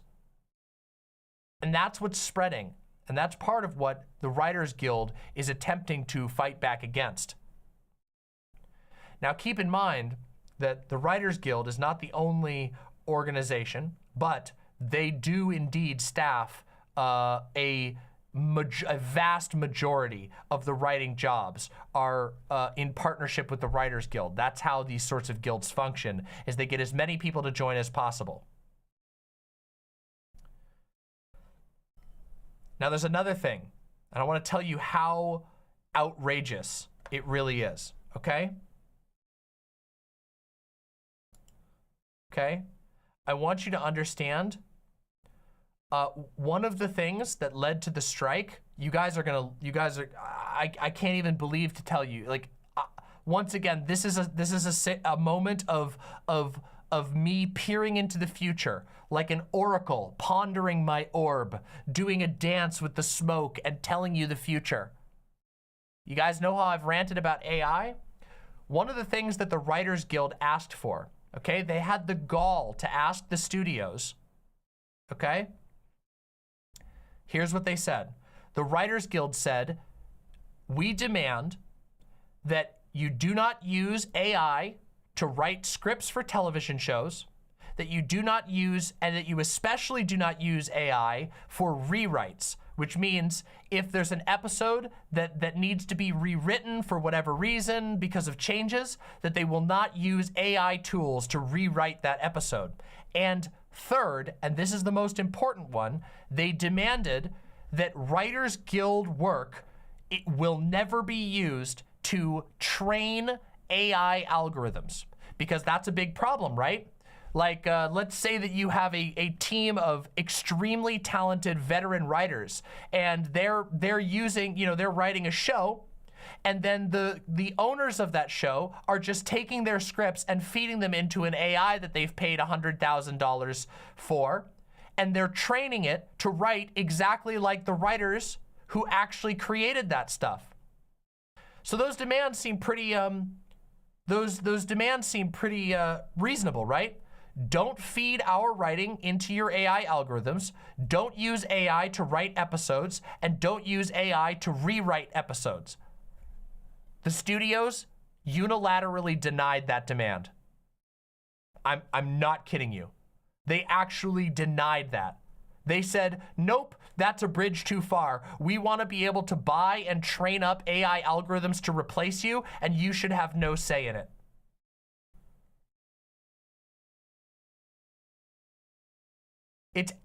actually unbelievable. The blatantness.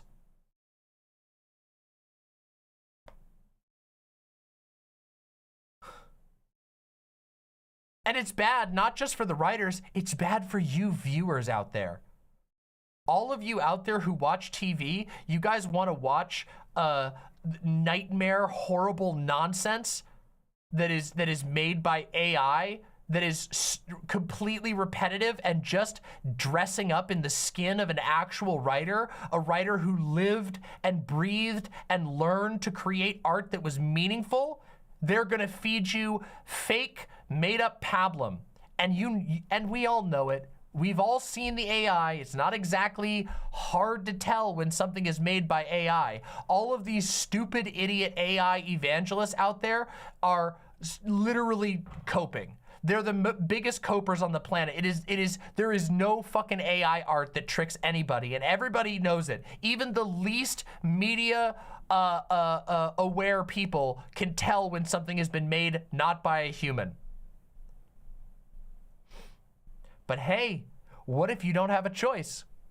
What if that's the only thing that's on the TV? Because the guys who are making $900 gajillion a year, who own all the platforms, who get to make the decision as to what's on the TV, decide it's cheaper for us to not hire writers and to instead just steal their art, plug it into our algorithms, and have it create TV shows that are just good enough. And you all are so desperate that you'll tune in and watch whatever the fuck is put in front of you.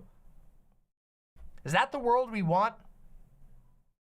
Is that the type of world that we're gunning for? Because that's what studios are gunning for. We all spend a lot of time on this channel shitting on art that is made by committee, art that is made to completely strip any risk, art that is so safe that it tastes horrible when it enters your nose and your mouth and your ears and your eyes. That's already the world we live in without AI. It will be, you have no idea just how bad it can get. You have no idea just how bad it can get. You go fucking watch the first season of Star Wars Clone Wars and see what it was like when things were being written by scabs, and then multiply that by 10, and you'll understand how much worse it will be.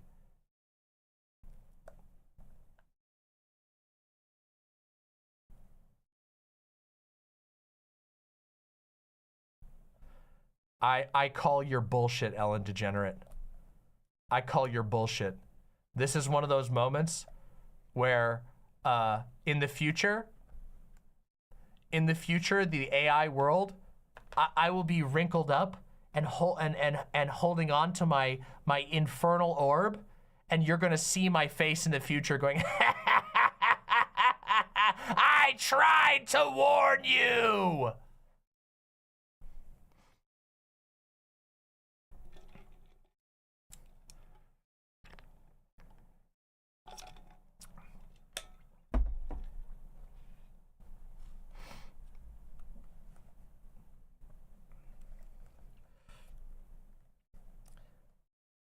Art without humans is meaningless. It is not art, okay?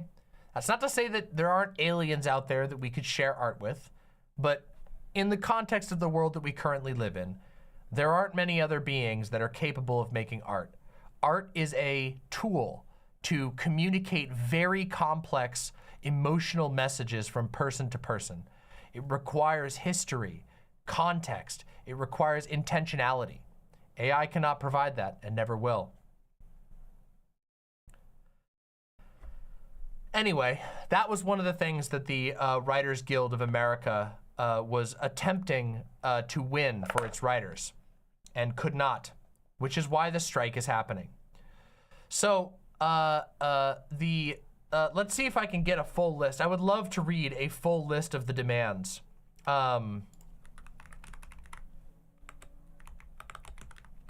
Let me see here. Here we go.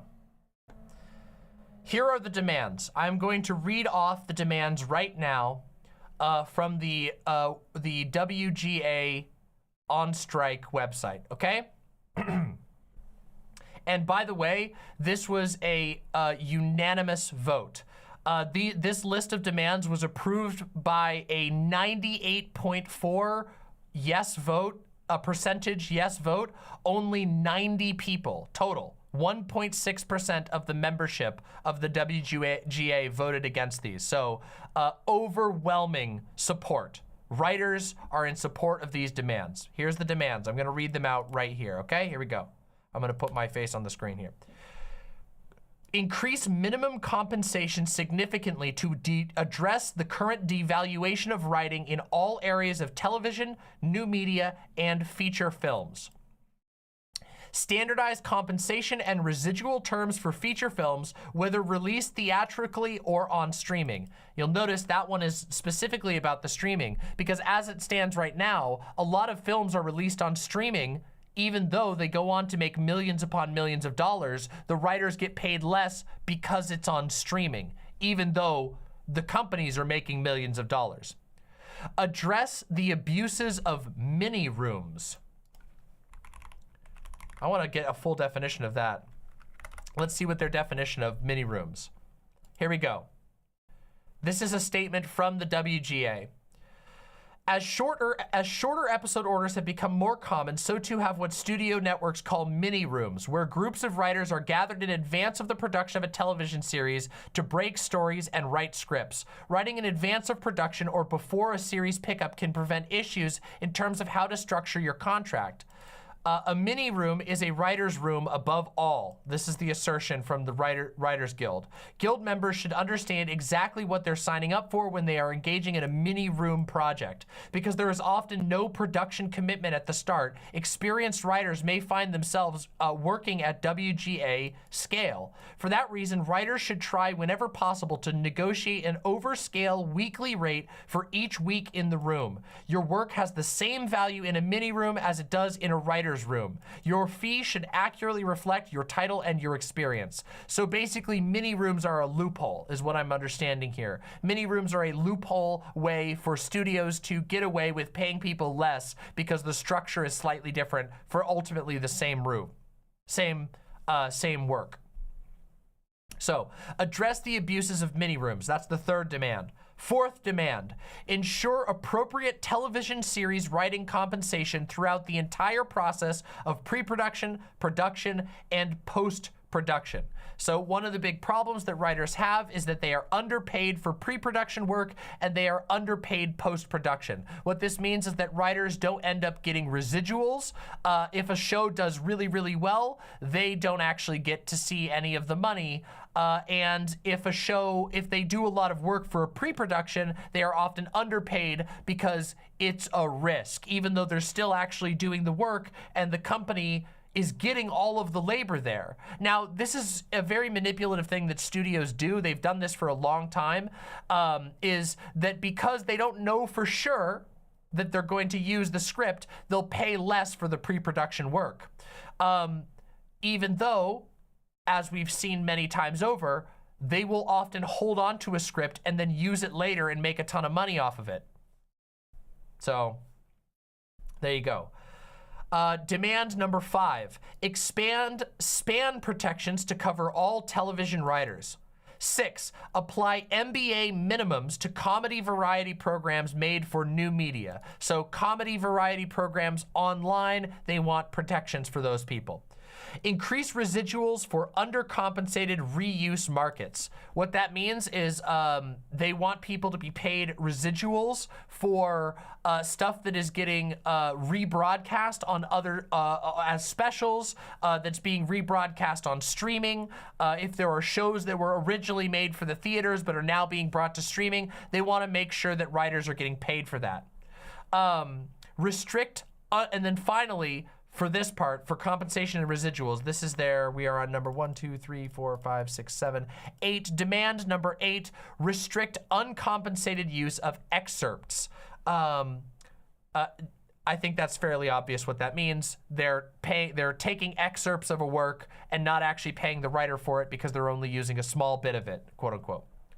Next, Pension plans and health funds. There is one demand under pension plans and health funds. Increase contributions to pension plans and health funds. I think that's fairly straightforward. They don't feel they're being compensated enough for their pensions and their health plans, which is obviously pensions and health funds are pretty rare among writers. Next, demands for professional standards and protection in the employment of writers. This is a big one. For feature contracts, that's for feature films, in which compensation falls below a specified threshold, require weekly payment of compensation and a minimum of 2 steps. There you go. Next, number 2, strengthen the regulation of options and exclusivity in television writer employment contracts. Also fairly straightforward. Options are, so an option, I should explain what an option is. In the film world, an option is basically like, it is when a studio purchases the right, but not a promise to produce something. So an option is generally a timed agreement. It will be like, say you're a writer and you write a really cool Star Wars show. And Disney is like, well, we don't know for sure if we want to produce this, but we want to purchase the option of producing it. So they pay you a certain amount and they have the rights to that script for a certain period of time. And if they decide to make something with it, well, then they go forward, and you usually have a stipulation that says they'll bring you on board if they decide to use your script. And if not, then it expires and you can sell that script to somebody else. Make sense? That's an option. That's what an option is. They want to strengthen regulation of options and exclusivity. Demand number 3, regulate the use of material produced using artificial intelligence or similar technologies. That's the one we talked about. They want to restrict using Writers Guild material to train AIs. They want to restrict using AIs to replace writers, and they want to restrict using AI to rewrite shows on behalf of the studio. Demand number 4, enact measures to combat discrimination and harassment and to promote pay equity. As we know, ongoing problem, women, people of color, trans people, basically all minorities that you can imagine are objectively shown to be paid less in the writers' rooms for equivalent work and are often subjected to harassment. This is an ongoing known problem, and they are demanding that something be done to address this. And finally, revise and expand all arbitrator lists. I'm not actually familiar with an arbitrator list.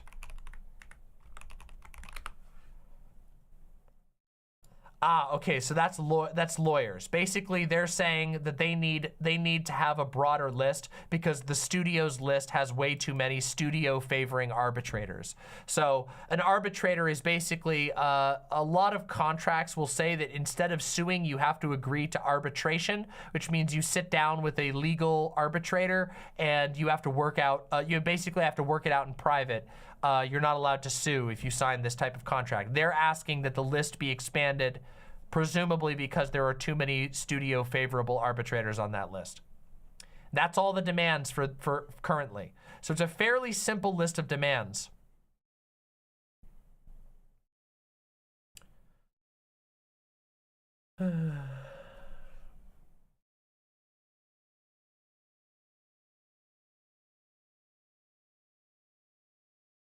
Yeah. Anyway, there's the list of the demands from the Writers Guild of America. Now, I'm going to drop this in chat so you guys can check out this website. This is the WGA-contract2023.org. You can find out tons of information. It will be tracking all kinds of info and also gives you information on how you can assist writers and see who else is supporting them. Of course, you can also follow the Writers Guild of America on Twitter if you want to keep up with all of this. I certainly will be. So there you go. Let's talk about what the strike is actually going to mean for everyday people. Femboy Low Poly says, my brain is too smooth to understand everything, but I hope the writers win and the corpos lose big time. We'll see how it goes. We will absolutely see how it goes. obviously, if what I would urge my lovely viewers to do is pay attention to how much writing changes during this time. Pay attention to how shows that release, you know, that are like shows that are written on a short-term basis, how low the quality goes, and remember just how valuable writers are. Talk to people about it. Bring it up. Maybe go dive in, take a little bit of time and go dive into media that was made during the last writer's strike, just so you can see how important writers are to the media that we all enjoy. And of course, I'm going to be covering this a lot. So all of you who are here right now, I'm going to be talking about this a lot. And there's a reason for that. I used to be a writer. I still am a writer. It's not my primary work anymore because I'm a streamer, which still entails a lot of writing, believe it or not. But I used to work as a freelance writer, and I write in my free time. This is very important to me. Inevitably, it's probably going to be good for my show that the rest of television is doing poorly. People are going to be looking for new forms of entertainment, and they are probably going to come check out live shows like mine that don't have a writer's strike going on because I am my own writer. And as a result of that, I want to make sure that I'm doing my part in bringing attention to the problems that are making the world the way it is. So I fully intend to be following the Writers Guild of America strike, to be reporting on the news, to have it brought up in our minds here on this stream, and for us to dive into some funny examples of writers' strike nonsense as time goes on, just to be aware of that. It's something that's very important to me. And I have nothing but solidarity for the people who have made some of the most wonderful pieces of art that we are lucky to get to enjoy. I have nothing but solidarity for them. And I hope that they get their demands and more. I don't think reality TV is gonna save them this time. Yeah, people are pointing out, is it enlightened self-interest? It's double enlightened self-interest, actually. I know that people are going to be fleeing to watch streamers like myself, which means I want to use that opportunity to get people to understand the problems that are going on in entertainment, because I want the entertainment world to be better. But also, I am a writer. I want to be able to do writing in the future. I want to be able to do more than just what I'm doing now. I don't want to just only stream for the rest of my life. But I will have no choice if the entertainment world keeps being as bad as it is. So it's not just enlightened self-interest, it's enlightened interest in something I care about broader even than myself. How long do these strikes usually last? It completely depends. I imagine that the strike fund is very large this time around. The last one lasted about I don't want to overstate it. Let's see. Strike length. Let's get the exact length here.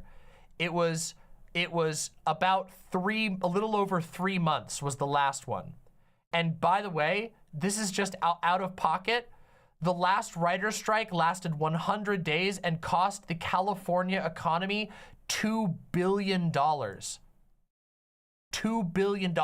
And that was because you guys have to understand, shows that are run for like years will be written in the span of a couple of months. You have to understand that for a lot of television shows. So $2 billion.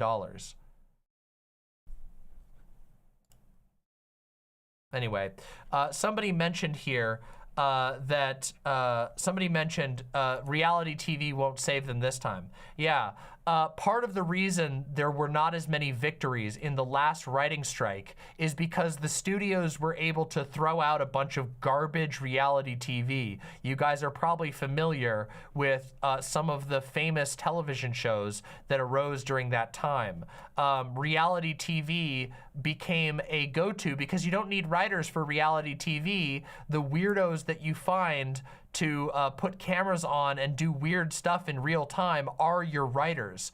But people don't really like reality TV that much anymore. People just really aren't into reality TV. It was a fad at the time, and so studios were able to sort of slow down the damage by doubling down on reality TV, but reality TV is not what it used to be. It really isn't.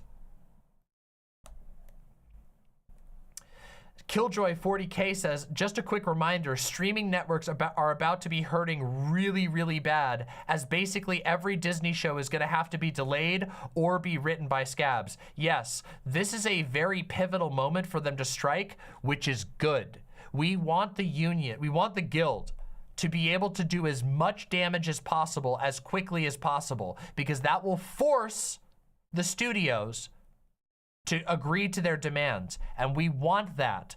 It's good for everyone. It's good for creators, and it's good for viewers. I promise you, I assure you, if the Writers Guild gets what they want, you will get better TV. You will get TV that is produced by healthier, smarter, more experienced people. You will get more better shows than you can imagine. People will have the ability to take risks and do their personal projects, stuff that could change the world. You guys have no idea how many projects get stomped out because somebody's got to work 9 different jobs to try and make ends meet, and so they can't make their magnum opus. They can't make a show that will take your breath away because they have to be working on 6 different cheap-ass shows to be able to make ends meet. I'm serious. That sounds awesome, Proving Beetle.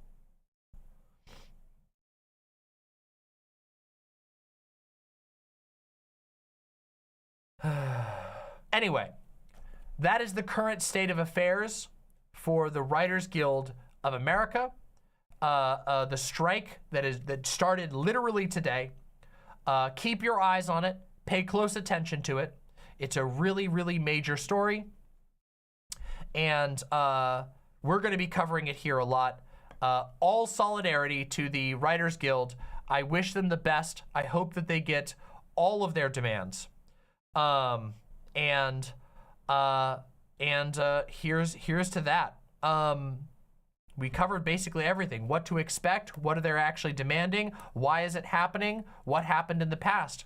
There you have it. If you enjoyed Demon Mama's coverage, if you heard the signal today, make sure that you press subscribe down below and leave me a comment with your thoughts. I would love to hear your experiences with the last writer's strike. I would like to hear your funny anecdotes. Whatever you got, leave it in the comments below, and make sure that you're subscribed to Demon Mama, because I'll keep you informed and entertained. All right?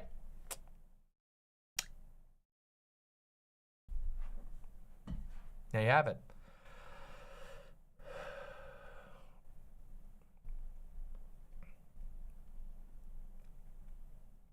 Damn.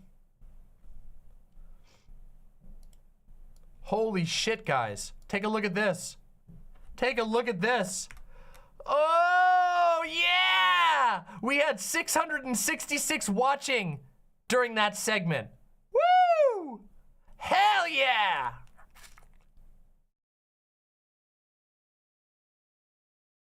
Based. Also, I have a little, this is a bonus. Oh, look at this. Stephen Colbert is in support of the writer's strike. Let's take a look. Let's watch this. There are writers, and I'll stick myself in there because I'm WGA too, and they're so important to our show. They write the monologue, the meanwhile, the cold open, and without these people, this show would be called The Late Show with a guy rambling about the Lord of the Rings and boats for an hour. This negotiation impacts our whole staff, of course, who work so hard to bring you this show every night, which is why everybody, including myself, hopes both sides reach a deal. But I also think that the writers' demands are not unreasonable. I'm a member of the Guild. I support collective bargaining. This nation owes so much to unions. They're the reason. Unions. This is true. Unions are the reason we have weekends. And Literally by extension, why we have... He's just literally correct there. The only reason we have the 8-hour workday, which But the only reason we have weekends and an 8-hour workday instead of basically unlimited work hours is because of unions. Have TGI Fridays. So the next time you enjoy a whiskey glazed blaze burger, you thank a union. True. Definitely took a few Teamsters to assemble that thing. Might be a little shaved Jimmy Hoffa in there someplace. Based. Sick ass Stephen Colbert. Well done, my man. Oh, here's a whole bunch. Oh, apparently there's a whole thread of celebrities who've come out and supported it. Here we got Jimmy Fallon. I have a fair contract, and I wouldn't have a show if it wasn't for my writers, and I support them all the way. They got to have a fair contract, and they got a lot of stuff to iron out, and hopefully they get it done. If there is a strike, do you go dark? If there's a strike, yeah, I think we will. Yeah, I think we'll go dark. Whatever I can do to support the guild. I am actually in the Writers Guild as well, so yeah, I couldn't do the show without them, and I support my whole staff. I wouldn't have a show. Damn. That's wild.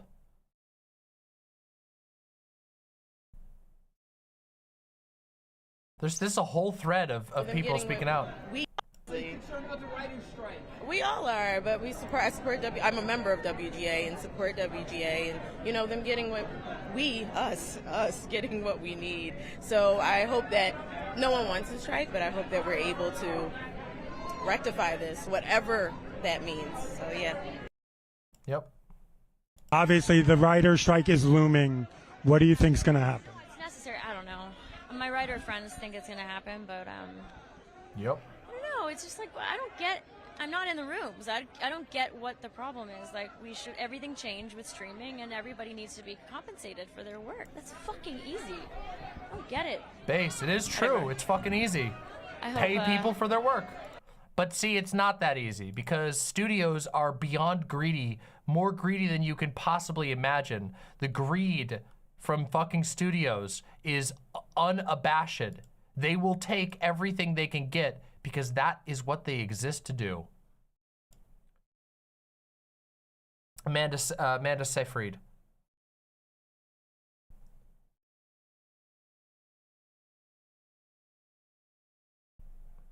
Just let me post this says, these poor rich people, Lamau. Wait, what? They're saying they support the strike. They're not the writers. These are celebrities who are supporting the strike. Some of them are members of the guild, but they're not writers who are going themselves on strike. What? Bro, what?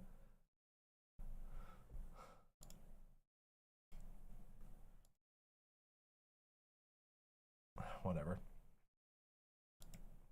Writers, I assure you, there are very few writers in the world who are rich. There are probably there are probably as many rich writers as there are rich streamers, okay? Which is to say, you could probably count them on both hands.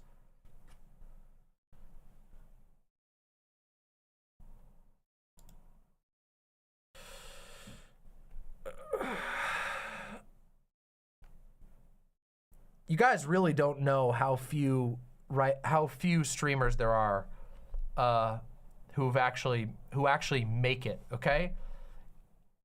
I'm in like the top percentage of streamers and I make fucking jack from this channel by comparison. Like, I'm very thankful for all the support that I receive, but I should be making bank from YouTube's end. It shouldn't just be viewer support that gets me to where I am. My videos run ads on them because you have to, and also we do. We run videos on all my actual videos. Well, I do need to do merch. It's true. It's true. I do need to do merch designs. We'll talk. We can possibly talk about that. By the way, I am very demanding in how I want my merch to be done.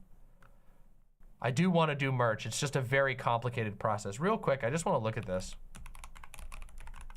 Let's take a look real quick.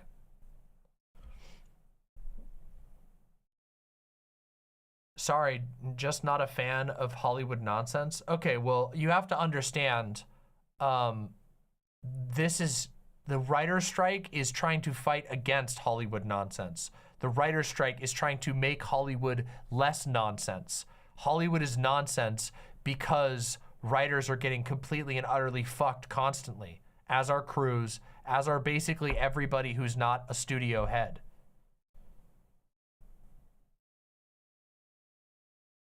Do you think a streamers union will ever happen? It would require some pretty major changes. I don't know what the perfect answer is. It is possible that a streamers guild or something like that might happen someday, but as it stands right now, streamers are in a really rough position in that the established norm is that everybody is a contract worker. And I don't know what the solution is. That I haven't figured it out yet. I wish I did. I wish I was that advanced that I could figure out a solution, but I don't know what the answer is right now. Streamers right now are not employees. We are all contract workers, literally, all of us. Even the richest ones are contract workers. Some streamers are a part of like stream teams, or they are a part of a corporation that basically the corporation is the streamer and they are just an actor for the stream, which is the corporation, but that is not very common. And even then, the corporation is being contracted out. The streaming companies like YouTube and Twitch really have their performers by the throat right now. And I don't know what the solution is. Unfortunately, it might require something like really like catastrophic to happen to the streaming space. Like I don't know, like a mass channel die-off, which is really unfortunate. It's something I fear constantly. If I'm completely real, I literally sometimes stay awake at night afraid for my future because it's bad. The situation in the streaming and video making world is genuinely terrible. It's, I don't know. It's rough. It's very rough. I don't know what the answer is. There might be an answer via some kind of a strange union. Unfortunately, there's not a lot of legal support. I think that some of it is going to require, I think something that could help is a reform of contract law. If YouTube, if the federal government reanalyzed how contract work is done, that would force renegotiations between performers and YouTube content creators and Twitch content creators, but I don't see that as a likely future. I don't know what the answer is. Is it similar to the Uber driver situation? It's almost identical to the Uber driver situation. As far as legally speaking, every YouTuber that you watch, every YouTuber that you like is more or less an Uber driver as far as legality is concerned. They are contract workers. They are all contract workers. We get paid contract pay, even though it's very complicated and weird. It is gig economy all the way down, and it's hard because it's hard to fix that because obviously. So here's the thing. Let me try and go a little bit deeper into this real quick, and then we have one more thing we have to cover, and then I gotta go eat some dinner after that. We have one more politics thing, a pretty big one. Okay, so don't go anywhere. But I wanted to talk about this real quick. So people like to talk about, oh, YouTubers, you get to make your own schedule and you don't actually, you're not like, nobody's gonna fire you if you don't make a video when you say you're gonna, and nobody's gonna do this and that. And there's a certain amount of truth in that, but only a certain amount. It is true that if I decide not to put out a video tomorrow, I'm not gonna get fired. However, it does hurt your channel really bad. And the demands are basically, the more videos that you're putting out, the better your channel is gonna do. Which means that every time you're not on stream, every moment that you are not publishing a video, it's technically your fault that your channel is not doing very good. And it's very, very hard to overcome that fact. That is just how the system works. Some channels who are, you know, who have made a video that goes phenomenally viral don't have to have a daily upload schedule or whatever. But a lot of channels like myself, if you're not putting out a video every day, YouTube simply won't recommend you in the algorithm, which means your channel doesn't grow, which means you don't get views, which means you don't get paid. And it's a very small margin. So there is this sort of invisible force. You don't have a boss in the same way, but your boss is this sort of cloud of mysterious mathematical anxiety that actually does reflect into how your channel goes. Yeah, it is true that that you're not going to get fired and lose your job tomorrow if you don't make a video. Like in a normal job, if you don't show up for your shift, you won't. But the algorithm will certainly not reward you. And if you're not rewarded by the algorithm, your channel is no longer sustainable. And because old content is not as valuable as new content, you could make hundreds of thousands of hours of content.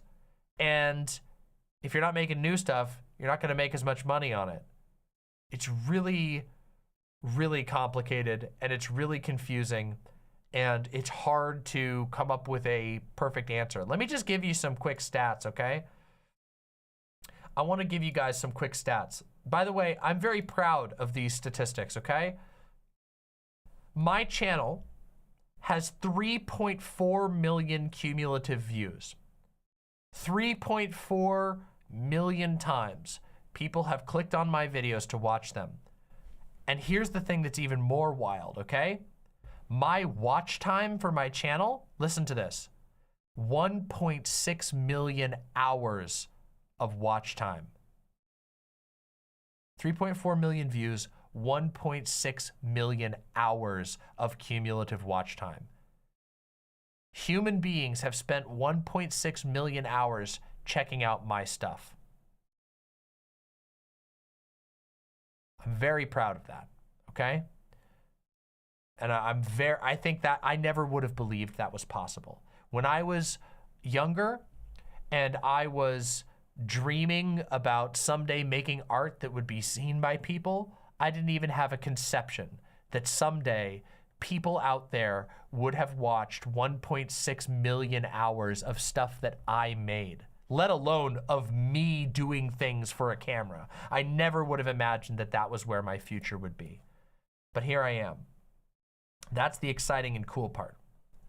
The sad part of this all is that even though I've made enough stuff to get 1.6 million hours of people watching it, that's like I don't even know how to compare that to movies, and there are movies that don't do that well. That's no guarantee of a future for me. I've made less than $20,000. I've made less than $20,000 from YouTube in the entire history of my channel. Less than $20,000 for 1.6 million hours of watch time. And that number won't go up if I don't keep making more videos. So while it is true that I don't have a boss who will fire me tomorrow, that I don't have a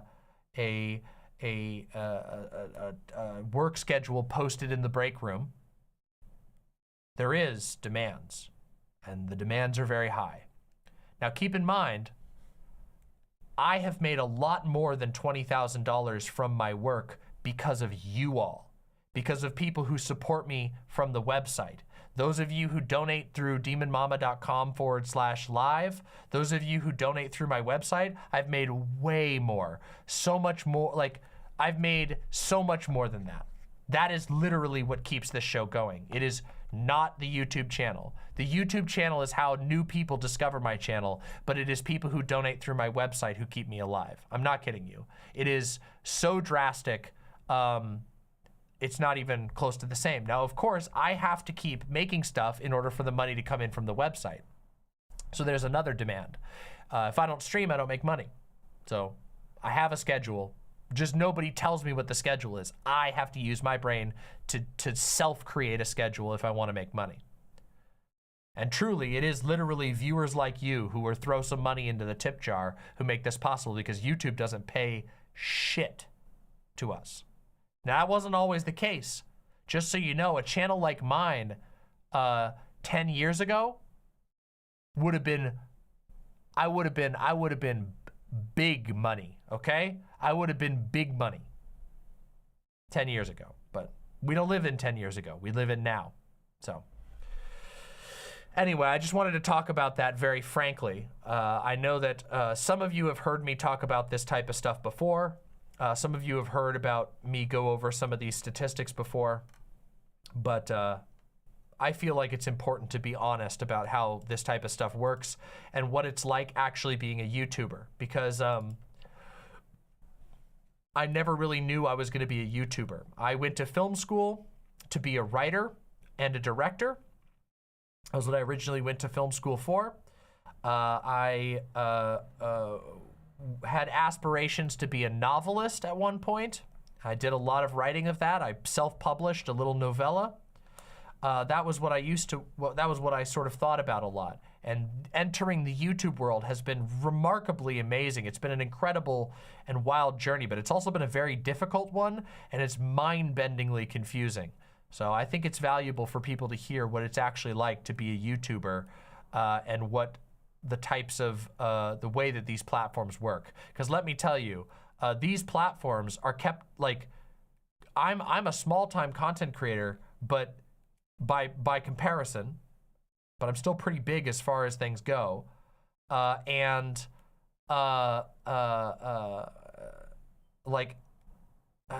that didn't really make a whole lot of sense. I seem small, but as far as the actual scale of content creators, I know that I've made it, quote unquote. Most channels, the vast majority of channels, never reach the size of my channel. They never reach the viewership numbers. I know that I've made it, but obviously I'm no Mr. Beast. I'm not even close to some of the big video essay channels. Not even close.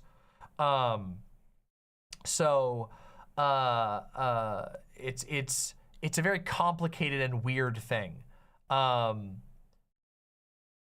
Anyway, I'm rambling a little bit. The point is, being a streamer and a YouTuber has been a very odd and experience, and sometimes it's good to talk about it.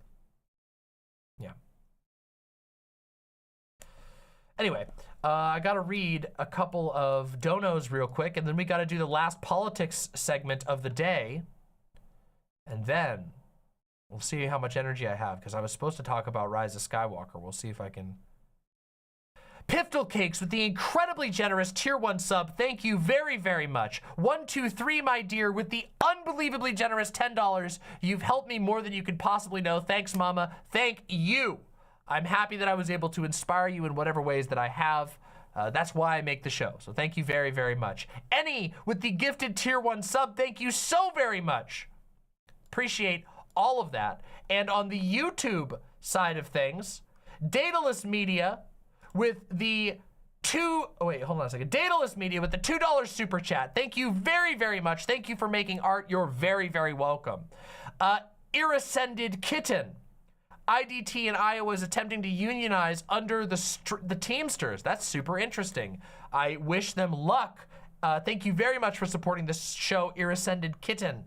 And Mr. Mystery with the $3.99 super chat. Thank you very, very much for supporting the show with the, it's a super sticker actually. Thank you for the super sticker. That means the world to me. Thank you so much. My lovely, lovely imps. It is time for us to talk about yet another piece of breaking news. That's right. We have yet another piece of breaking news to talk about. What is that breaking news? That breaking news is that an anti-trans medical group leaked over 10,000 confidential files, and it revealed some very, very, very interesting information about this anti-trans organization. The organization that we are going to be talking about today is called the American College of Pediatricians. Now, if you hear that name, the American College of Pediatricians, you might go, well, wait a minute, hold on a second. The American College of Pediatricians, how can you be so mad about the College of Pediatricians? Well, you might be shocked to discover that despite their fancy sounding name, the American College of Pediatricians is not actually any sort of central body of pediatric science. They are not a peer review organization for pediatric science. They are not even a leading medical organization for pediatric science. If you were looking for an actual organization, you would be looking for the Academy of Pediatricians. You see, the Academy of Pediatricians has over 60,000 members, engages in peer-reviewed science, has incredibly stringent protocols for their statements and the type of science that they talk on, and generally promotes a highly scientific approach to pediatrics. The American College of Pediatricians, on the other hand, is a right-wing splinter group with approximately 700 members. And get this, they were created because they were angry that the Academy of Pediatricians said that gay people can be good parents too. I'm not kidding you. That is actually the reason why they existed. The American College of Pediatricians was a bunch of conservatives who split off from the Academy when the Academy released a large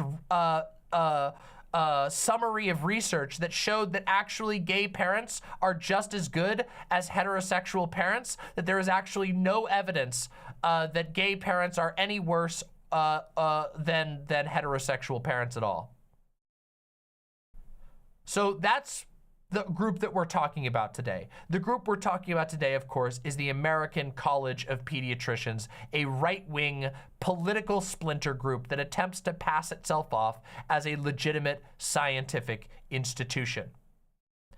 Now, it should come as no surprise that this anti-gay group is also severely anti-trans. In fact, anti-trans has basically become their main focus in recent memory.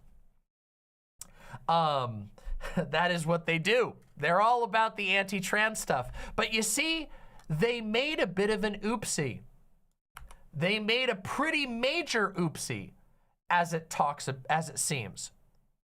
A Google Drive left public on the American College of Pediatricians website exposed detailed financial records, sensitive member details, and more. Now, we're going to jump into the full details of this story very, very soon. However, I want you to understand how severe this was. This leak, AKA they were stupid, they actually exposed the social security numbers of most of their donors. Like, unironically, this organization is so incompetent and stupid that they left a link to a Google Drive containing their donors' social security numbers out in the open. This was not a hack. This was not a clandestine action. They fucked up, and journalists correctly followed up on it. Oh, their donors are completely and utterly exposed. And what we're about to find out is how bad that is. Let's jump into the story right away. A doctors' organization at the center of the ongoing legal fight over the abortion drug mifepristone. Oh yeah, I forgot to mention, this organization is trying to get abortion drugs banned. Just so you're aware, that's also what they're into. I totally forgot to mention that. They're jumping on board with banning the abortion drugs. So, yeah, amazing. Anyway, has suffered a significant data breach. A link to an unsecured Google Drive published on the group's website pointed users last week to a large cache of sensitive documents, including financial and tax records, membership rolls, and email exchanges spanning over a decade. The more than 10,000 documents lay bare the outsized influence of a small conservative organization working to lend a veneer of medical silence to evangelical beliefs on parenting, sex, procreation, and gender. Now, as we read this article, I want you all to pay close attention to one thing, which is how hard conservatives have to work to sell their worldview. Conservatives, especially of the Christian nationalist variety, which is the biggest flavor of conservatism in America right now, they have to squeeze and spend and astroturf and lie so much to advance their worldview. The facts are so against them. It's actually unbelievable. They have to create these highly manipulative, extremely overfunded pet political projects in order to manipulate science. And as we'll see, they don't even do a good job at that. They're not actually good at manipulating science. Instead, what they do is they misinform people about science. And they have to work so hard to squeeze to keep the sand from dripping out of their hands. Because they are wrong, okay? Conservatives are wrong. They're wrong about science, they're wrong about abortion, they're wrong about trans people, they're wrong about gay people, but they don't care. Because for them, even though they like to say facts over feelings, at the end of the day, for them, it's faith over everything. That's it. They believe the world should be a certain way. And I just want you all to pay attention at how much waste, how much pointless time wasting they have to engage in order to get the world that they want, in order to have victories towards the world they want. And I want you to think about that, because I've talked about on this channel many times that one of the biggest ways that you can fight back against fascism is to gum up their expensive machine. Their way of living takes a lot of upkeep. They have to browbeat, lie, twist, manipulate, and that takes a lot of money from a lot of oil billionaires, okay? Remember that. Remember it. Let's continue.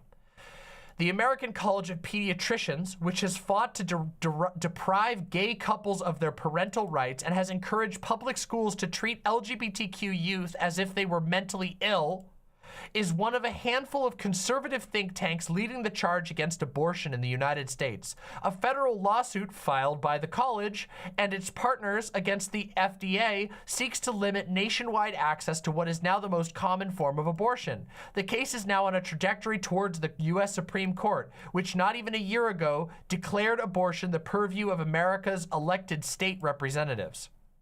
That's the overturning of Roe v. Wade. The leaked records, first reported by Wired, offer an unprecedented look at the groups and personnel central to the campaign. They also describe an organization that has benefited greatly by exaggerating its own power, even as it has struggled quietly for 2 decades to grow in size and gain respect. The records show how the college, which the Southern Poverty Law Center describes as a hate group, managed to introduce fringe beliefs into the mainstream simply by being, as the founder of Fox News once put, the loudest voice in the room.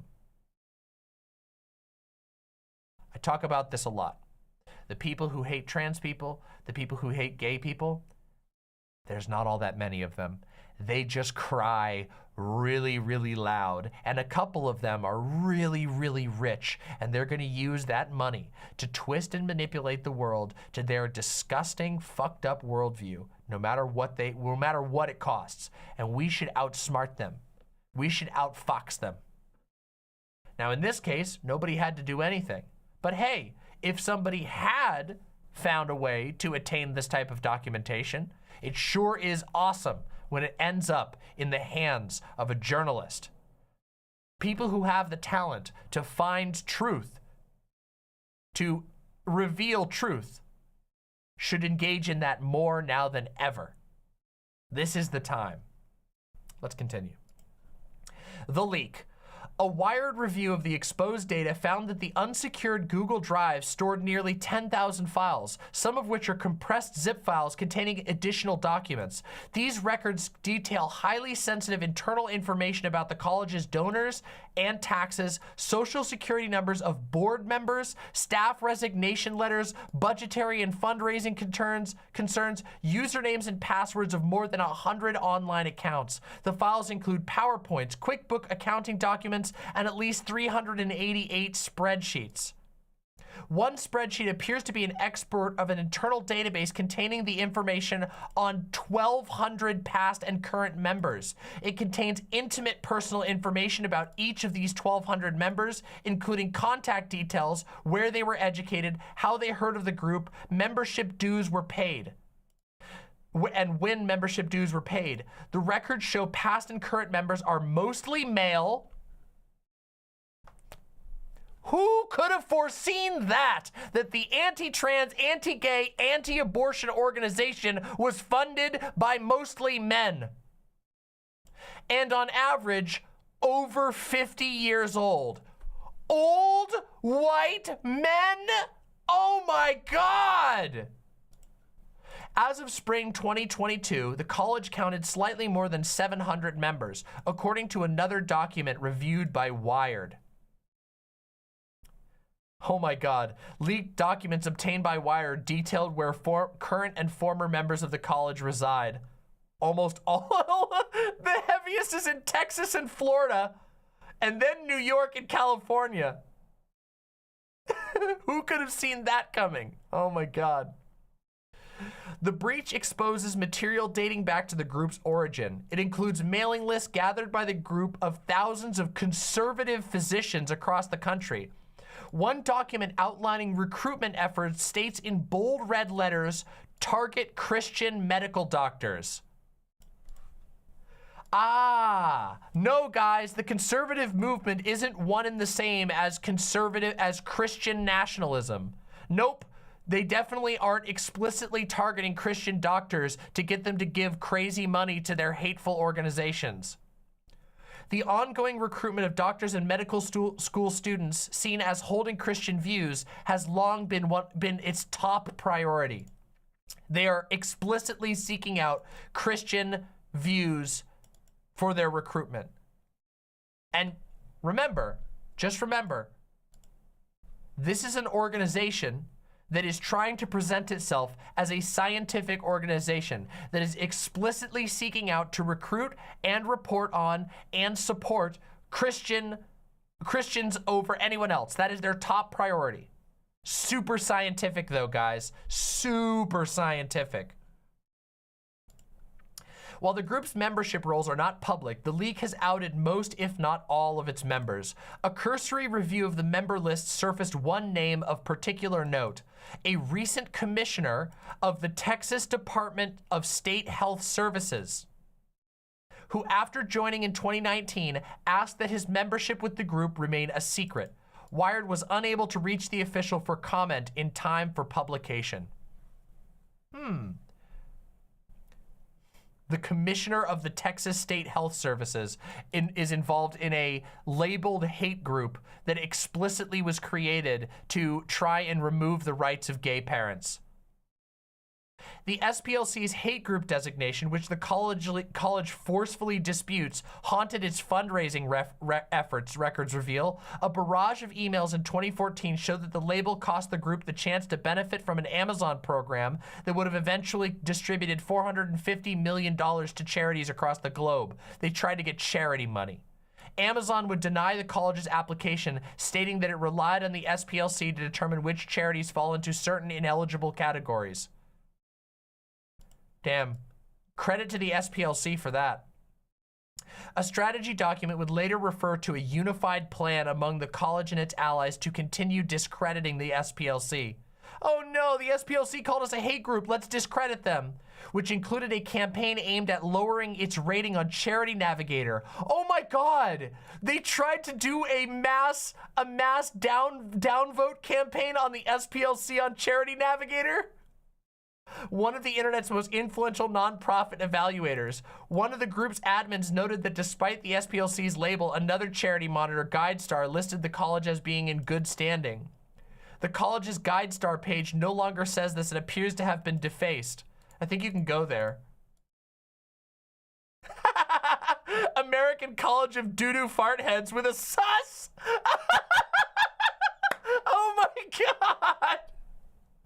Okay, that we are evil and we hate gays. President Dr. Me, colon 3 MD, 123 Real Street, Gayville, Florida.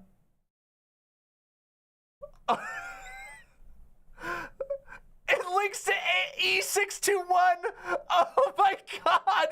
They linked the official website to a fucking porn site. Oh, incredible. Oh, we love it. Oh, amazing. You gotta love it. Oh my God. The Google Drive containing the documents was taken offline soon after Wired contacted the American College of Pediatricians. The college did not respond to a request for comment. Of course they didn't. The talk. Leaked communications between members of the group and minutes taken at board meetings over the course of several years speak loudly about the challenges the group faced in pursuing its deeply unpopular agenda, returning America to a time when the laws and social mores around family squared neatly with evangelical Christian beliefs. That's a very good, I like this paragraph here, very direct. Many of the college's most radical views target transgender people, and in particular, transgender youth.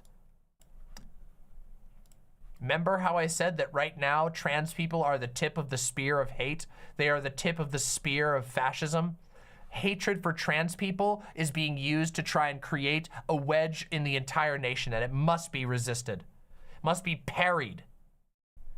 You know how you parry stuff like this? Like this. By publishing and exposing truths. By using your talents as an individual and as a political actor to ensure that these people get exposed and busted at every turn.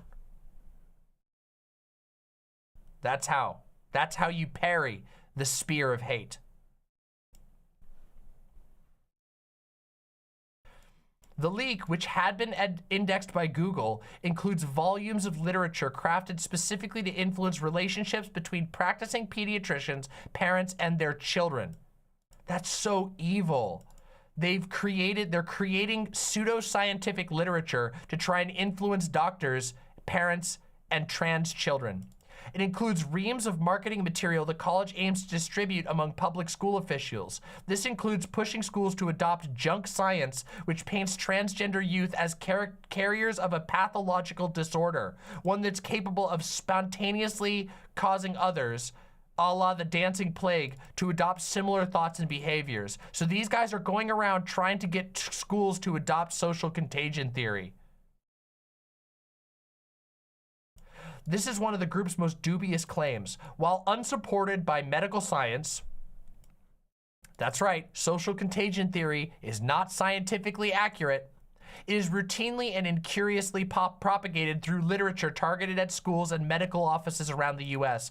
The primary source for this claim is a research paper drafted in 2017 by Lisa Littman, a Brown University scholar who, while a medical doctor, is not specialized in mental health. The goal of the paper was to introduce conceptually the idea of rapid onset gender dysphoria, a hypothetical disorder.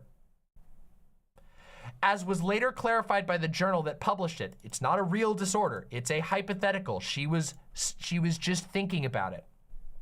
Littman would also clarify personally that her research does not actually validate the phenomenon that she'd hypothesized, since no clinicians nor individuals identifying as trans actually participated in the study. You guys have to understand, remember how I said at the beginning of this, the amount of lies, astroturfing, and just straight up manipulation that they have to do to keep their worldview relevant? We must smash this machine. This absolutely heinous and terrible machine. All they have is built on lies. The paper explains that its subjects were instead all parents who had been recruited from a handful of websites already known for opposing gender affirmative care and telling parents not to believe their child is transgender. A review of one of the sites from the period shows parents congregating to foster paranoia about whether there's a conspiracy of silence around anime culture brainwashing boys into behaving like girls. We just, didn't we literally just hear Michael Knowles propagating that shit the other day? Idiots, actual idiots. Insights plucked in some cases straight from another more insidious forum, widely known for reveling in the suicides of the people it has bullied. They're referencing, I believe, Kiwi Farms here. Yep, Kiwi Farms, they're referencing Kiwi Farms there. A 2021 prospectus describing the group's focus, ideology, and lobbying efforts encapsulates a wide range of educational resources, quote unquote, destined for the inboxes of physicians and medical school students. The materials include links to a website instructing doctors on how to speak to children in a variety of scenarios about a multitude of topics surrounding sex, including the absence of their parents. Practice scripts of conversations between doctors and patients advise other things, ways to elicit a child's thoughts on sex with the help of an imaginative metaphor. What the fuck? That is so fucking weird. While the material is not expressly religious, it is clearly aimed at painting same-sex marriage as aberrant, immoral behavior. Physicians lobbied by the group are also told to urge patients to purchase Christian-based parenting guides, including one designed to help parents broach the topic of sex with their 11 and 12-year-old kids. The college suggests telling parents to plan a special overnight trip, a pretext for instilling in their children sexual norms in line with evangelical practice. The group suggests telling parents to buy a tool called a getaway kit, a series of workbooks that run around $54. The workbooks methodically walk parents through the process of springing the topic only after a day-long charade of gift giving and play. This, guys, conservatives are literally always projecting.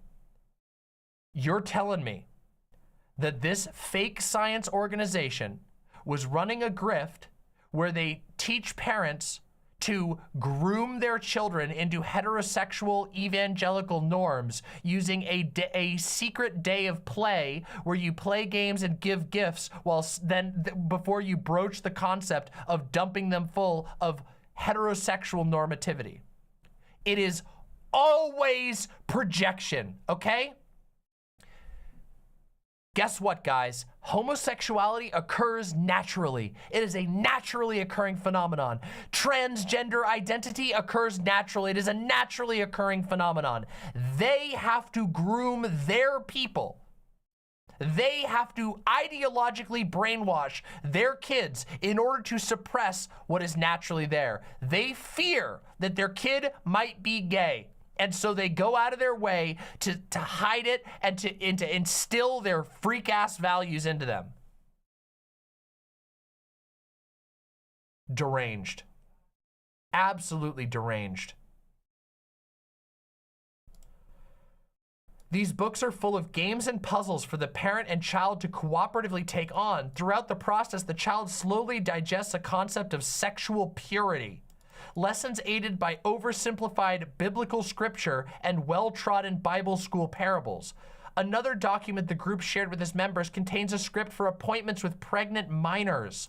Its purpose is made evidently clear. The advice is engineered to specifically reduce the odds of minors coming into contact with medical professionals who are not opposed to abortion. What the fuck? A practice script recommends the doctor inform the minor that they strongly recommend against abortion, adding, the procedure not only kills the infant you carry, but is a danger to you. Medically, the term fetus and infant are not interchangeable. The latter refers to a newborn baby that is less than 1 year old. Infant referring to a newborn baby.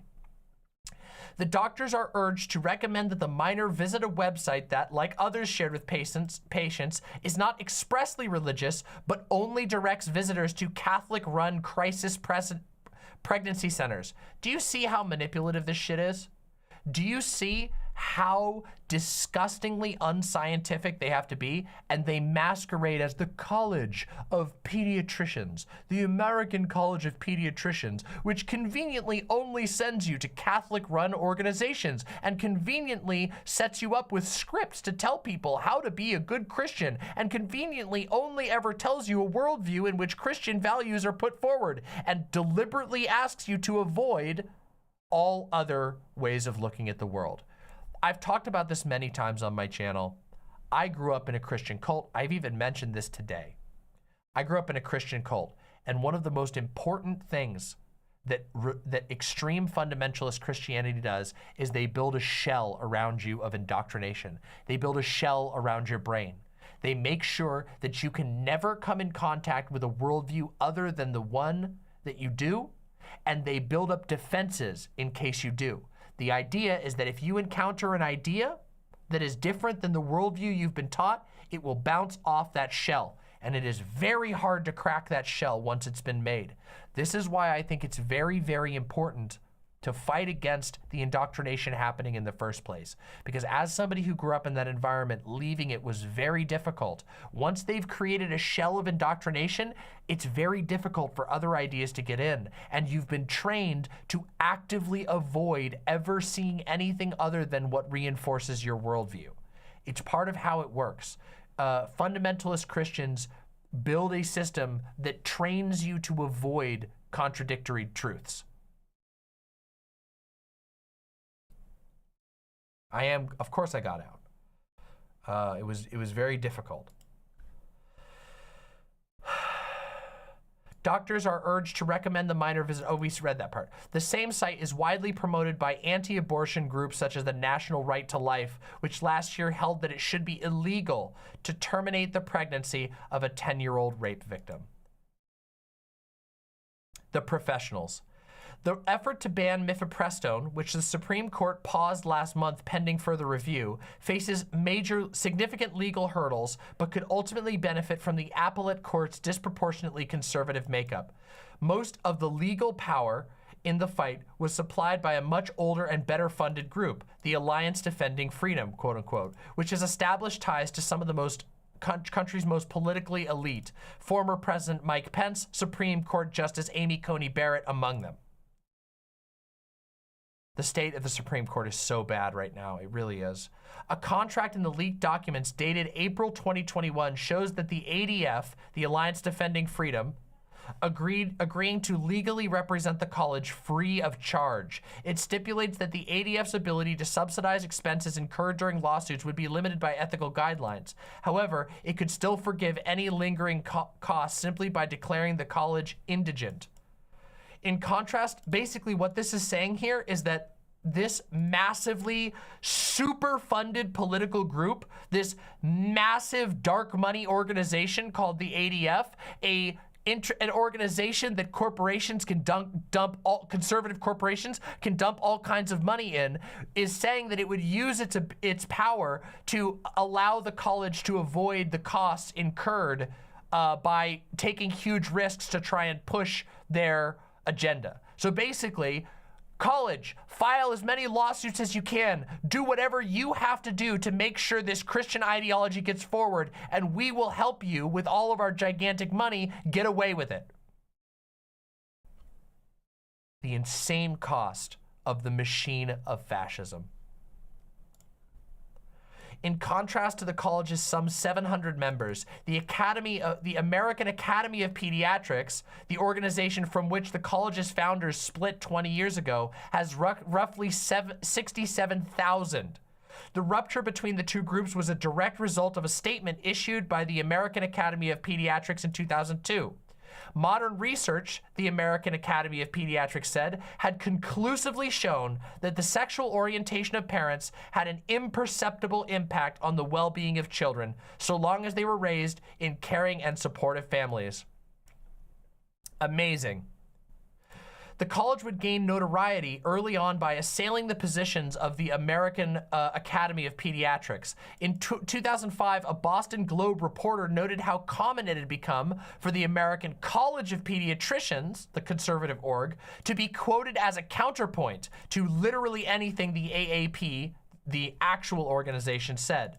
The institution had a rather august-sounding name, he wrote, for being run by a single employee.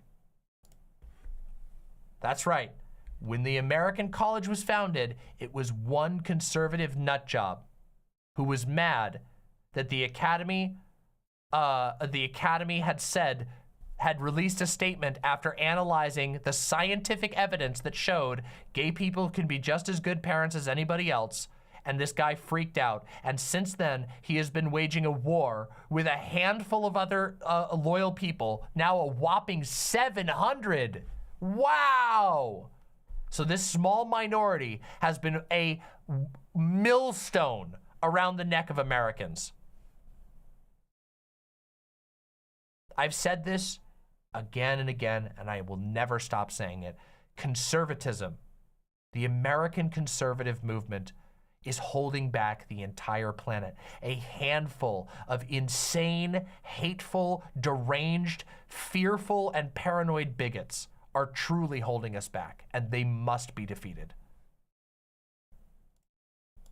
Internal documents show that the group's directors quickly encountered hurdles operating on the fringe of accepted science. Some claimed to be oppressed.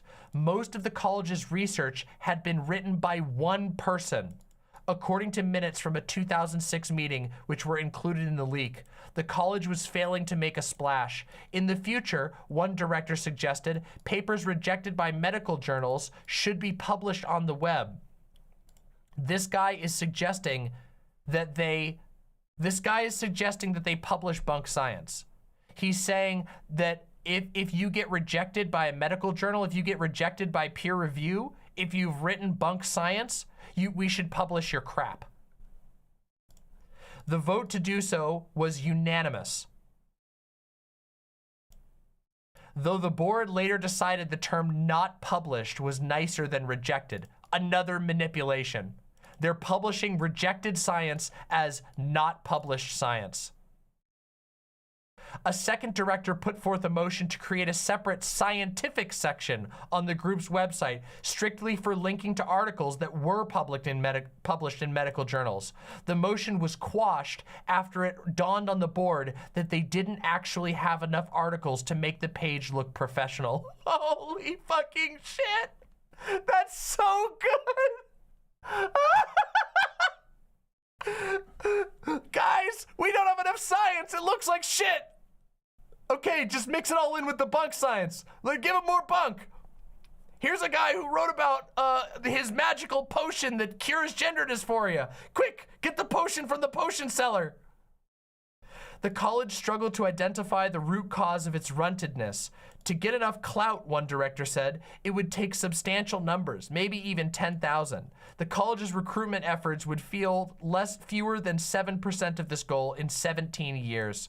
Yet another said the marketing department advised the college needs to pick a fight with the AAP and get on Larry King Live. By the way, right here is an argument for deplatforming. Listen to this again, okay? My lovely imps, listen to this again and tell me that deplatforming doesn't work.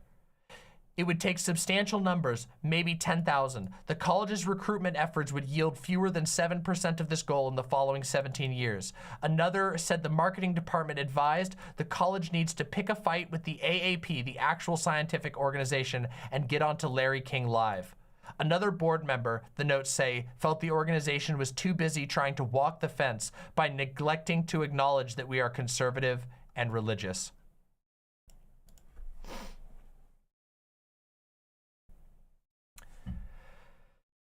That's the story, everybody.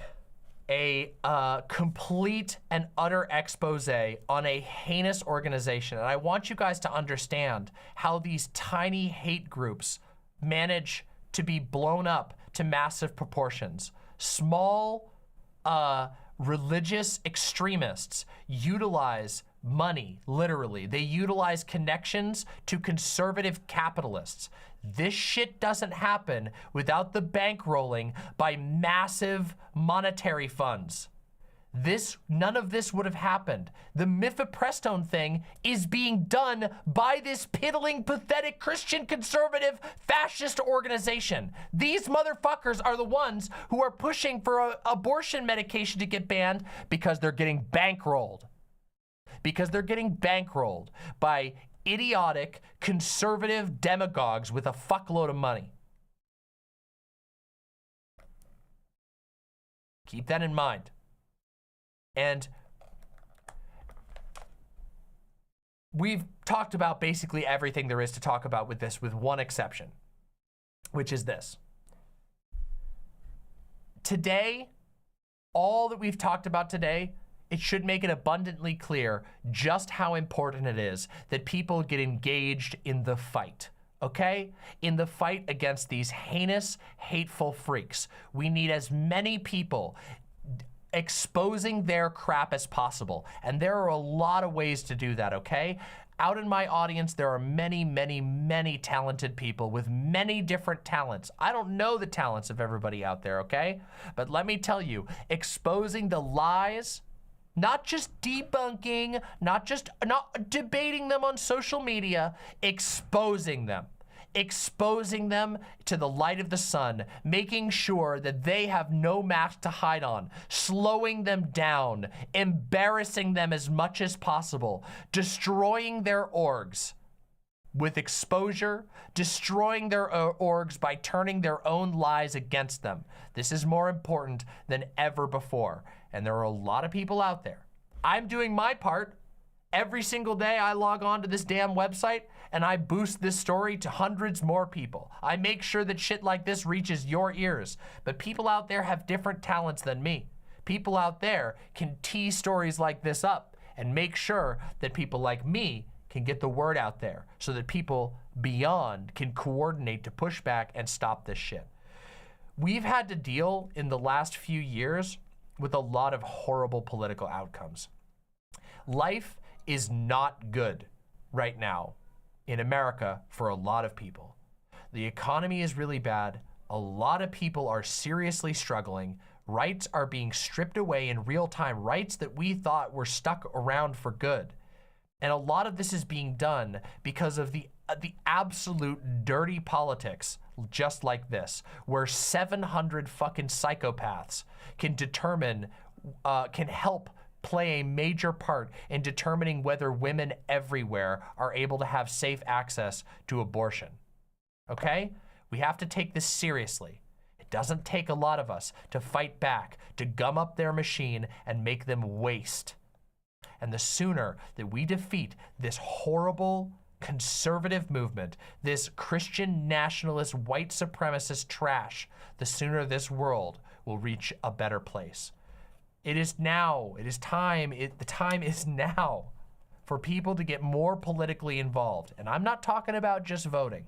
I'm talking about taking your politics and living your life, fighting back against these people with the skills that you have, using your skills to strengthen your allies and weaken your enemies. So keep that in mind. And if you're here, you enjoyed this video, make sure that you keep hearing the signal, because Mama's putting out the signal. Smack that subscribe button down below. Smack the like button. And tell me your thoughts. Let me know what you think about this in the comments below. All right? Thank you. Keep hearing the signal.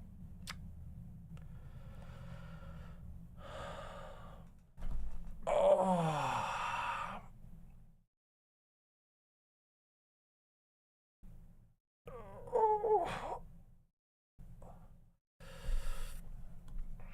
What time is it? 9:30? We got 500 viewers.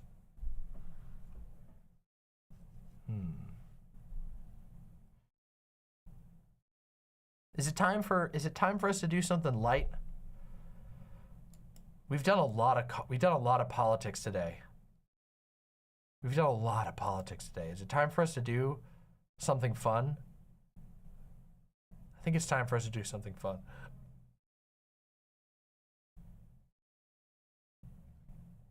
Preach, Demon Mama. I'm sick of these people. Me too. The conservative movement has been a absolutely constant, a perpetual, and constant weight on my life. It has been a traumatizing and horrifying movement. Guys, today's been a heavy day, but you guys, my family was ruined by conservatism, okay? I mean that. I have good relations with some of my family members now, years later. A number of my family members finally left the cult. And we finally started to build healthy relationships with those family members. But you guys don't understand how much pain my family went through as a result of being a part of the greater conservative movement.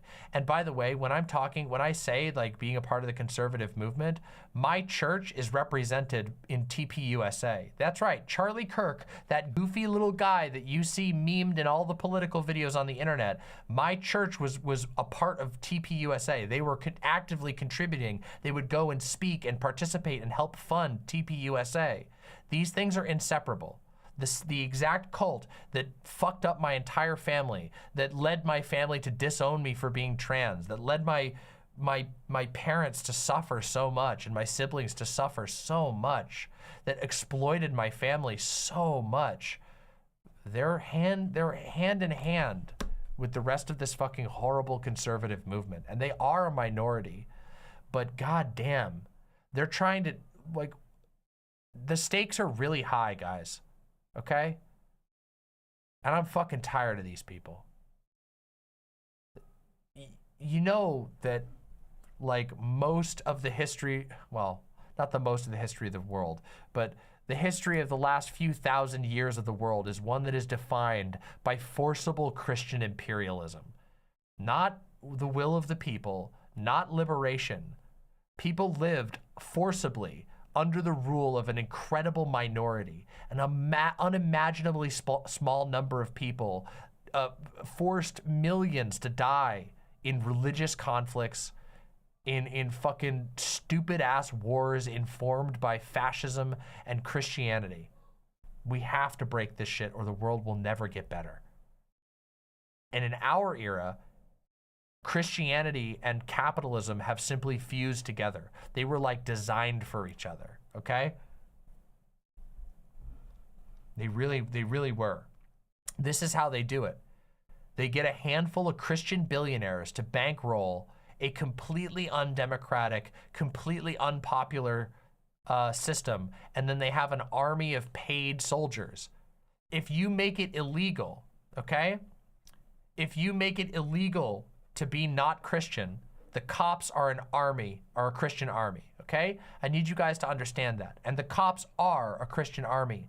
Our legal system, still to this day, is built on Christian norms. Directly. If you follow the history of where these laws came from, how the laws that we understand today are formed, they were built off of Christian norms that came before. And they want to make it even worse. They want to accelerate that even further. It wasn't that long ago that it was legal for the cops to raid gay places where they suspected gay people were and arrest them, to beat your head in with a stick and throw you in jail for the crime of dancing with somebody who looks too much like you. It is not ancient history that it was illegal to marry somebody who wasn't the same race as you. And that's what these people want. That is what the conservative movement wants. Okay? We have to defeat this shit. And I know that I'm just an entertainer. All I do is make an informative and entertaining show on the internet. But I like to think that I can inform people and keep their eyes open to this shit, because I don't want to fucking live in that world. I don't want to live in a world that's dominated by deranged Christian values that is not even an accurate representation of Christianity itself, but instead is all about maintaining control for a handful of dudes who have a ton of money. Fuck that shit. We have to fight back. We have to acknowledge that there is a ongoing struggle that isn't just cultural. It's not just, it doesn't unfold on Twitter. That's a part of it. Culture is certainly a part of it. but that it is a broad struggle, and that the conservatives right now are pushing really hard to force you to live like they live. They are pushing really hard right now. States all across the country are banning trans healthcare. They're trying to make it impossible for you to live as who you are, trans or not. They're pushing to ban abortion. They're pushing to remove women's rights. They want their Christian worldview to be enforced on the world. They want everybody to have to live like this, to live like them. Don't let them. Push the fuck back, okay?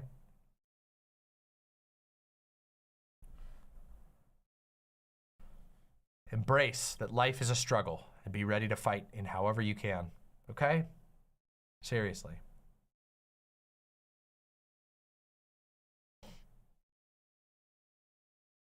Jay Gotcha says, being involved in sharp and rash movements, skinheads against racial prejudice, and the red anarchist skinhead since I was 15 and fighting fascists, Klansmen, and neo-Nazis. Sometimes it gets hard not to go doomer, but somehow I find a way to keep fighting for my right to live as a trans person. You are based, and all of your little groups there are based too. It's brave as fuck. Bash those motherfuckers in, okay?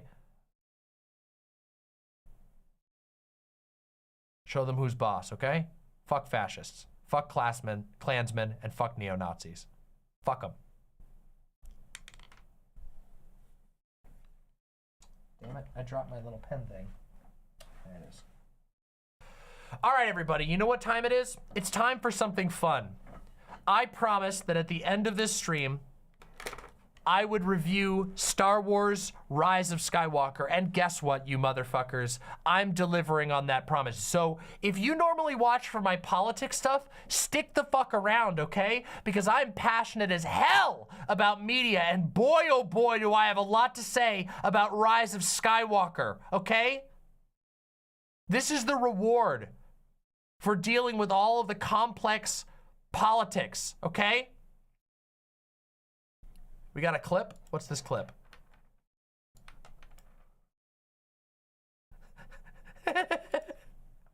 J.K. Rowling loves to quote radical feminist Andrea Dworkin, whom I've already mentioned a couple times in this video. I myself favor violence. Deeply, I favor it. Dworkin is known. Dworkin, by the way, is insanely based. J.K. Rowling loves to... True! Andrea Dworkin is based. It's true. Dworkin is unironically based. Incredible. Dworkin was so based, it's actually unbelievable. So many people do not know how based she is. If you don't believe me, read Dworkin, and you will find yourself going, wow, how based.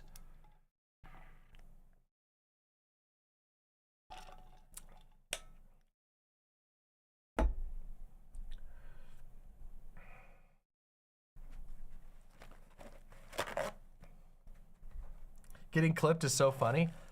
Yeah, I love it. How do you spell her name? D-W-O-R-K-I-N. Dworkin. Andrea Dworkin. And a lot of her PDFs are free online. Andrea Dworkin is cherished by Giga Chad scholars worldwide, so a lot of her stuff is freely available. And you should read it. Because it's pretty amazing. Also, you can usually get very cheap secondhand copies. A lot of her works were widely published. Like if you go, like even at my local bookstore, if you go in, they'll have a copy of all of her books for sale. So yeah. Yep. Her paperbacks are hella expensive. Yeah, if you're trying to buy them new, yes. But if you buy them used, you know. Eric Coffey says, I'm usually not that into streamers' media takes. Vosh kind of ruined it for me, but I am looking forward to Mama tearing into Rise of Skywalker. Okay, listen. Some people hate on Vosh's media takes. I personally enjoy hearing Vosh's media takes, even though I will admit I often disagree with Vosh, okay? However, no comparison to Vosh, but Demon Mama is a media beast, okay? I'm a media demon. You have to understand my takes always go to the next level. And any of my viewers who are very, very passionate will tell you that my media takes always go to the next level, okay? okay?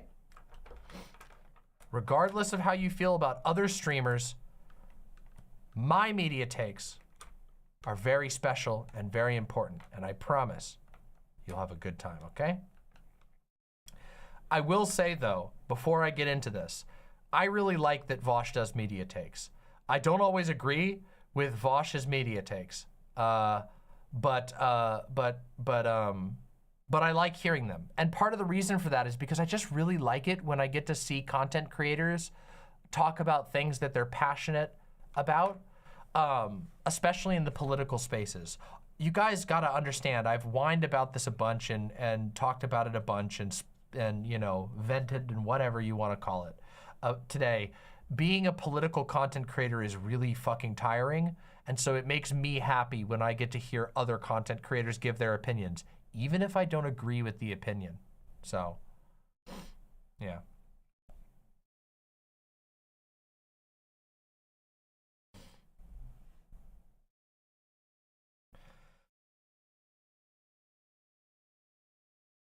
Oh, people are mad. Are people mad about my Borderlands takes? I didn't say the entire series is trash, actually.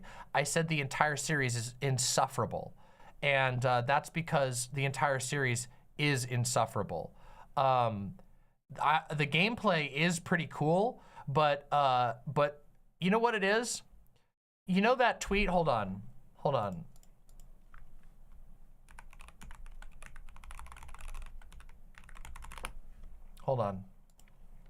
Right here, okay? Here we go, it's this right here. This meme.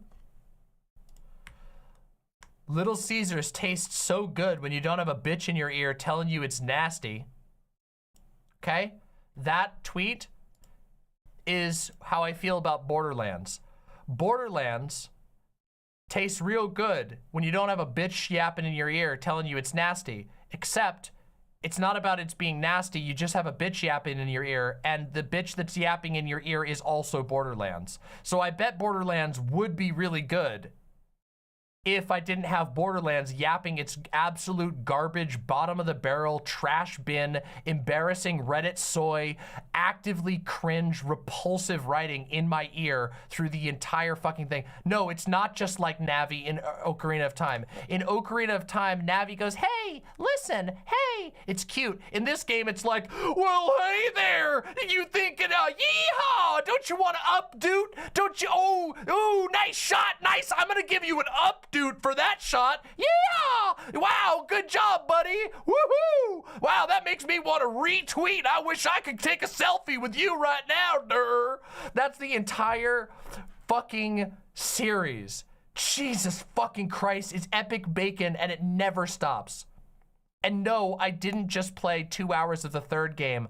I tried Borderlands 1, I tried Borderlands 2, I tried Borderlands 3, and the writing was so cringe that it made me want to commit fucking seppuku right then and there.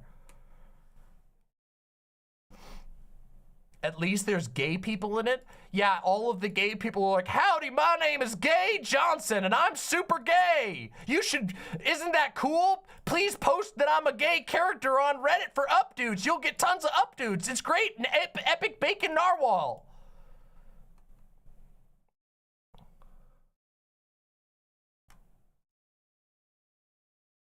Yes, you did miss them, Bonks Daily. I did a whole segment on the WGA. Don't worry, it's just a little bit earlier. You should catch it. I'm very proud of that segment.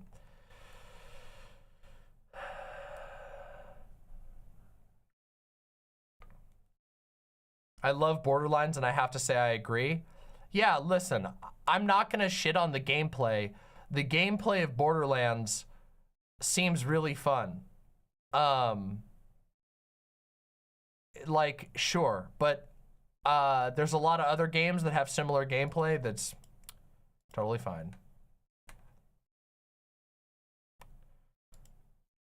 I didn't play it with friends? No, but oh, actually, yes, I did. I tried to play 3 with friends, but the dialogue was so perpetual. It was talking so constantly that it was like sensory overload.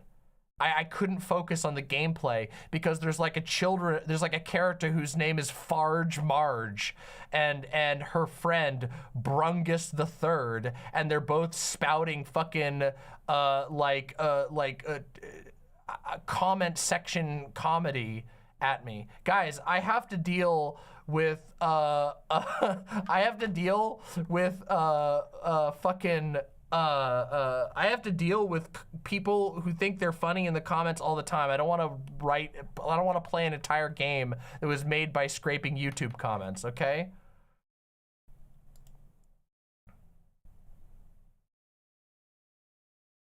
Comment section comedy. It really is comment section comedy. It's like, oh, it's never ending, okay?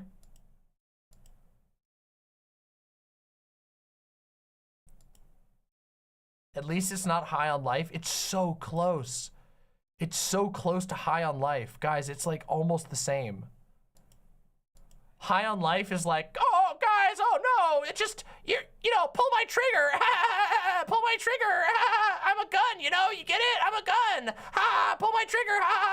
You know, it's like I'm making a joke about you pulling on my dick, but actually it's my trigger because I'm a gun, you know, get it? Wait, why are you switching me for a different gun? No, no. And then the other gun comes out and the other gun's like, I'm other gun. Oh, hey guys, I'm other gun. Isn't it cool? I'm glad you put away that loser gun. I'm the Chad gun. Isn't it cool? Yeah, bram, bram, bram. Isn't it cool? I make even cooler noises. Wow, keep shooting me. Whatever you do, don't stop shooting me. Oh no, you're switching me away for knife? Oh, hi, I'm Knifey McKnife. Oh, guys, oh, swing, swing, shing.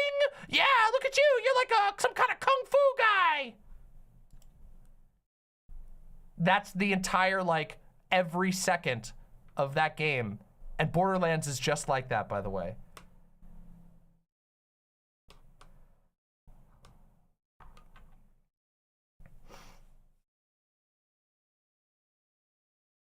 Sorry, Demon Mama, but you're making me want to play a game like that that's just voiced by you. Yeah, thank you. Yeah, someday I'll release a licensed Demon Mama video game where the entire game, all of the weapon sounds are replaced with stream clips. That's it. So like, you'll be shooting a minigun that shoots like 16 rounds a second, and instead it'll just be like, it'll just sound like something like this. It'll just be like, Bazinga. Bazinga. Bazinga. Something along those lines. That'll be the entire game. But instead of saying bazinga and the sus noise, it'll be like sounds from my mouth.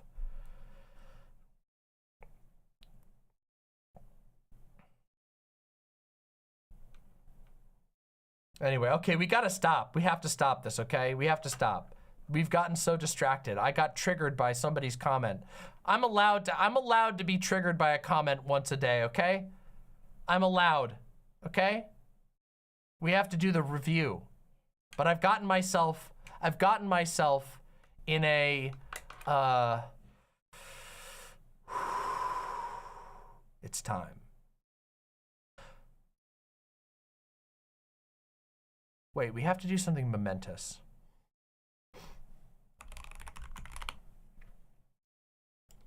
Hold on, we have to do something momentous. Give me a second.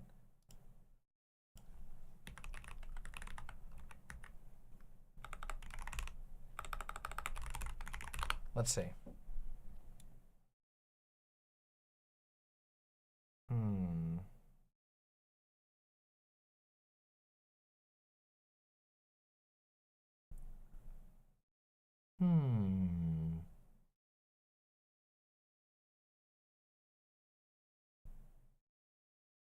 Perfect. Perfect.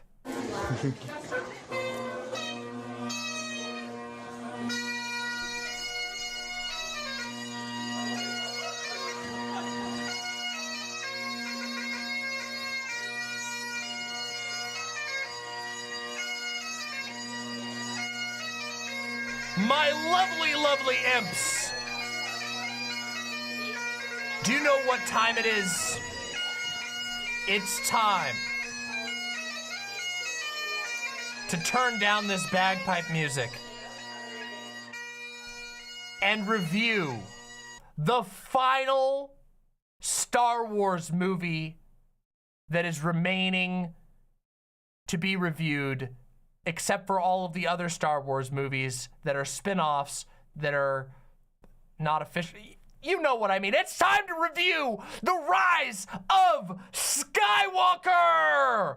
Now, my lovely, lovely imps, I have been on a long Star Wars arc. When I was a kid, I really liked Star Wars. And when I grew older, I started to hate Star Wars. And in fact, it was the Disney trilogy that made me hate Star Wars because it was so ubiquitous and annoying and low quality that I just couldn't stand it anymore.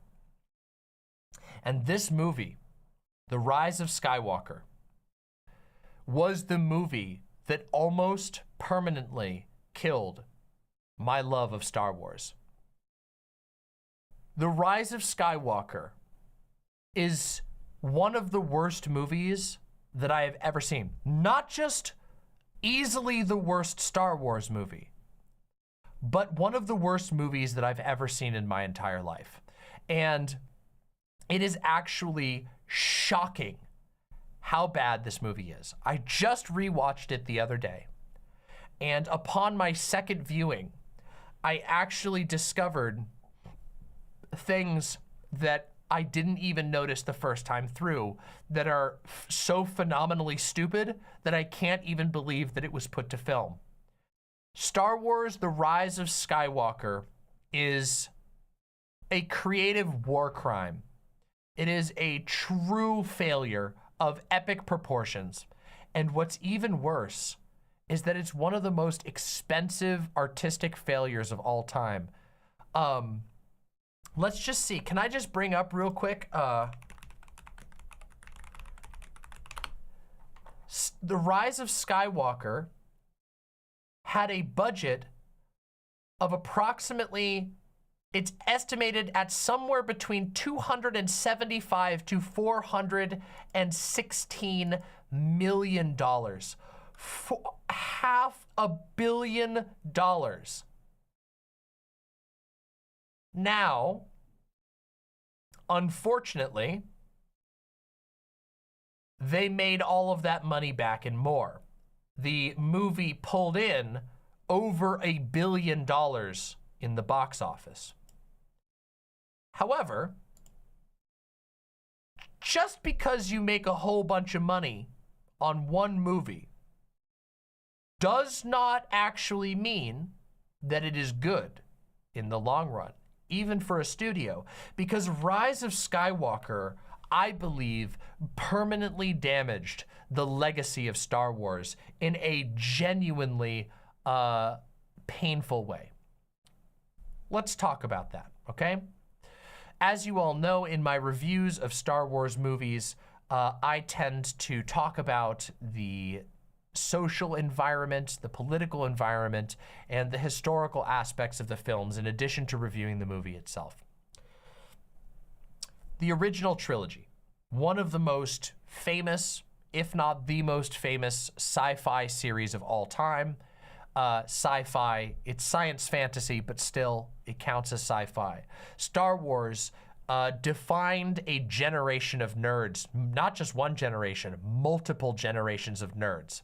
Even just the original trilogy had such a lasting impact that nerds and their grand nerd children were all hooked on the original trilogy. They were just so aesthetic. They were so cool. They had so much, they had just so much vibe, okay? That it's almost impossible to fully grasp how impactful the original trilogy of Star Wars was. And then, of course, we got the prequel trilogy. And I reviewed the prequel trilogy. If you want to see all of my Star Wars reviews, all of my Star Wars reviews are being posted on my channel. Just search Demon Mama Star Wars and you'll find them all, I assure you. The prequel movies were obviously very polarizing films. They were very flawed films. However, I will point out that despite all of the flaws of the prequel trilogy not only made money, but also added to the legacy of Star Wars. Even though the prequel movies have some really stupid stuff in them, I absolutely ragged on Attack of the Clones, for example, for being a meandering, confusing, and poorly written movie. Regardless of that, there was so much good stuff in the prequel trilogies that it led to people actually loving them nonetheless. It's this kind of thing. There's a lot of media that isn't very good that people love nonetheless. An example of this is basically the entirety of a game series like Kingdom Hearts, okay? Kingdom Hearts, the first one was fantastic, if cheesy. The second one was incomprehensible, but mechanically, gameplay-wise good. And the later Kingdom Hearts have been confusing, nonsensical, borderline incoherent. And nonetheless, because they are made with so much heart and because there's so much good stuff in them, people love it anyways. Because they were trying something. And that there's something to latch onto there that makes people love it. The Kingdom Hearts games were hugely popular and also very successful, even though there's also a lot of reasons to make fun of them. The same thing applies to the trilogies, the prequel trilogy. The prequel trilogy was goofy, cheesy, kind of stupid at times, but it was doing something completely and utterly different than what had been done before. It really tried. The heart was in it, and there was so much to like about them. Everybody loves the battle droids. Everybody loves the different ships. Everybody likes all the locations that they went to, with a few exceptions. All of the different alien races, even the goofy stuff, like Dexter Jettster's 1950s diner.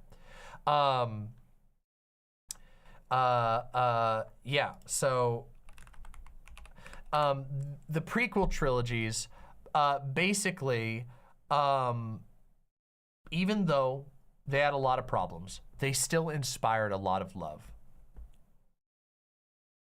But Rise of Skywalker and the sequel trilogy can do no such thing. Even though Rise of Skywalker made half a billion dollars in profit, which is amazing and incredible. Congratulations to Disney Corporation for making even more money.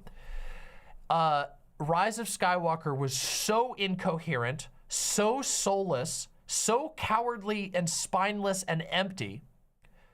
And in addition, it failed to tie the other two movies together so badly that there's basically nowhere that they can go for an entire trilogy. The sequel trilogy slot was completely and utterly destroyed. And that's a pretty big thing to mess up. Because while it is true, you can go back in time and you can create more prequel stuff and you can, you know, make spin-offs that happen at the same time but ignore it.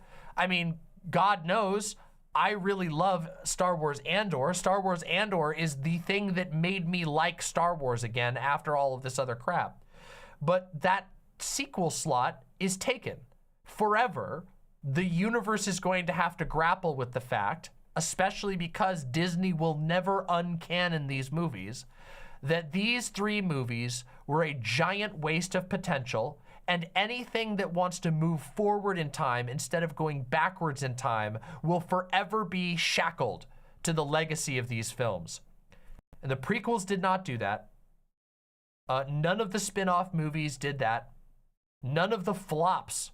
There's been a lot of Star Wars flops, okay? There's been a lot of bad spin-offs. There's been a lot of bad media that's come out of Star Wars over the years. And none of them managed to have the same level of failure that the sequels, specifically Rise of Skywalker, managed to accomplish. Despite the financial success, on a spiritual level, it was a big wound, okay? Now, there's a lot that I could say about the overall political emptiness of the sequel trilogy. And in fact, I already have. I mentioned that The Force Awakens, The Last Jedi, that both of these films were notably politically sterile, that there is just nothing. You can't extract almost any sort of political message from these movies, which is weird because the original Star Wars movies, the original OG trilogy, they weren't super politically deep, but they had a lot of politics in them. They were movies about political terrorists. They were about rebels disobeying the law and engaging in acts of terrorism against an overwhelming imperial state. That is a very politically charged stance. And of course, the prequel trilogies were crazy political. The prequels, the politics is the best part of the prequel trilogies. Like it or not, whether you hate it or like it, the prequel trilogy is super political, and I love that part of it. But the sequel trilogy is completely and utterly empty. There is nothing. You can't really pull anything from it. It's not really a story about people rebelling against an overwhelming imperial presence, because there isn't an overwhelming imperial presence. They're fighting a weird cult of Nazi guys. And those Nazi guys have like a small victory, but then it ends up still being a fight between two tiny factions, and they don't really do anything with that. So there's not really much politics to be pulled from it. The characters aren't particularly politically motivated, and you never get to see what their beliefs are with regard to politics. They're just very empty. But guys, Rise of Skywalker takes this to the next level to such a degree that it like does brain damage to you, okay? Rise of Skywalker is not just politically empty, it's like politically offensive, okay? And we're gonna get into all the details about that, but I just need to be clear. Not even the political shock jockeys, the woke, go broke people, they couldn't even manage to muster a anti-SJW, anti-whatever message about this movie because it didn't make enough sense for them to actually do that. You don't see videos on YouTube about how the Rise of Skywalker is super woke or whatever. It's all about The Last Jedi and The Force Awakens. The Rise of Skywalker is so soulless that even the dudes whose entire job it is to make up stupid shit to get mad at couldn't even do that properly. The cultural impact of this movie is nothing. And I mean that. It is the needle didn't even judder. It didn't even shiver. Just nothing. No one will remember it. No one gives a shit about it. It didn't say anything. It didn't even, the only discourse that it generated was, wow, did that movie suck or what? Because boy, did this movie fucking suck. Okay? It is so bad. Okay? Let's start. Let's just get right into it. The movie opens with a ugly fight scene in a burning forest. Kylo Ren is swinging his lightsaber around and grunting, and he's cutting random people in half. And one of the people that I watched the movie with, one of my lovely friends and chatters, Gayfesh and mods and everything, and timestamper, Gayfesh is great. I watched it with Gayfesh, and Gayfesh said, oh, don't worry, Kylo Ren's a good guy now because those guys were white nationalists. And as far as you could tell, they could have been white nationalists. You literally never know who he's killing. He's just cutting random people in half in the middle of a forest. The camera lifts up into the sky and just goes somewhere else. And never again do you see the forest. Never again do you see the people that he's fighting. It is literally a contextless, shitty looking action scene that has no consequence whatsoever. And that is the opening shot of the movie. I don't even know how, what a prophetic opening to the film, okay? Just opens up on something that means nothing. the opening shot of your movie is so fucking important. I don't even know, like, it sets the tone for the rest of the film. It's supposed to introduce characters that matter. It's supposed to say something. You can't just open the movie with nothing, or apparently you can, but they did. Literally shot opening of nothing.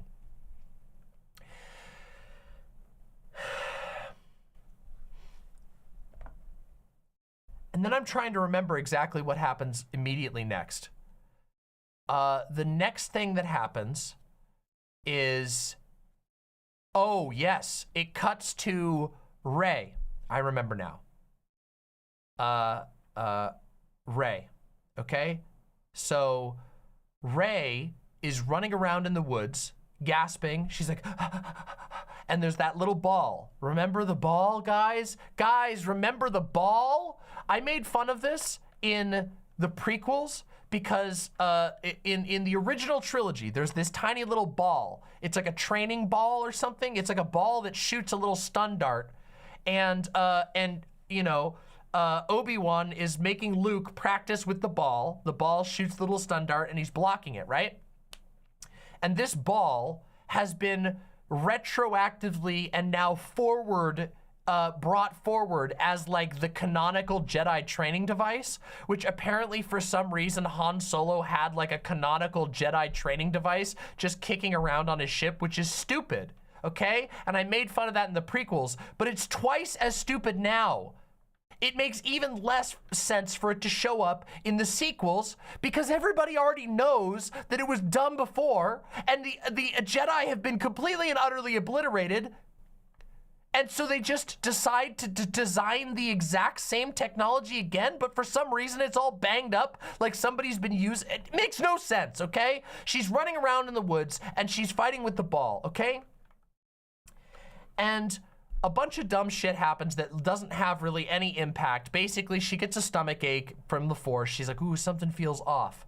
And this is where one of the stupidest things, and I didn't even realize this at first. It was actually big shout out to Doe, my partner, who many of you know, for pointing this out to me. So here's what happens. She's got Luke's lightsaber, right? She's practicing with Luke's lightsaber. And then she hands Luke's lightsaber to Leia because she gets a tummy ache and she's like, oh, the Force, I'm not worthy. I can't do the training because I'm getting distracted by something bad in the Force. Please take back Luke's lightsaber. I don't deserve it. Except there's a problem. There's two problems. But the first problem, Luke's lightsaber got destroyed at literally in the last scene of not the completely last scene, but in one of the last scenes of the Jedi, of the Last Jedi. And I completely forgot that even happened. There's literally a scene where Rey and Kylo Ren are going like this, and Luke's lightsaber gets torn to bits. It gets pulverized. There's nothing left of Luke's lightsaber. And it's back in perfect condition, no explanation. It's just back again at the beginning of Rise of Skywalker.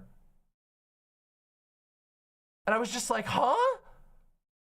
And at first, I just forgot that actually happened at the end of the movie. And then Doe and Gayfesh pointed out, wait a minute, how did that happen? And they never explain it. And here's where it gets even stupider. As if it couldn't get more stupid than that. Rey hands the lightsaber to Leia, and Leia says, you sure you don't want this, kid? And she goes, I'm not ready for it. I can't focus. I'm not worthy of the sword yet. And then she walks over and has a conversation with Poe and Finn. And less than 3 minutes later on the screen, she walks back over and Leia gives her the lightsaber back again and says, you do deserve this, kid. And that is right there. The movie could have ended right there and it would have made the exact, like, perfect sense, okay? the movie would have summed up its entire purpose right then and there, which is that something happens and then is immediately undone within seconds. The entire film of Rise of Skywalker is something happens and then something undoes the thing that happens. Nothing matters. Not one thing matters. I don't deserve this lightsaber. 5 seconds later, yes, you do. Take it back. And not just that, but keep in mind that if you zoom out and look at the lightsaber through the entire rest of the series, Maz Kanata gives her the lightsaber, and she says, I don't deserve this. Then she gives the lightsaber to Luke. Luke throws the lightsaber away, and then she goes and picks the lightsaber back up. Then the lightsaber gets destroyed and somehow comes back together. She hands the lightsaber to Leia. Leia gives the lightsaber back to her. And again, this is jumping forward. I'm going to jump forward. Later in Rise of Skywalker, she tries to throw the lightsaber away again. I'm not kidding you. This actually happens later in the movie. She tries to throw it away again, but Luke's Force ghost catches it and throws it back at her. I could not even believe how stupid it was. This fucking lightsaber hot potato is one of the absolute dumbest things I've ever seen in any film series. It is so much more stupid than the prequels, it's not even funny. There is nothing this stupid in the prequels. Nothing. Not one thing in the prequels is as dumb as the lightsaber hot potato that happens across these movies. Just back and forth, and none of it means anything. It doesn't mean anything. There's nothing communicated at all. It is just them tossing a lightsaber back and forth because it looks dramatic. And let me tell you, that is the empty aesthetics, quote unquote, of the Star Wars sequels is one of the most offensive things of all. Everything happens just because it kind of looks dramatic. Basically the entire thing. So stupid.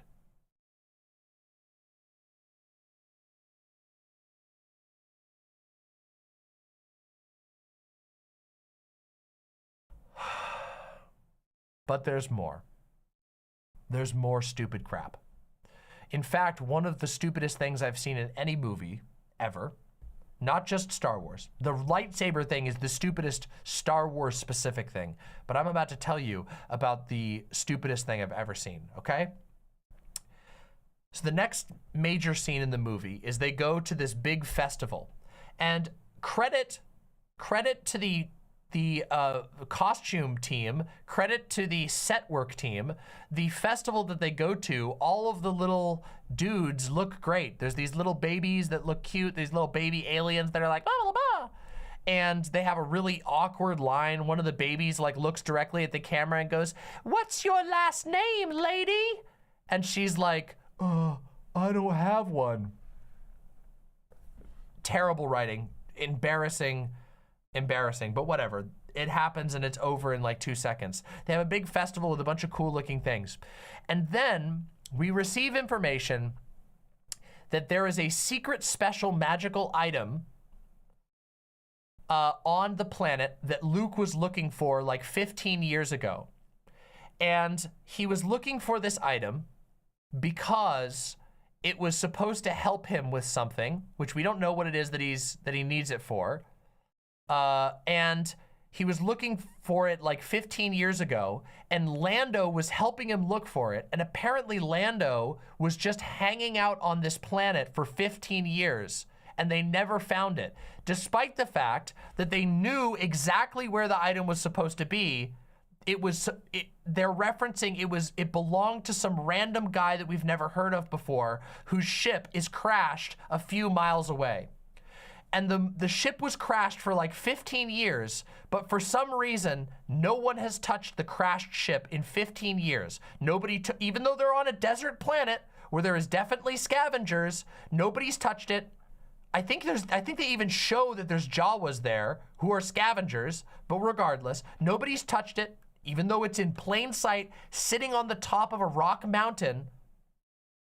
They never went to look there. Apparently they were searching super hard for it, but Luke just forgot about it. So they go to this place where the magical item is supposed to be. This is the first MacGuffin. Now, something we're going to discover in this film is that there is like 3 nested Matryoshka dolls of MacGuffins. There's a MacGuffin that leads to a MacGuffin that leads to a MacGuffin. It is inexcusable and pathetic, okay? So, hold on, I need some water, hold on.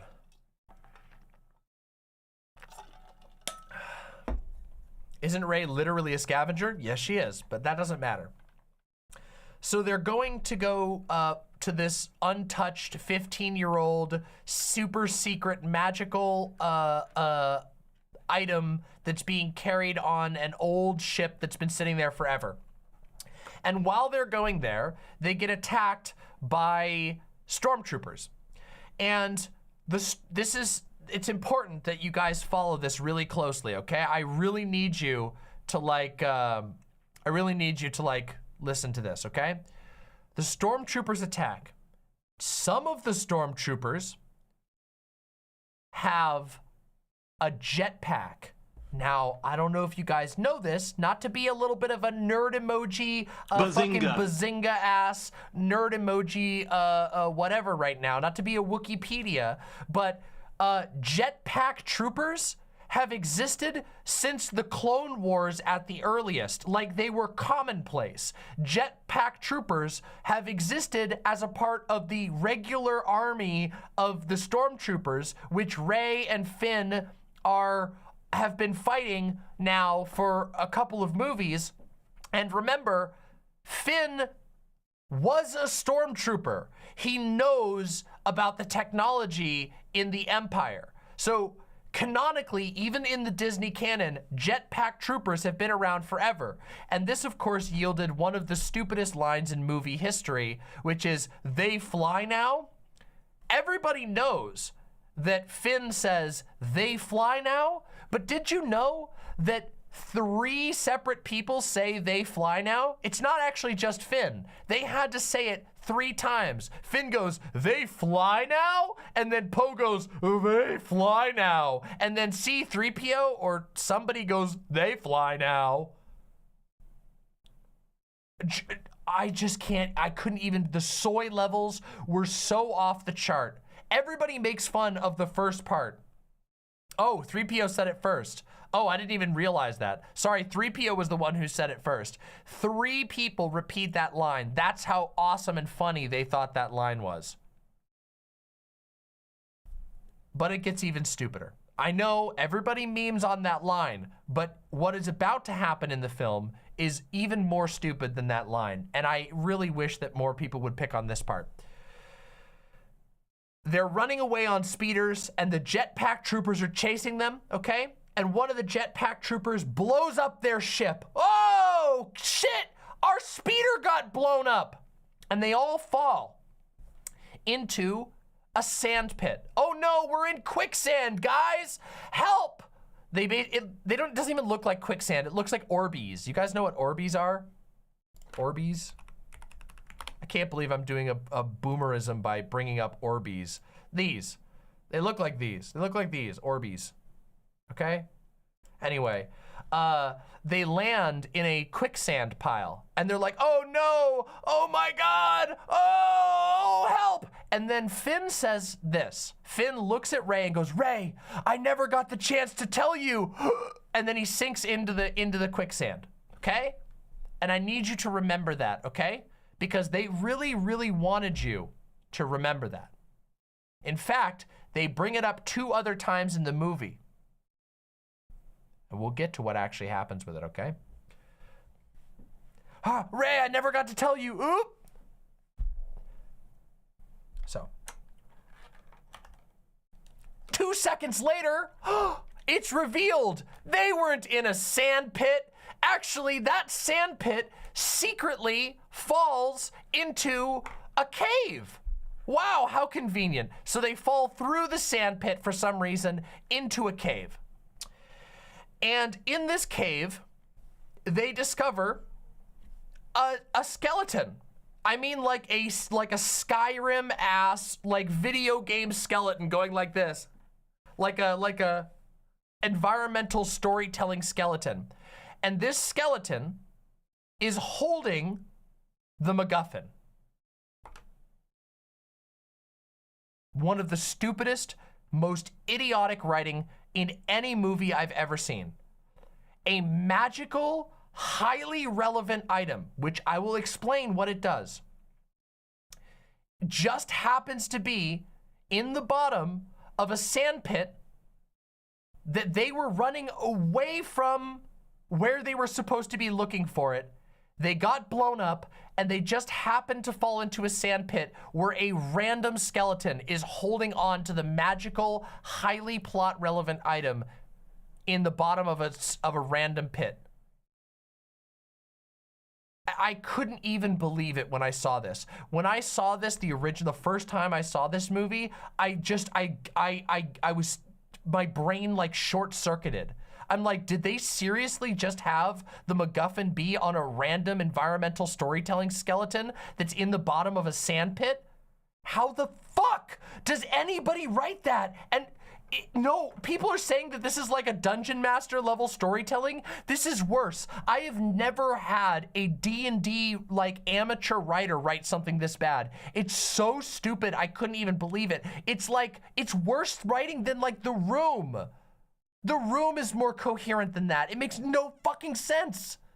It's not even, it's like, not even video games do it that bad.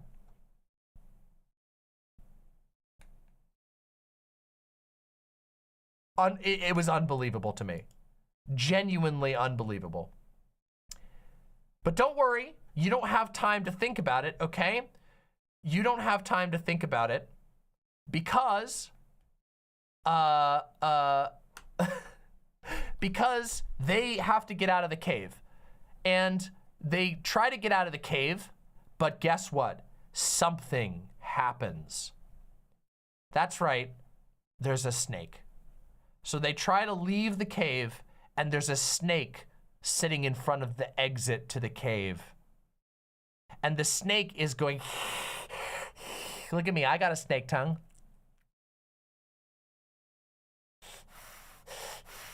That's what the snake does, okay? And they're about to blast the snake, okay? They're like, oh no, a snake, oh God! Okay, and then Ray goes, no, don't shoot the snake. For some reason, Ray just says, don't shoot the snake. And then Finn is like, I want to shoot the snake. And Poe's like, yeah, I'm with him. I want to shoot the snake. And then Ray's like, no, don't. And then Finn goes, okay, don't shoot the snake. And you don't really have any idea why not. And she goes, hold on, Snakey. Snakey, hold on. And she goes close to the snake and she steps over the snake's body. It's not visible, okay? It's only visible from the perspective of the camera. Like, not to be all CinemaSins and annoying and nitpicky, but she can't see what's about to happen. Only the camera can. She steps over the snake and we see the snake has a cut. Oh no, the snake has a cut on its side. And she goes, it's okay, snake. And then she puts her hands out like this and she heals the snake. And then the snake goes sss and slithers away. And then they climb out of the cave.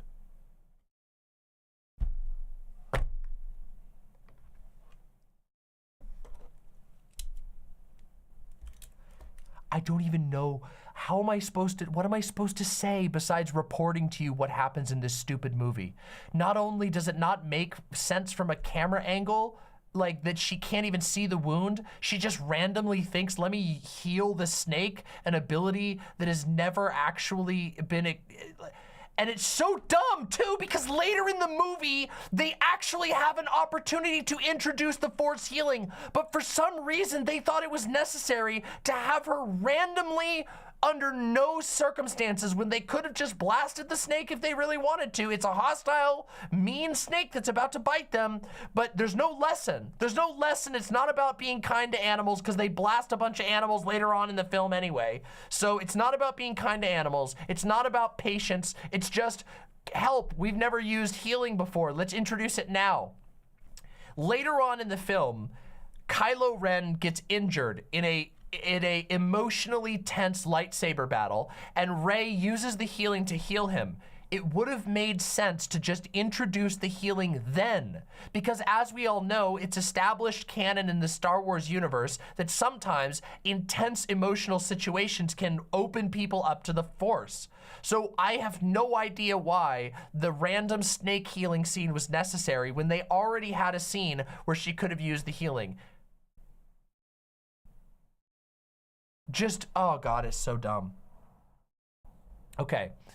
So I'm trying to think, after this, what happens? Ah, yes, the dumbest thing, the next dumbest thing that I can imagine. So they get the magical MacGuffin, okay, right? And we introduce MacGuffin number 2. The MacGuffin that they got is a magical Sith knife, okay? And the Sith knife has Sith language written on it. And the Sith language, C-3PO can read it, except he can't tell them what it says because apparently there was a secret programming that was put in during the time of the sequel or of the prequel trilogy, although we never heard about this before, that made it illegal for droids to read Sith out to other people. So he knows what it says, but he's not allowed to tell them anything. Now, of course, some of the Wikipedia nerd-ass people out there who are like me might go, well, wait a minute. Wasn't C-3PO like a custom droid? Wasn't he made like off the market? Wasn't he literally custom put together by Anakin? That's true, but shut the fuck up. He, of course, a custom-made droid that was built on the Outer Rim, which is out of the reach of the Republic and doesn't follow the Republic laws, is going to have a random anti-Sith Republic law built in it. So fucking dumb, okay? Just fucking stupid, okay? Phenomenally stupid. But this means they have to go to another place. So now they got the first MacGuffin and they need to go find a second, a pseudo MacGuffin. They need to find somebody who can break the Sith programming. And this is a guy named Babu Frick. Lots of people say they like Babu Frick because he's cute. Fine, sure. Babu Frick, he is cute. It is true. Babu Frick is cute. And Babu Frick has to do some memory wipe thing. They also introduce another character. I can't even remember her name. And she is literally just introduced for the not gays. You see, this is the only political part that I can talk about in this entire movie. So God knows I'm going to bring it up. Which is, yeah, her name is Zori Bliss. Thank you. Zori Bliss. Everybody at the end of The Last Jedi was kind of going, well, hey, Finn didn't seem all too into the kiss from Rose, and Finn and Poe have a lot of chemistry, and tons of people were basically going, Finn and Poe are gay, aren't they? They're gonna be boyfriends, right? They have boyfriend energy. Well, see, Disney couldn't have any of that, and so they had to do the not gays. And let me tell you, it gets offensive, okay? Finn and Poe, the two main characters of the series. So they introduce Zori Bliss, who is Poe's ex and is on screen for approximately 5 minutes. That's it. She appears and disappears almost immediately. But don't worry, she also gives you another interesting thing, which is another absolute stupidity in this film. She gives him a magical item. This is an item called an Imperial Medallion. Now, if you're a Star Wars fan and you're like, what's an Imperial Medallion? Is it like a medal that's given to Imperial people? No. Apparently, the Imperial Medallion is a device that allows you to bypass all Imperial security one time. However, and I want you to be clear about this, Oh my God, wait, I forgot. Oh my God, I forgot to mention something. Oh shit, I forgot the Chewie thing. Fuck. I'm gonna have to go back. Oh, we're gonna have to rewind. Oh shit. Okay, hold on. Hold on, everybody. I'll do the Imperial Medallion thing. The Imperial Medallion, okay? So when they were on the Snake Planet, they couldn't escape on the Millennium Falcon. Instead, they had to climb into the 15-year-old crashed ship, which apparently flew perfectly fine, okay? I'm serious. They jumped into a scrap vessel and it took off just fine. Not just that, but it just so happens that the Imperial vessel has a button, or not Imperial vessel. This is not an Imperial vessel. This is a scrap vessel that was owned and operated by a random smuggler. The smuggler vessel has a button on it that opens up a slot that is literally the perfect size of an Imperial medallion. So they introduced something that nobody has ever heard of, and apparently every ship has a slot for an Imperial medallion. I'm literally not kidding you. He pushes a button and a little disc tray with an Imperial medallion shape has in it, and he puts the medallion in. They just pulled it out of their ass at the last minute. And that was done so that they could make sure that you knew that Poe wasn't gay.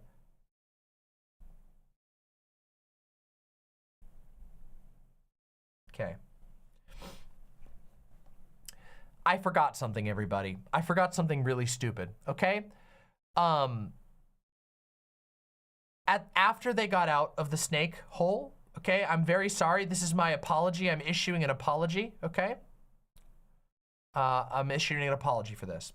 After they got out of the snake hole, something incredibly stupid happens. They get out of the snake hole, they go to try and fly off the planet in the shitty scrap vessel that I just mentioned. And off screen, even though Chewbacca is literally standing there with them, the pace of this movie is insane and stupid. You literally see Chewbacca and then they turn away to talk, and then they look around and Chewbacca has been captured by stormtroopers. I'm not kidding you, to the degree that the camera work is actually fucked up. From the perspective, they do a reverse shot. You should be able to see where Chewbacca is getting kidnapped, but you actually can't until they say Chewbacca's being kidnapped, and then they show the shot again, and all of a sudden there's two gigantic ships and a whole bunch of stormtroopers, and Chewbacca is getting kidnapped. Like, they actually fuck up the literal camera perspective of the scene. They're standing in a desert. There is no obscuring terrain whatsoever. So Chewie gets kidnapped.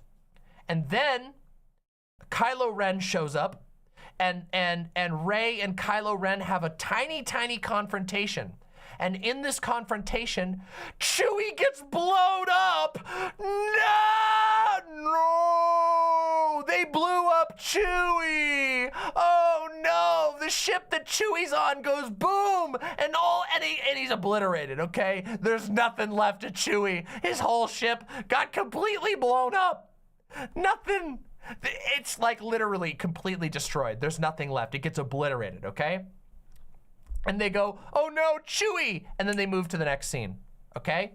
I'm not kidding you. They're like, no, Chewie, we have to move on. Chewie would have wanted us to go on. And they go, and they jump onto it and they fly away. And I'm not kidding you. They fly up into space and it cuts to Chewie being alive.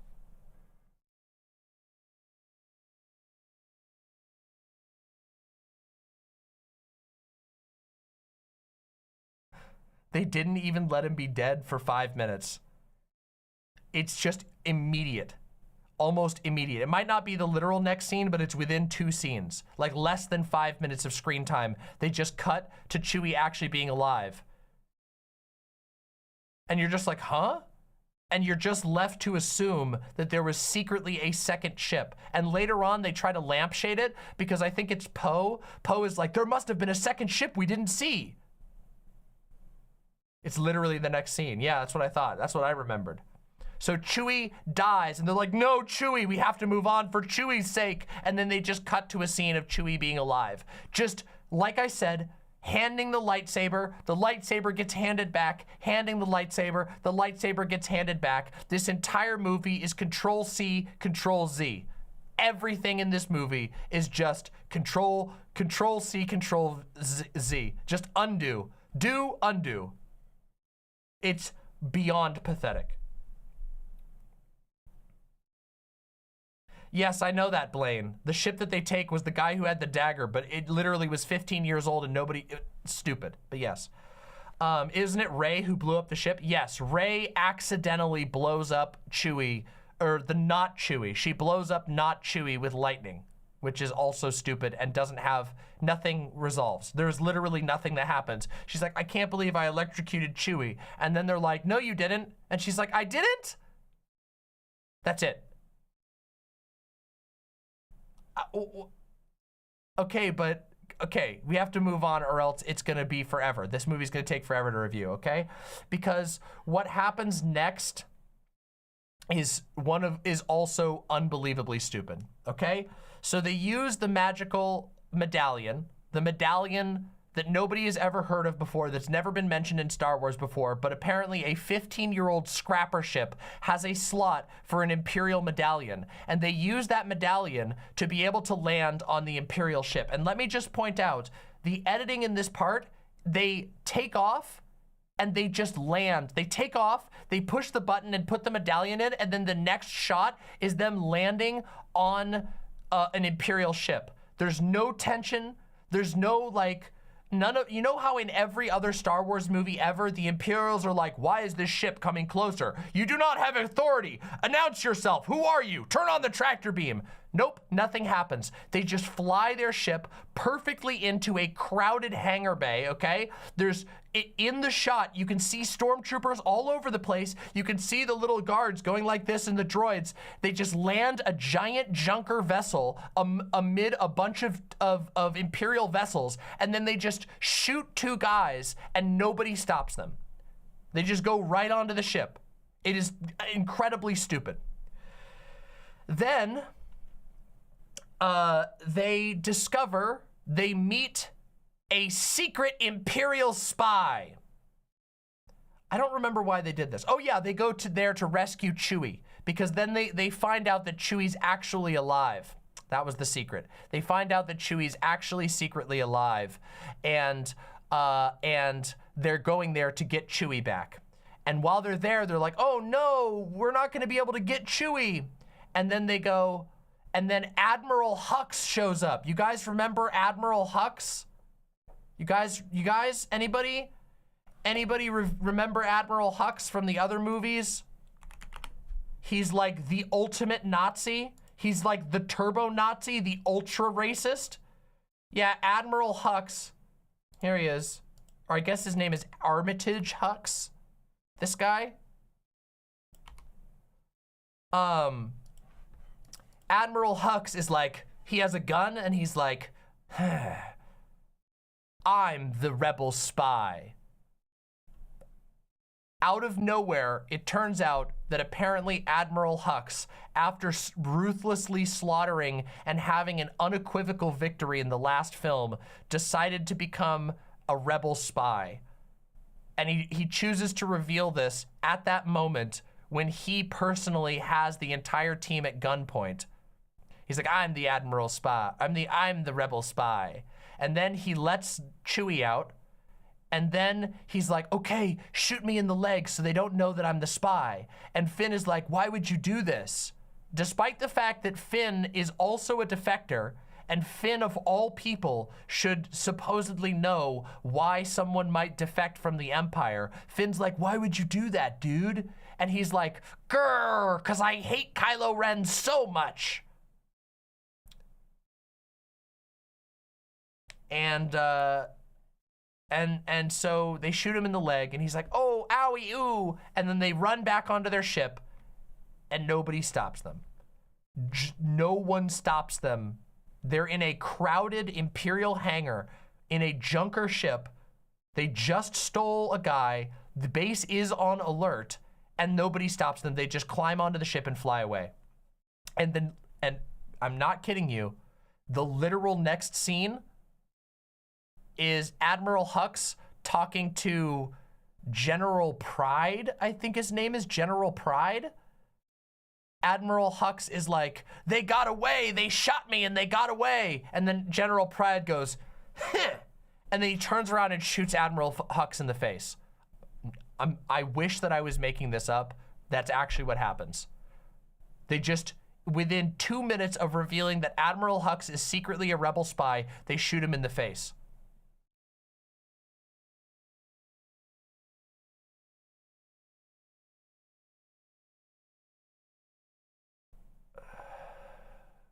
I need a breather. I'm actually, my head is actually hurting from how angry this film makes me.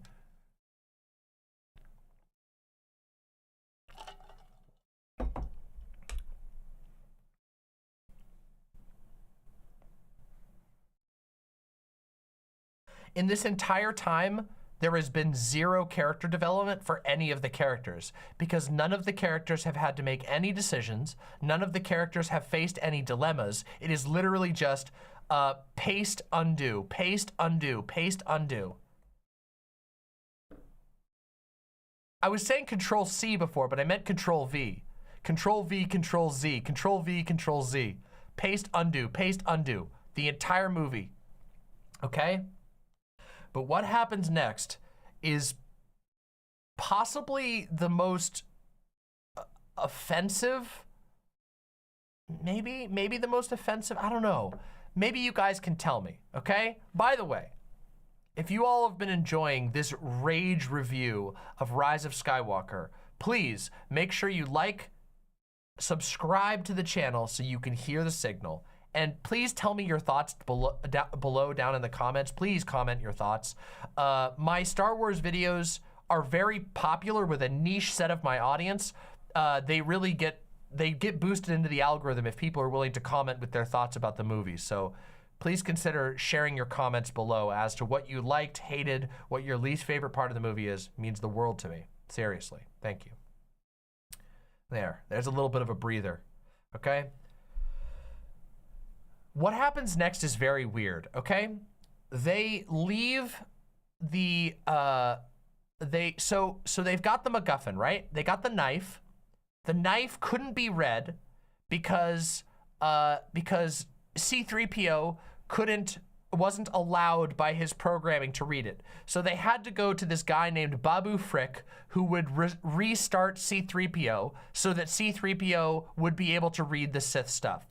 Well, they do that. So C-3PO tells them what it says on the Sith dagger, and the Sith dagger says, forest, moon, Endor, dune, desert, planet.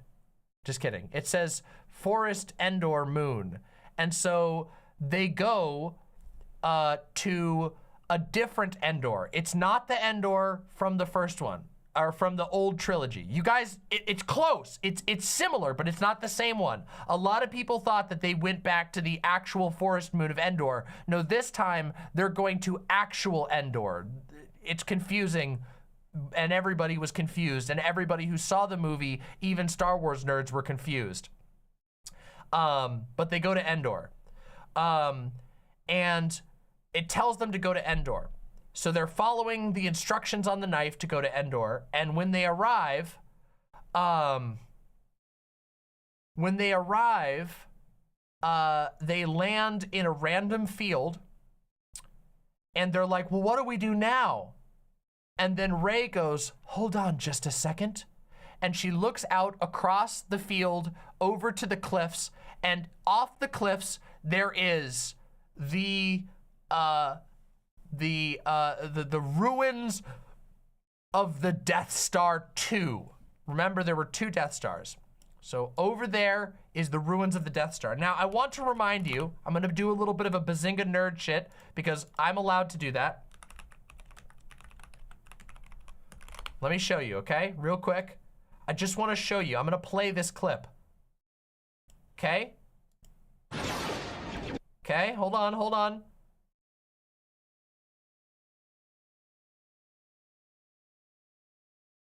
Here. This is the Death Star 2, all right? Watch what happens to the Death Star 2.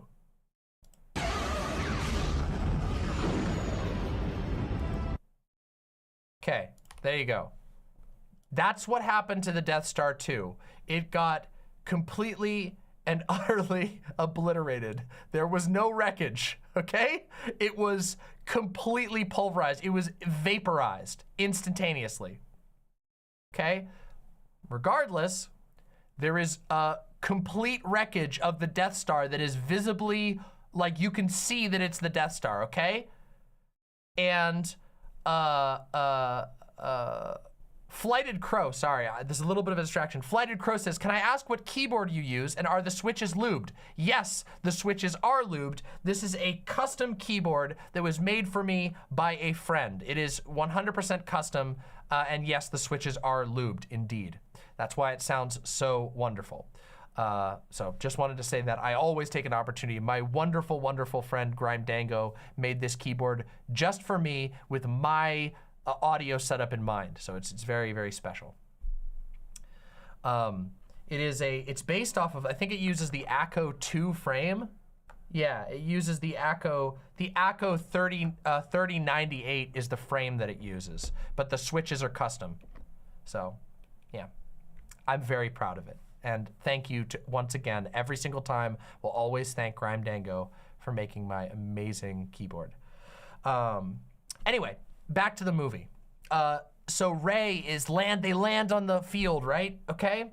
And Rey goes, what are we supposed to do? And then she thinks for literally 10 seconds. And then she goes, wait a minute. And she looks over at the wreckage of the Death Star. And she holds up the knife, okay? And she closes one eye.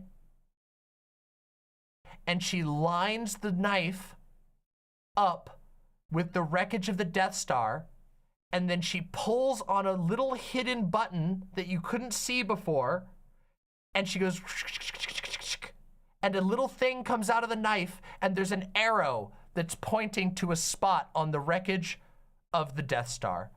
I am not making this up. That is actually in the movie.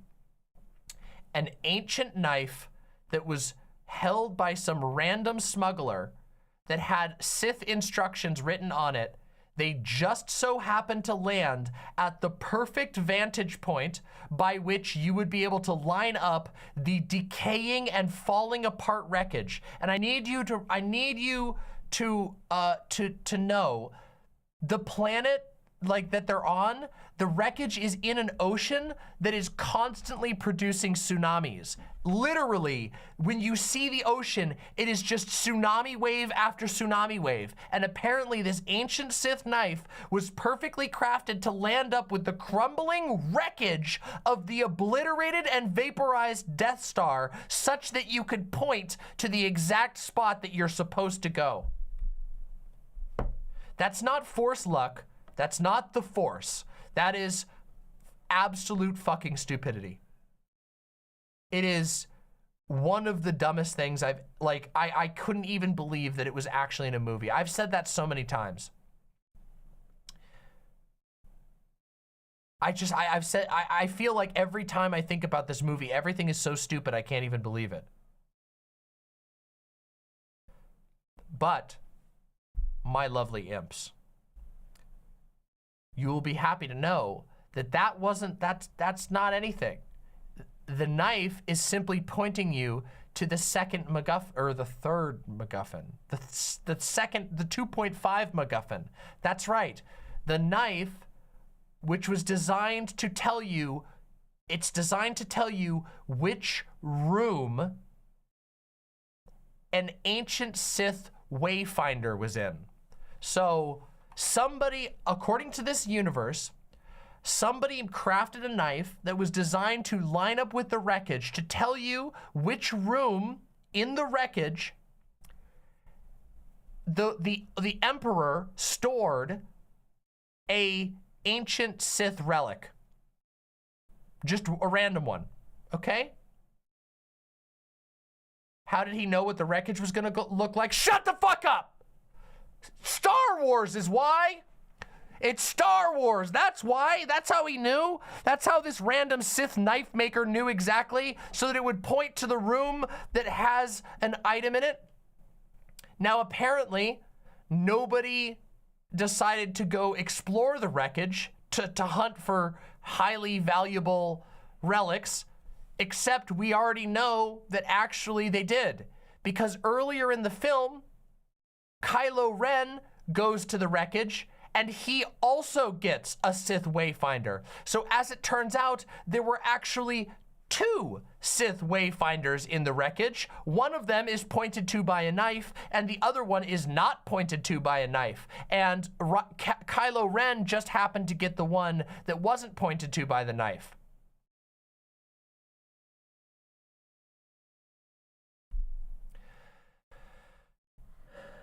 And here is where one of the weirdest parts in the movie happens. While they're looking at the wreckage, some random people come up riding on horse goats, okay? Horse goats.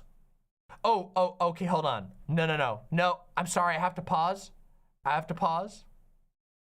Everybody in chat saying it rhymes, I have to stop you.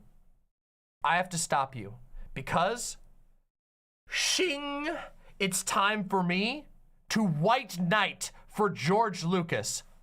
George Lucas literally would never have written a plot this bad. George Lucas actually had ideas that were rejected by Disney that were no way in goddamn hell as bad as this crap.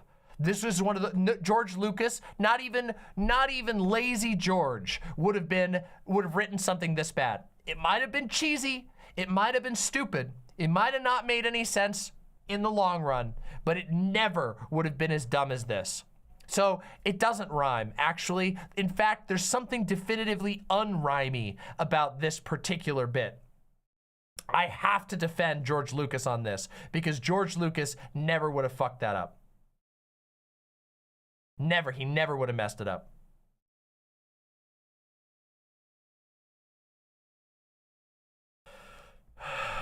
Okay.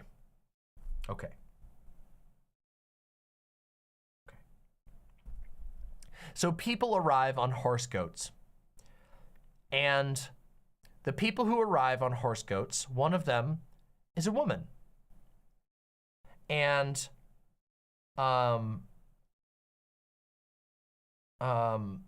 immediately, Finn takes an interest in the horse goat woman. And they're like, we need to repair our ship. And so the horse goat people are like, we'll help you for some reason. And Rey is like, no, I'm taking your boat. And Rey steals their boat and goes to sail out to the wreckage of the Death Star.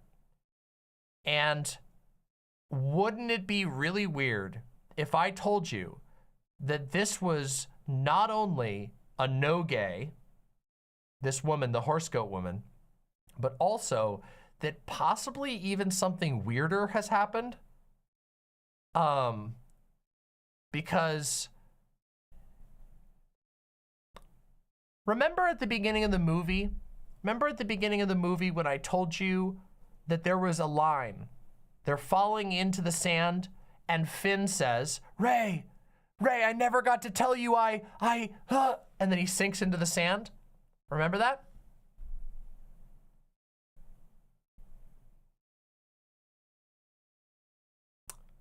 What do you think he was supposed to say there? Anybody know any predictions what Finn was probably trying to say there? Yeah. Thank you. Kit Emporal says, I love you. It's pretty obvious what he was trying to say. And in fact, Poe brings it up 2 other times throughout the movie. He says, what were you gonna say? What were you gonna say to Rey, huh? And then Finn goes, none of your business, bro. None of your business. Okay? There's basically nothing else that would have made any sense. They teased some romance in The Force Awakens. They got rid of it in The Last Jedi, but then they brought it back a little bit. But don't you worry. And this is where it gets really, really weird, okay?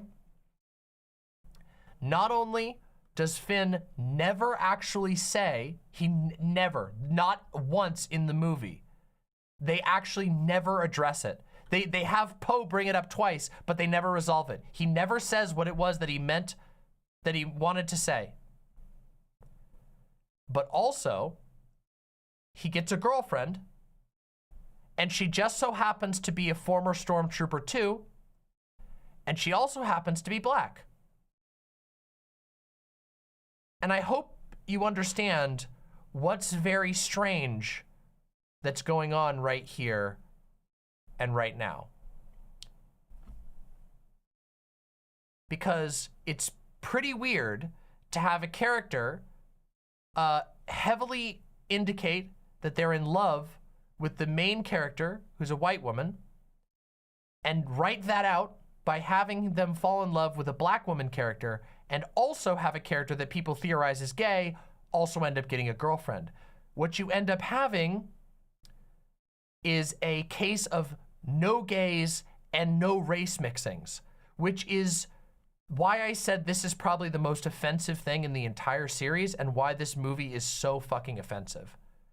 You guys remember how I mentioned that all the other movies had like reactionary freakouts? Like a lot of people got super, super mad about there being a woman lead and there being a black lead and there being a Latino lead and all of that stuff.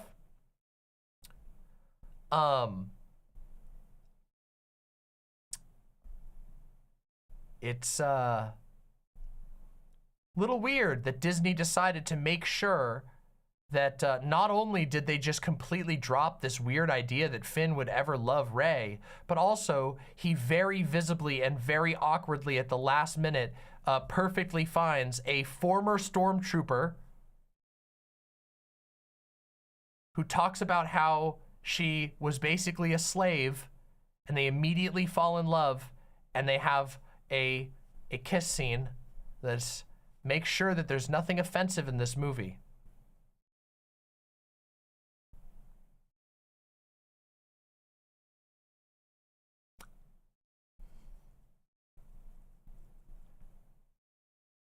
Oh yeah, they sandbagged the hell out of Rose. Don't worry, I'll talk about that at the end. It was very weird.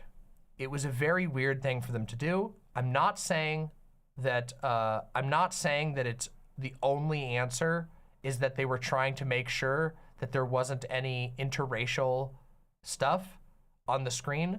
But guys, I talk about politics a lot.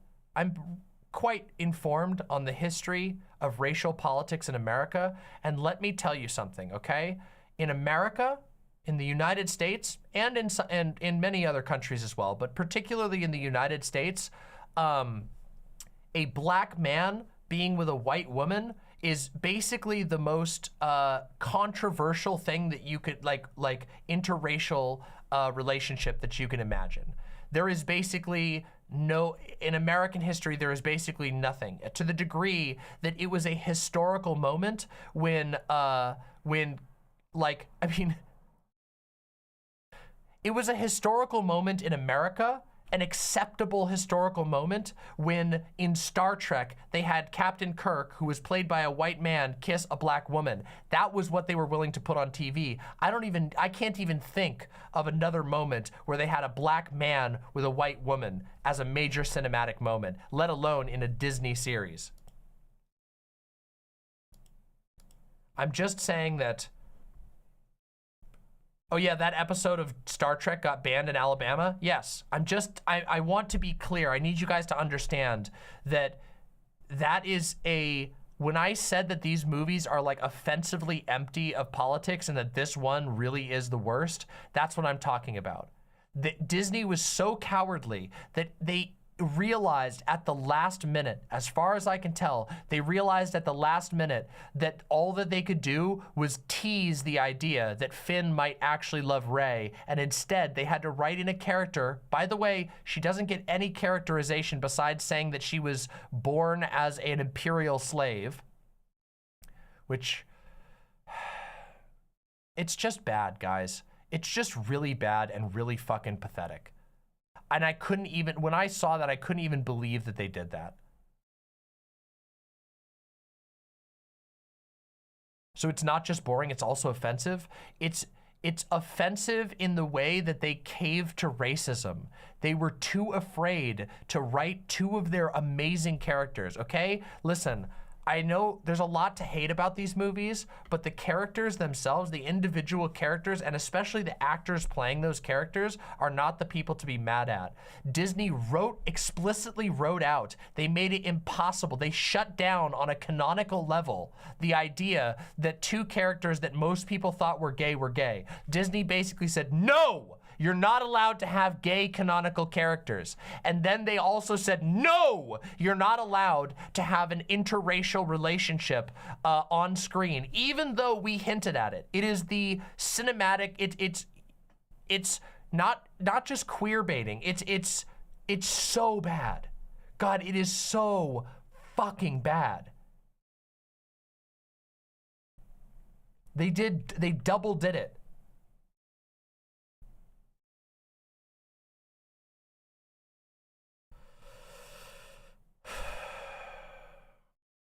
No, I'm sorry. People who are saying they did all of this for the Chinese market, it's not just for the Chinese market, okay, guys? I'm sorry. I know that it's popular for people to blame China for everything and to blame international audiences for everything. They did it for America too, because I'm sorry, I hate to tell you this, but there are a lot of fucking racists left in America. There are a lot of very angry racists. We talk about them all the time. Did you guys forget the part that I talked about in The Force Awakens, where people freaked out because one of the first trailers that dropped happened to have a black man actor playing a lead character? And it caused a conservative meltdown. There are a lot of fucking racists in America. It wasn't just for China. This wasn't done just for China. I'm sorry, guys. That's cope. And also weirdly xenophobic. Like, yes, China is extremely, extremely weird about their media, but this wasn't just for China.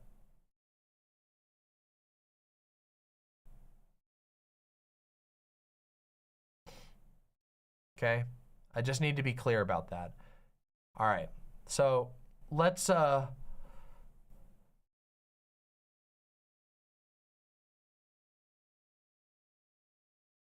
move on.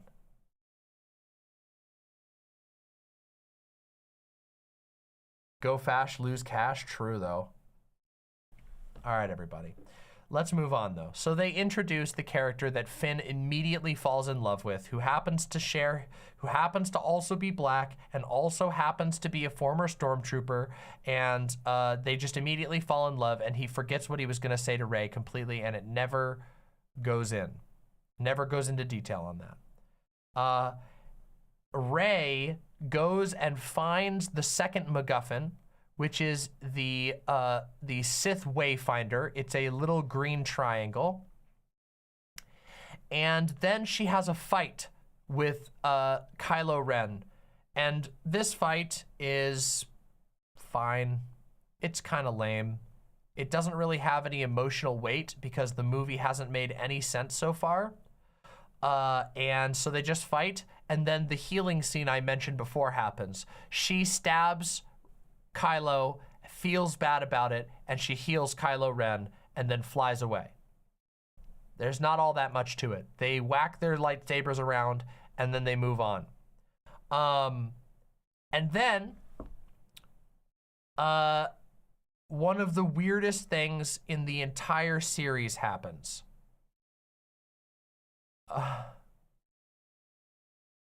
Okay?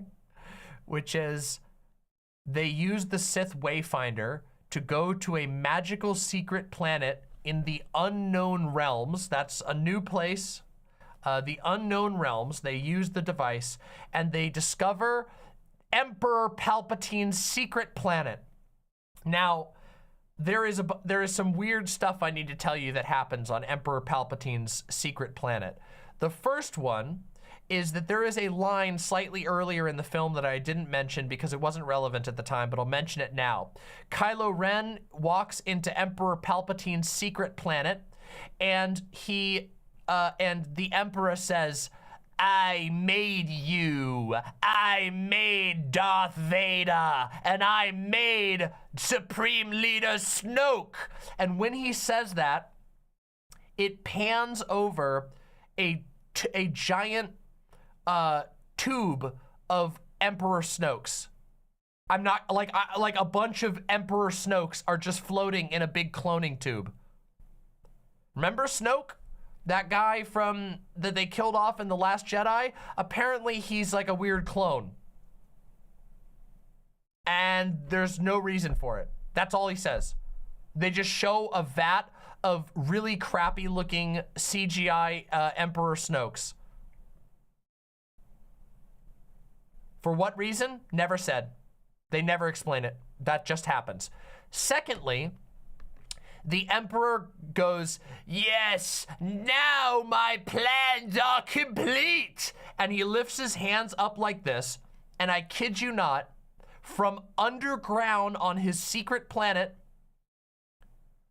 a bunch of Star Destroyers come up out of the dirt. I'm not kidding you, they go up out of the dirt. And when I'm saying a bunch of Star Destroyers, I mean hundreds upon hundreds of Star Destroyers come up out of the dirt. But there's another weird thing, which is that they come out of the dirt fully staffed. So despite the fact that the First Order is like a small organization, a diminished form of the Empire that does not have as many troops, they've been suffering losses over the last two movies. There is apparently a bunch of buried Star Destroyers that are fully staffed with red stormtroopers. And let me, I wonder if I can get a screenshot of this.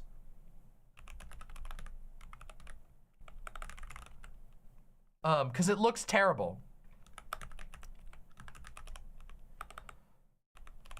Yeah, here we go. I'm gonna get a screenshot of it so I can show you how bad it looks. Remember how I said that this entire movie is like copy, paste, undo? Look at this fucking shot, okay? Look at this CGI shot. I just want you to take a look at this and how bad the copy paste job looks. Ready?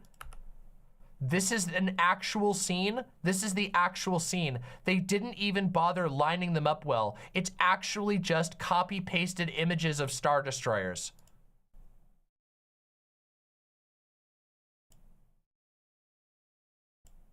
Literally thousands is what they say. And they explicitly, yeah, Doe says it's so many it's not even believable. It actually makes it feel faker.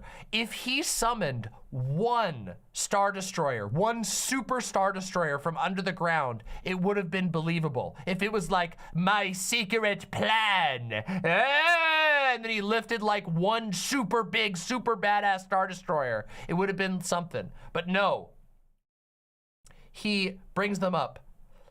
And what's worse, okay, it's about to get even dumber. They then reveal in a line of dialogue that every single one of these Star Destroyers has a miniature Death Star laser on it. Not a joke. Literally not a joke. Every single one of them he summons out of the ground has a secret, heretofore unknown weapon, a tiny Death Star laser that can destroy a planet.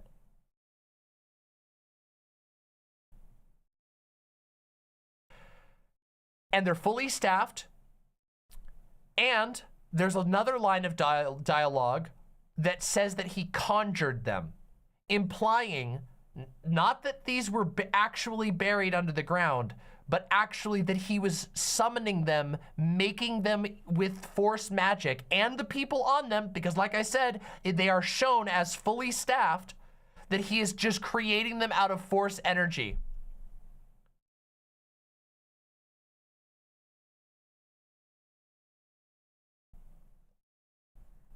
Now, some of you nerd emojis out there might know there's actually something like this previously done in the Star Wars series.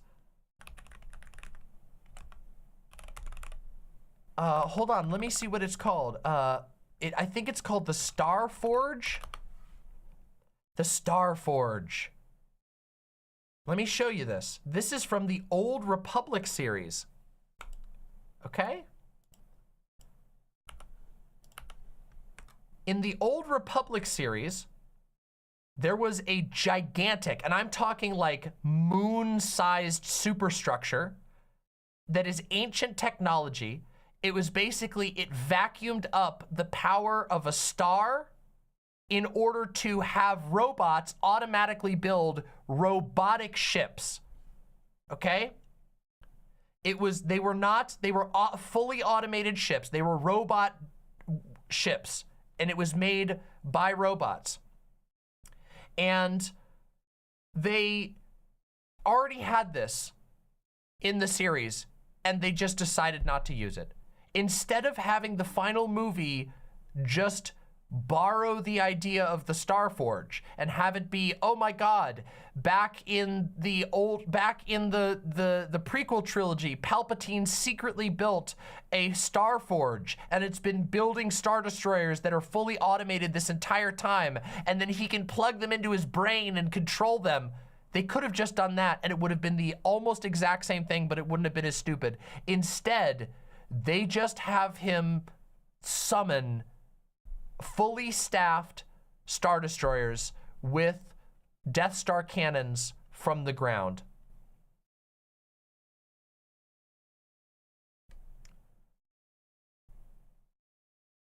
This movie is so stupid.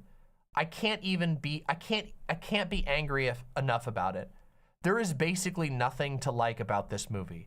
It is one of the worst movies I've ever seen in my entire life, and I hope you guys are starting to believe me at this point as to why it's so fucking stupid and offensive. There is no movie with a budget this large that has ever been so fucking stupid. And I know everybody's saying it gets worse. I know it gets worse. Oh, I know it gets worse. It gets so much worse. Because the final conclusion of the film involves them sending out a message to, oh God, I forgot about the Leia shit. The really, really, really weird and awkward Leia. I can skip that, forget it. Leia dies randomly and it's really, really cringy. She gets sad because her son is having a bad time, and for some reason, when her son gets stabbed, she dies.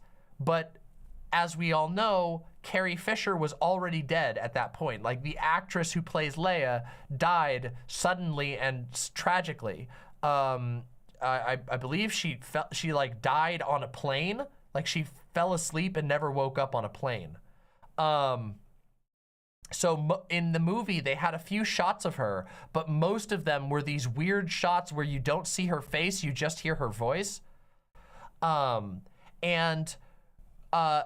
some reason, she dies in the movie. She lays down on a bed and says, I feel a disturbance in the Force. And then like 10 minutes later, they cut back to her and she's under a blanket, and then she Force disappears and the blanket goes for some reason. We have no idea like why that happens. They just never explain why. They're just like, oh, she couldn't handle the stress of her son or something. We don't know why. I think it's supposed to be implied that it's because Kylo is on the dark side, but Kylo was already on the dark side and he never stopped being on the dark side. And in fact, at the end of the movie, he goes to the light side. So it doesn't make any sense at all.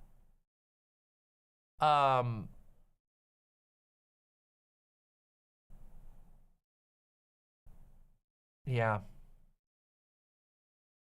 Oh yeah, and Han is a Force ghost for some, it doesn't make any sense.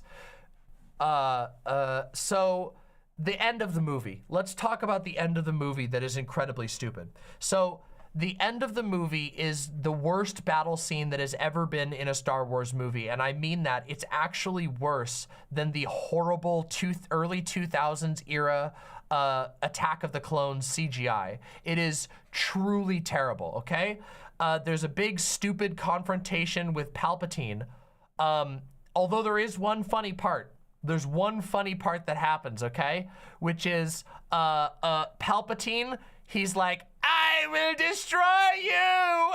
And he absorbs energy from Rey and Kylo Ren, and he's like, he does the big suck, and he sucks up all their energy, and then he goes, Hah! And he shoots a lightning bolt up into the sky, and it goes, and it makes a vine boom. Like he goes like, and the audio in the movie cuts out, and a boom goes, and I'm not even kidding you, it's so close, it made me laugh. And he shoots lightning up into the sky to electrocute rebel vessels. Oh wait, I forgot about the rebel vessels. God damn it, it's so hard to keep track of this movie.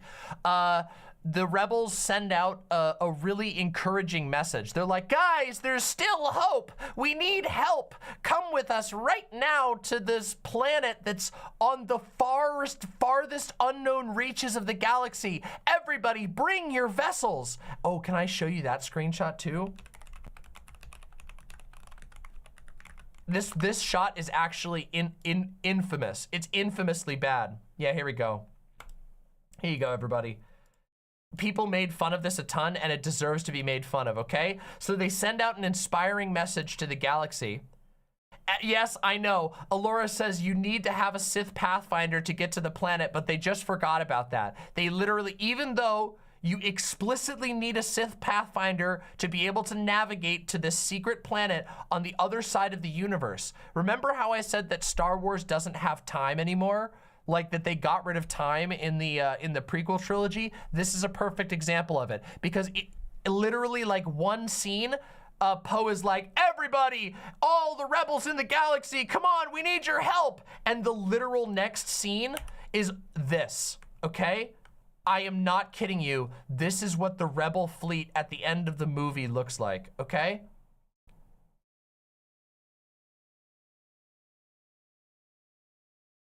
Oh.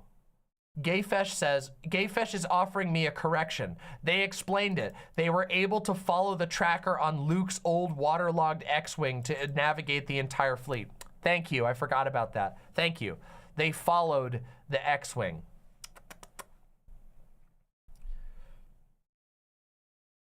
So they all showed up thanks to the inspiring message, okay? It looks like crap. So the big, dumb, stupid battle happens. And let me tell you, there's another stupid thing that happens here. Because for some reason, and I know I keep saying for some reason, but that's basically all there is to say about this movie. For some reason, somebody says a line where they're like, the Star Destroyers can't leave the secret Sith planet unless they have a directional beacon, because there's a dark aura around the Sith planet that prevents ships from leaving unless you have the magical beacon. And apparently, there's only one beacon, and it's on the ground, okay?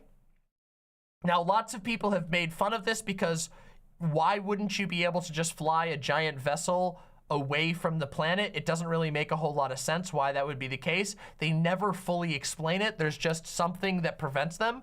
So they have a ground-based beacon. There is one ground-based beacon. And so the rebels try to attack the ground-based beacon, and then the Imperials are like, they're attacking our beacon, which is like the most obvious thing you could possibly imagine, obviously. So then they transfer the beacon digitally to one of the Star Destroyers.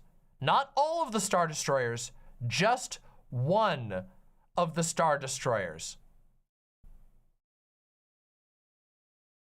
Now, I don't know why they didn't transfer it to the other Star Destroyers. They never explain why that's the case. They just digitally transfer the beacon to one of the Star Destroyers, and somehow Finn, I'm not joking. Finn literally goes, he like puts his hand on his chin and looks up into the sky, and he goes, it's that one, okay? Remember, this is what it looks like, okay? This is what it looks like, and he just goes, it's that one. That's the one.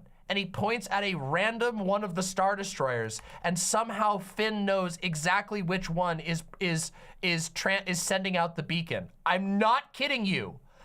You guys, I'm not joking. That actually is what happens. He just looks up at the sky and goes, that one, it's that one. And then they all decide to go and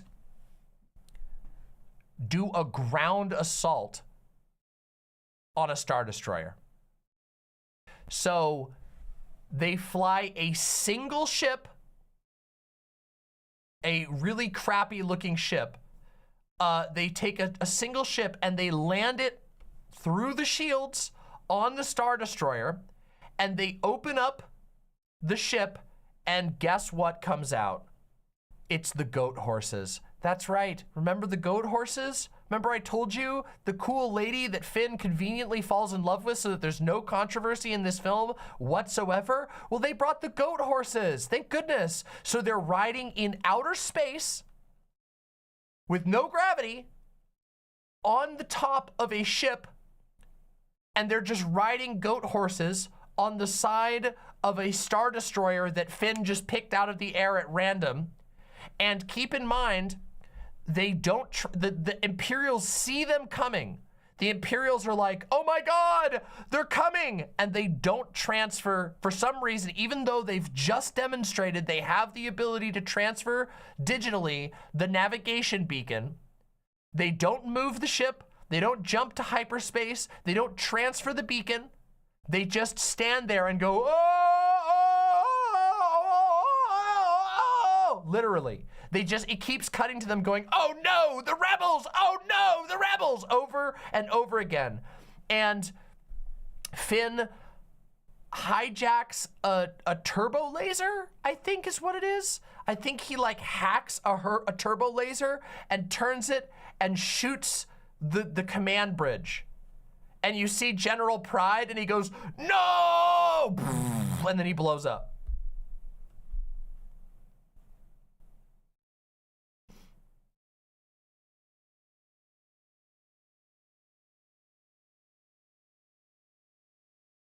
I'm not kidding you. That's it. That's what happens. And simultaneously to him doing that, Rey and Kylo stab the Emperor. The Emperor's like, you will turn to the dark side. And then Rey goes, no, I won't. And then she just stabs the Emperor. And then he blows the fuck up. And for some reason, Kylo dies just suddenly. They have a kiss and then he dies. I'm fucking not kidding you. That's actually what happens. They yell, they stab the Emperor, then Rey and Kylo have a kiss, and then Kylo literally goes, huh, and then tips over. It was like a joke. I thought it was, when I laughed out loud, Gayfesh can tell you, I literally laughed out loud. Oh wait, oh shit, I got it mixed up. I got it mixed up. Rey dies for some reason. I think she gets electrocuted. I'm so sorry. Rey dies from getting electrocuted after killing the Emperor. Okay? And then Kylo uses Force Heal on Rey, and the energy from the Force Heal weakens him so much that they only have time to smooch. And then he goes, isn't that interesting? And then he kicks the bucket and tips over. Did I get it there? I think I got it right. I think I got it right this time. Did I remember the order of events there? She gets electrocuted by the Emperor. She kills the Emperor. And then she's dead. And then he uses the Force Heal and it weakens him. And she wakes up and then they have a kiss and then he tips over dead, right? Gayfesh, tell me if I'm right. I'm sorry. I've been pretty good about remembering lots of stuff. But, okay, that sounds right. Good. I've remembered almost everything. And then that's it. That's basically the end of the movie. The last shot that you see before the actual end of the movie is, oh yeah, he disappears, but that doesn't matter. Who gives a shit? Who even fucking gives a shit? Oh yeah. Remember, wait a second, guys, remember how I said that there's a huge plot point that says that the Star Destroyers can't leave Exegol because of the aura? They're not actually, they can't leave the evil Sith planet because they need the navigation beacon? Well, they blow up all of the Sith ships. When the Emperor dies, all of his ships fall apart or they die or something. And then guess what? You see all of the rebel ships just flying away. Even though none of the rebel ships have the beacon. None of the ships have the beacon. They blew up the only ship. They completely obliterated the only ship that had the beacon. And the explicit reason for needing the beacon was because once you're at the Sith planet, you can't leave. They show all of the rebel ships flying away. And then there's this scene where everybody's going, yeah, oh, woo!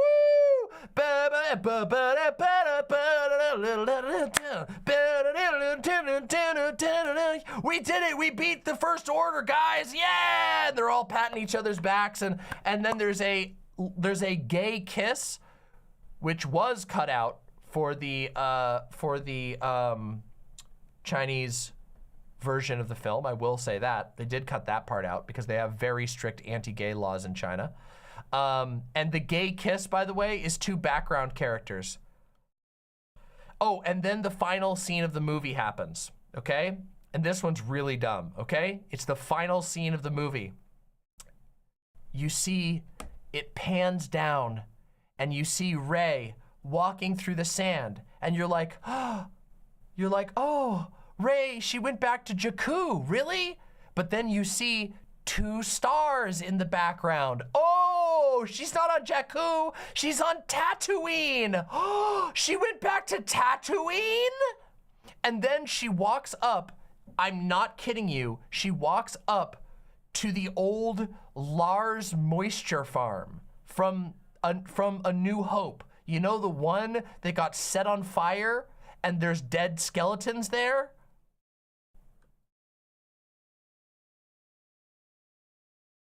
The one that got burnt down by stormtroopers, and it's in perfect condition, except for some sand. And she's like, I guess I'll live here now.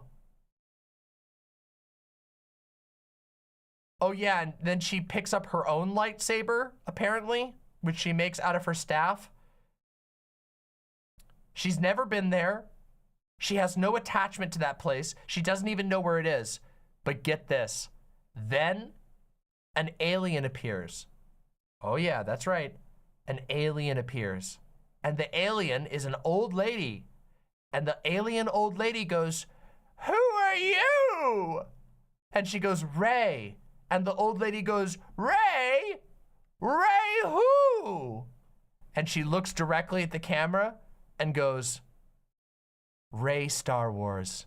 And then he goes, dun dun dun dun dun dun dun dun dun dun dun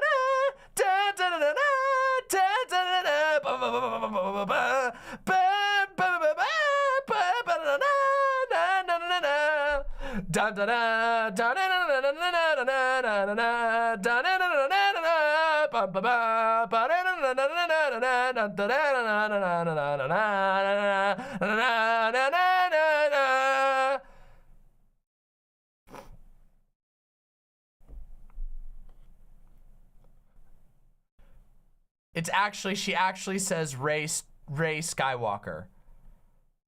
Wait, did I? I totally forgot to mention something that's really important. I'm so stupid. Or I was just playing a joke on you. Which one is it? Am I a Giga Chat or an idiot? I forgot to mention that they reveal randomly in the middle of the movie that she's a Palpatine.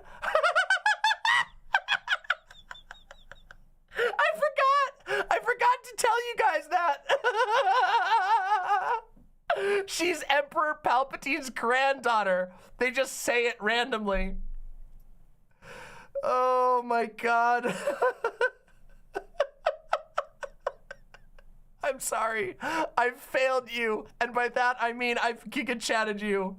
And by that, I mean I'm a god.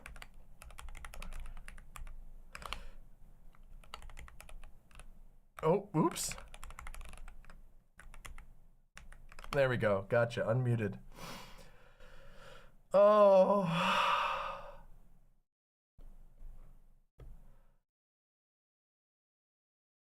That's it, guys. That's Star Wars, Rise of Skywalker. A movie that, unironically, if you actually want to know what it feels like to have dementia, you should watch Rise of Skywalker. It actually, unironically, it's like a dementia simulator. I'm not kidding you. It's sights and sounds that don't make any sense, vaguely familiar shapes, and all of it is in the service of making Disney more money while completely ruining any future they have for this particular storyline. John Boyega got screwed, Daisy Ridley got screwed, Oscar Isaacs got screwed. And did I mention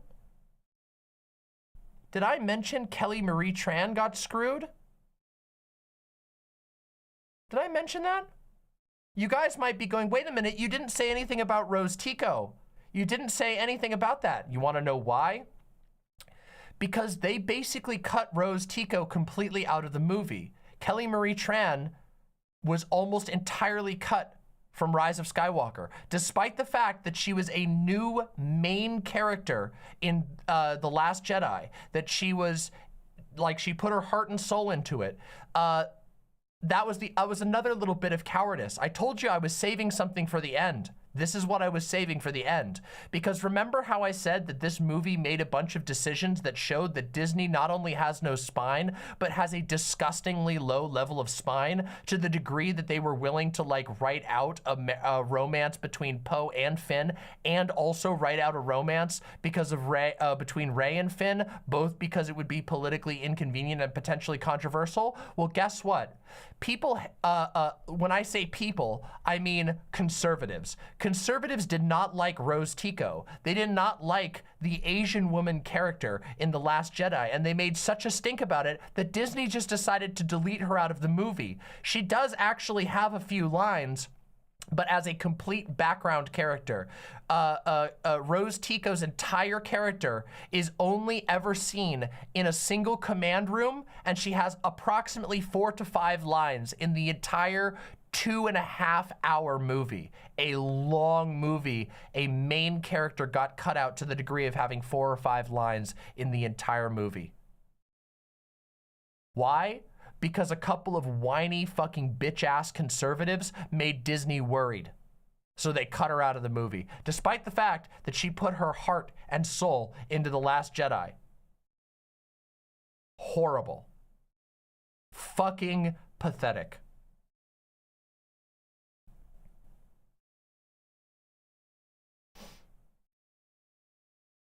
She didn't do anything wrong. She actually did great. Kelly Marie Tran was like a fucking fantastic actress. She did a really good job. She didn't do anything wrong. It just goes to show you that fucking meritocracy is false. She didn't do literally anything wrong. They just wrote her out to save face. It's pathetic.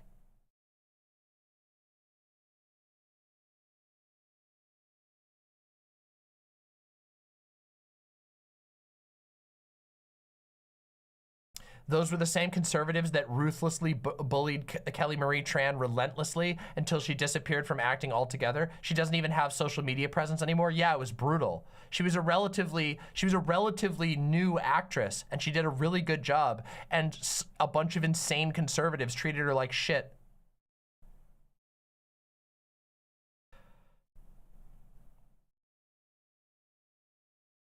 So there you have it, everybody. We did it. We made it all the way to the end of the absolute embarrassment that is the Disney sequel trilogy. And it is true, by the way. I've said many times, they made a lot of money, but they really put themselves in an awkward position, didn't they? Because where do you go from here? Nobody can. There is no way to build off of this foundation. The Force Awakens does not connect directly to the Last Jedi in any conceivable way, and The Last Jedi does not connect to Rise of Skywalker in any meaningful way. And the Rise of Skywalker is so bad and so insane that you can't build off of it at all. There's nowhere to go from this. They can only go backwards, or they can just erase that trilogy, erase the sequels and say we're actually going to try again, but they're not going to do that. Disney is too prideful. They're never going to erase their own canon. They're never going to yield on their own canon that they created. So instead, what? Forever sidequels? Forever prequels? They're going forward. There's a Rey movie announced. Oh yeah, I forgot about that. But guess what? Where are the writers? Oh no, the Rey movie that's not even finished. It's not even done being written, and there's a writer's strike. Oof! Ow! Oh! That's gonna be interesting. That's gonna be interesting, isn't it?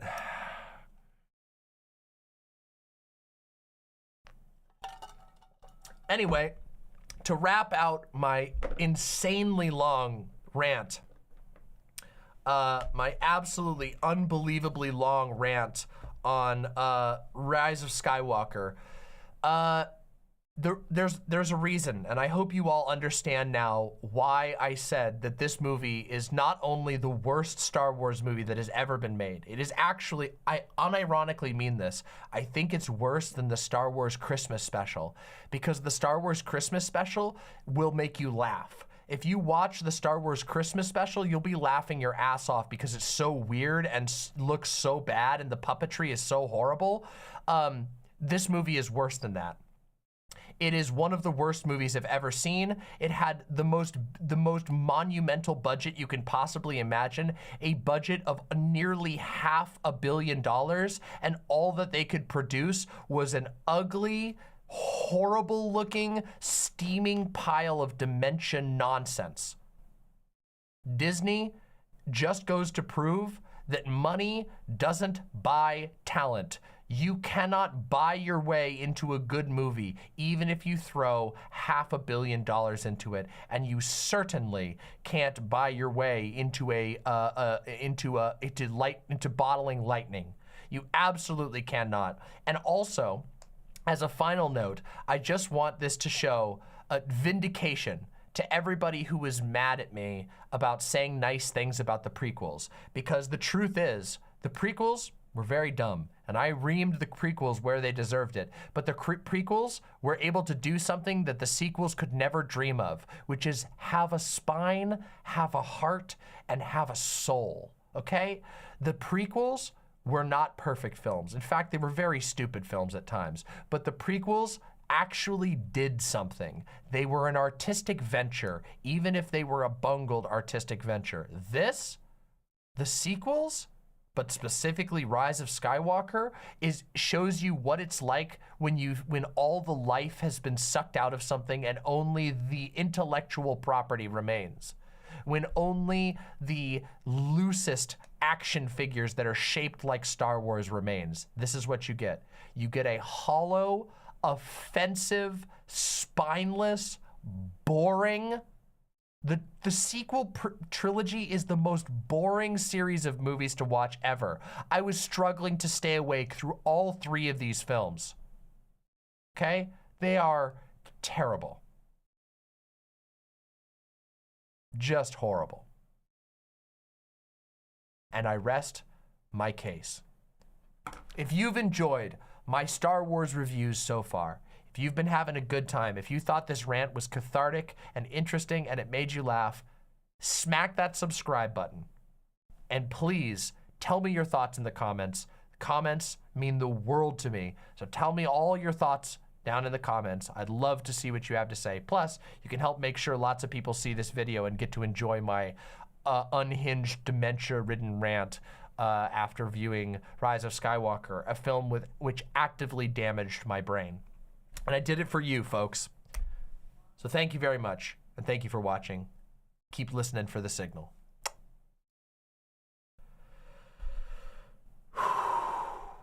All right, everybody. Damn.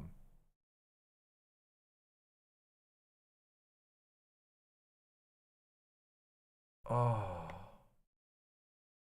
I will be. I'm going to keep watching the Clone Wars series. I intend to review quite a lot more stuff. I still have to do a full Andor review. I need to do the Star Wars Clone Wars review. I have a Star Wars Jedi Survivor review coming up soon once I beat the game, which is great. But those will be in the future. So don't worry, the Star Wars arc is not over. How far are you into Clone Wars?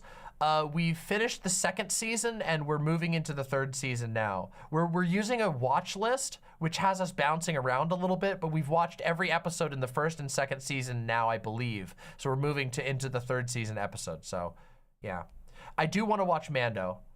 Did I ever play KOTOR? Yes, I fucking love KOTOR. I would love to do KOTOR. Yeah, I might play KOTOR off stream and then talk about it because there's a lot I want to say. I absolutely love the KOTOR games. In fact, KOTOR 2 was like a really influential game on me when I was younger. Yeah. Yeah. Let me read the donos. I may have missed a few. I think I missed a few donos while I was trying to focus on keeping track of this deranged movie. I did. Lava Monster with the tier 1 sub. The joke's on Disney, but conservatives still hate them because they refuse to lose money churning out pure fascist propaganda. Yes, as we all know, the Conservative Party is literally waging war on Disney right now, so a lot of good it did for them playing it safe. Mesmerized with the tier 2 unbelievably generous sub. At the end, you gotta look out into the original Duel of the Fates script by Colin Trevorrow, the guy who made the first Jurassic World. It's cooler, Lamau. All right, I will actually look into that. I will look into that. I'm actually very interested in that because that sounds incredible. That sounds amazing. Snack Freak with the unbelievably generous tier 1 sub. Someone said snake? Yes, indeed, Snack Freak. Thank you so much. Piftle Cakes with the unbelievably generous tier 1 sub. Thank you very, very much. Thank you all who have supported my show. You all are very wonderful. The time has now come for me to wrap up the stream. Wait a minute, we have a meme. All right. All right. All right, here. You're lucky. I said I was only doing one Mr. Krabs meme. We'll do a meme. Isn't Rob like 2 centimeters tall in real life? Rob's like a f***ing toy, bro. Yeah, Rob is a toy. I'm pretty sure he's toy-sized here. No, actually, Robs are very big. Hold on. I have to do a fact check. I have to do a fact check. Wait, you wanted to debate me? Hold on a second. What do you want to debate me about? Wait a second. Don't tune out yet. What do you want to debate me about?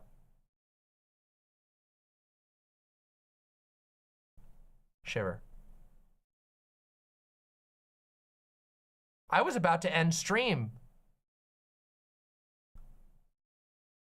Trans rights, vaccines, Ukraine, anything? What the fuck is that supposed to mean? What the fuck is that? What the fuck does that mean? Trans rights, vaccines, Ukraine, anything. Wait a second. Hold on a fucking second.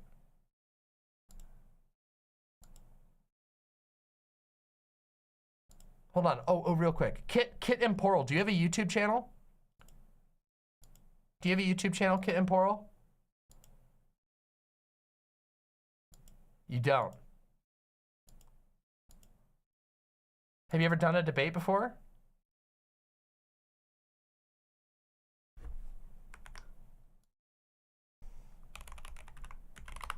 I want to see if you've debated anybody else. You debated with Xander Hall once. Do you have a link to that debate?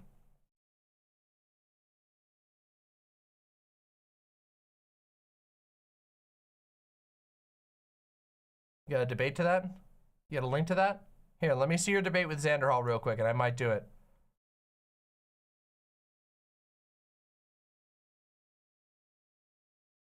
How Sean lies to you?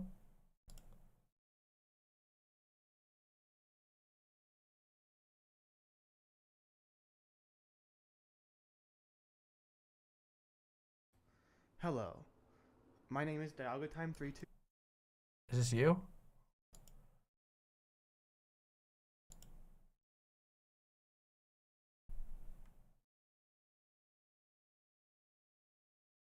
Okay, we're finishing watching this meme real quick.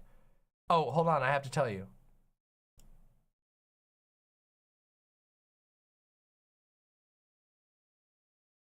Less than 20 subs. All right, what topic do you want to actually debate me on? Pick a topic and state your actual belief, and maybe we'll do a little debate. But I have a feeling this is baity. This sounds baity as fuck. But hold on, I need to tell a story. I used to work,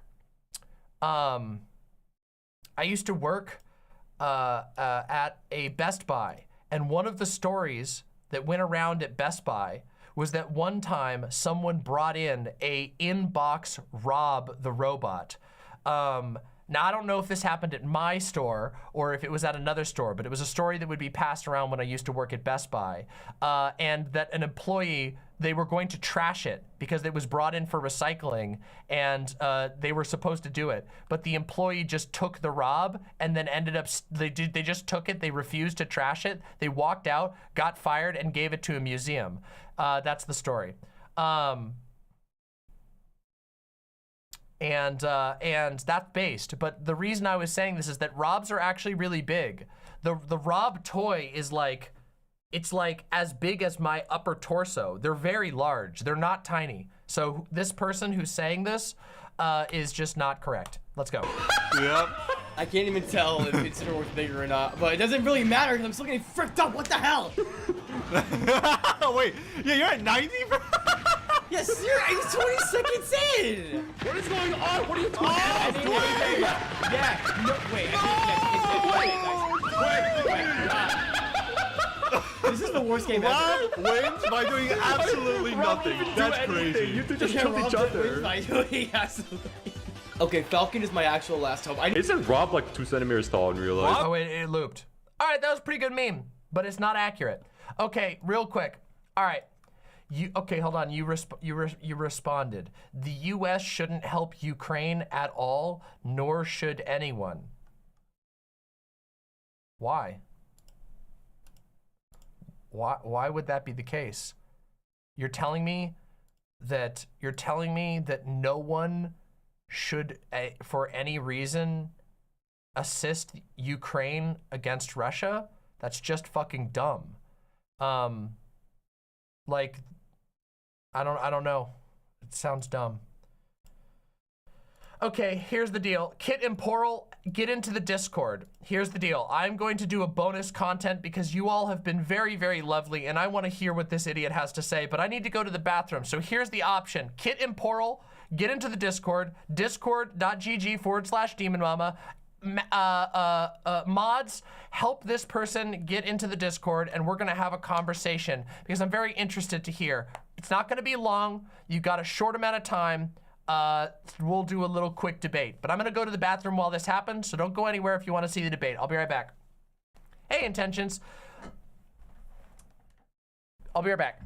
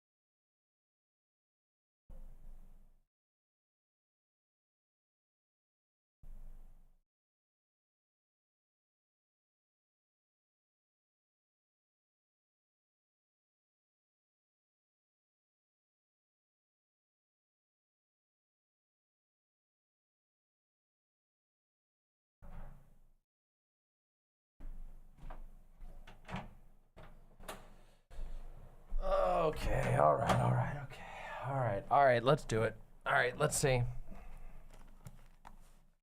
Are there even any mods to help? Did we get it working?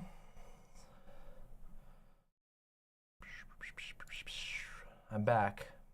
We're still going.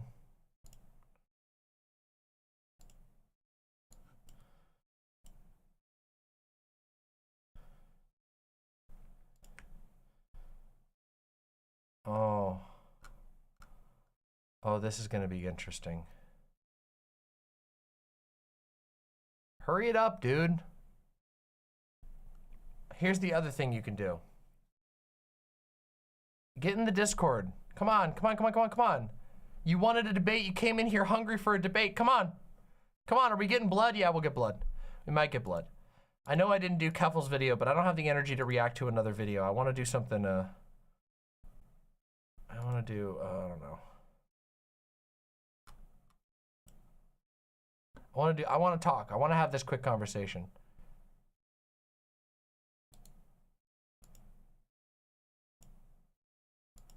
No, nobody can debate me. Yeah, next stream you can send me a reaction recommendation. I have so much stuff I have to go through. Guys, I've been grinding so hard. I'm getting so tired. I just want to have this conversation. Come on. Come on, come on, come on, come on, come on, come on, come on, come on, come on, come on, come on, come on, come on, come on. Hurry the fuck up. What the hell's going on here? I'm looking into the server logs. Where's the join logs?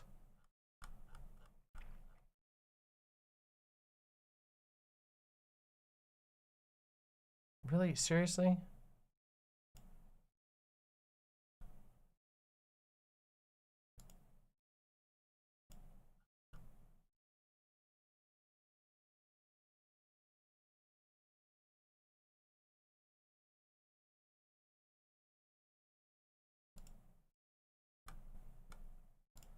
Alright.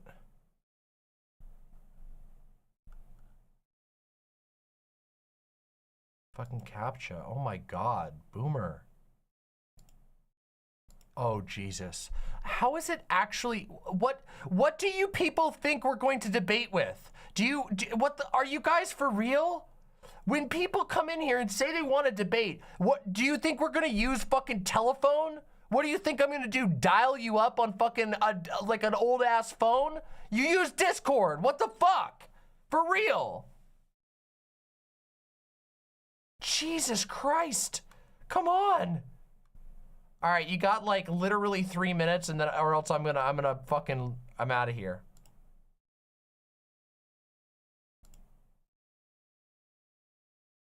Yeah, smoke signals.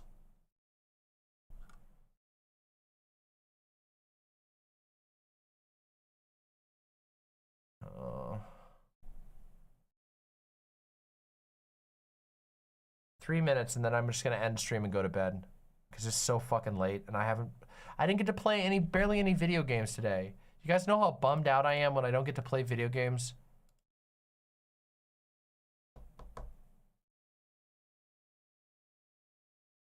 Are you in yet or not? Yeah, debate in Baron's chat, exactly.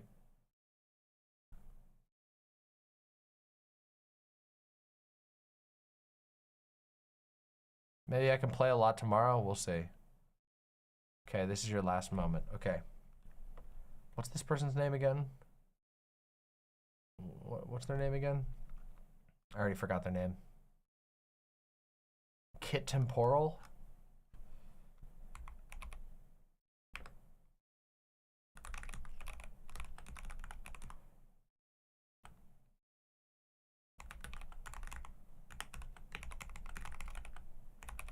Oh my god. All right, nope, we're done. All right, guys. No, that's fucking stupid. You are an idiot. Genuinely, you're an idiot. I can't believe you would even waste my time, complain about a debate, offer a whole bunch of debate topics, and you don't even have your fucking Discord on. How goddamn stupid can you fucking be? I don't mean to like roast some random asshole who stumbles in here, who's hoping to have a debate with me, but you've got to be you've got to actually be an incredibly stupid person to roll up and get mad and try and fucking hawk for a debate, and then you can't even log into your fucking Discord account. How fucking stupid can you be? Jesus fucking Christ. Also, what's your alt? Because I bet I know who you fucking are. I bet I know who you fucking are, you fucking slimy cuck. All right, everybody. My lovely imps, remember, do not fucking die. Download your fucking Discord and don't be a dumb shit like this idiot. Fuck Disney Star Wars. And I hope you all have a wonderful, wonderful night. Okay? Do not fucking die. Okay? Good night.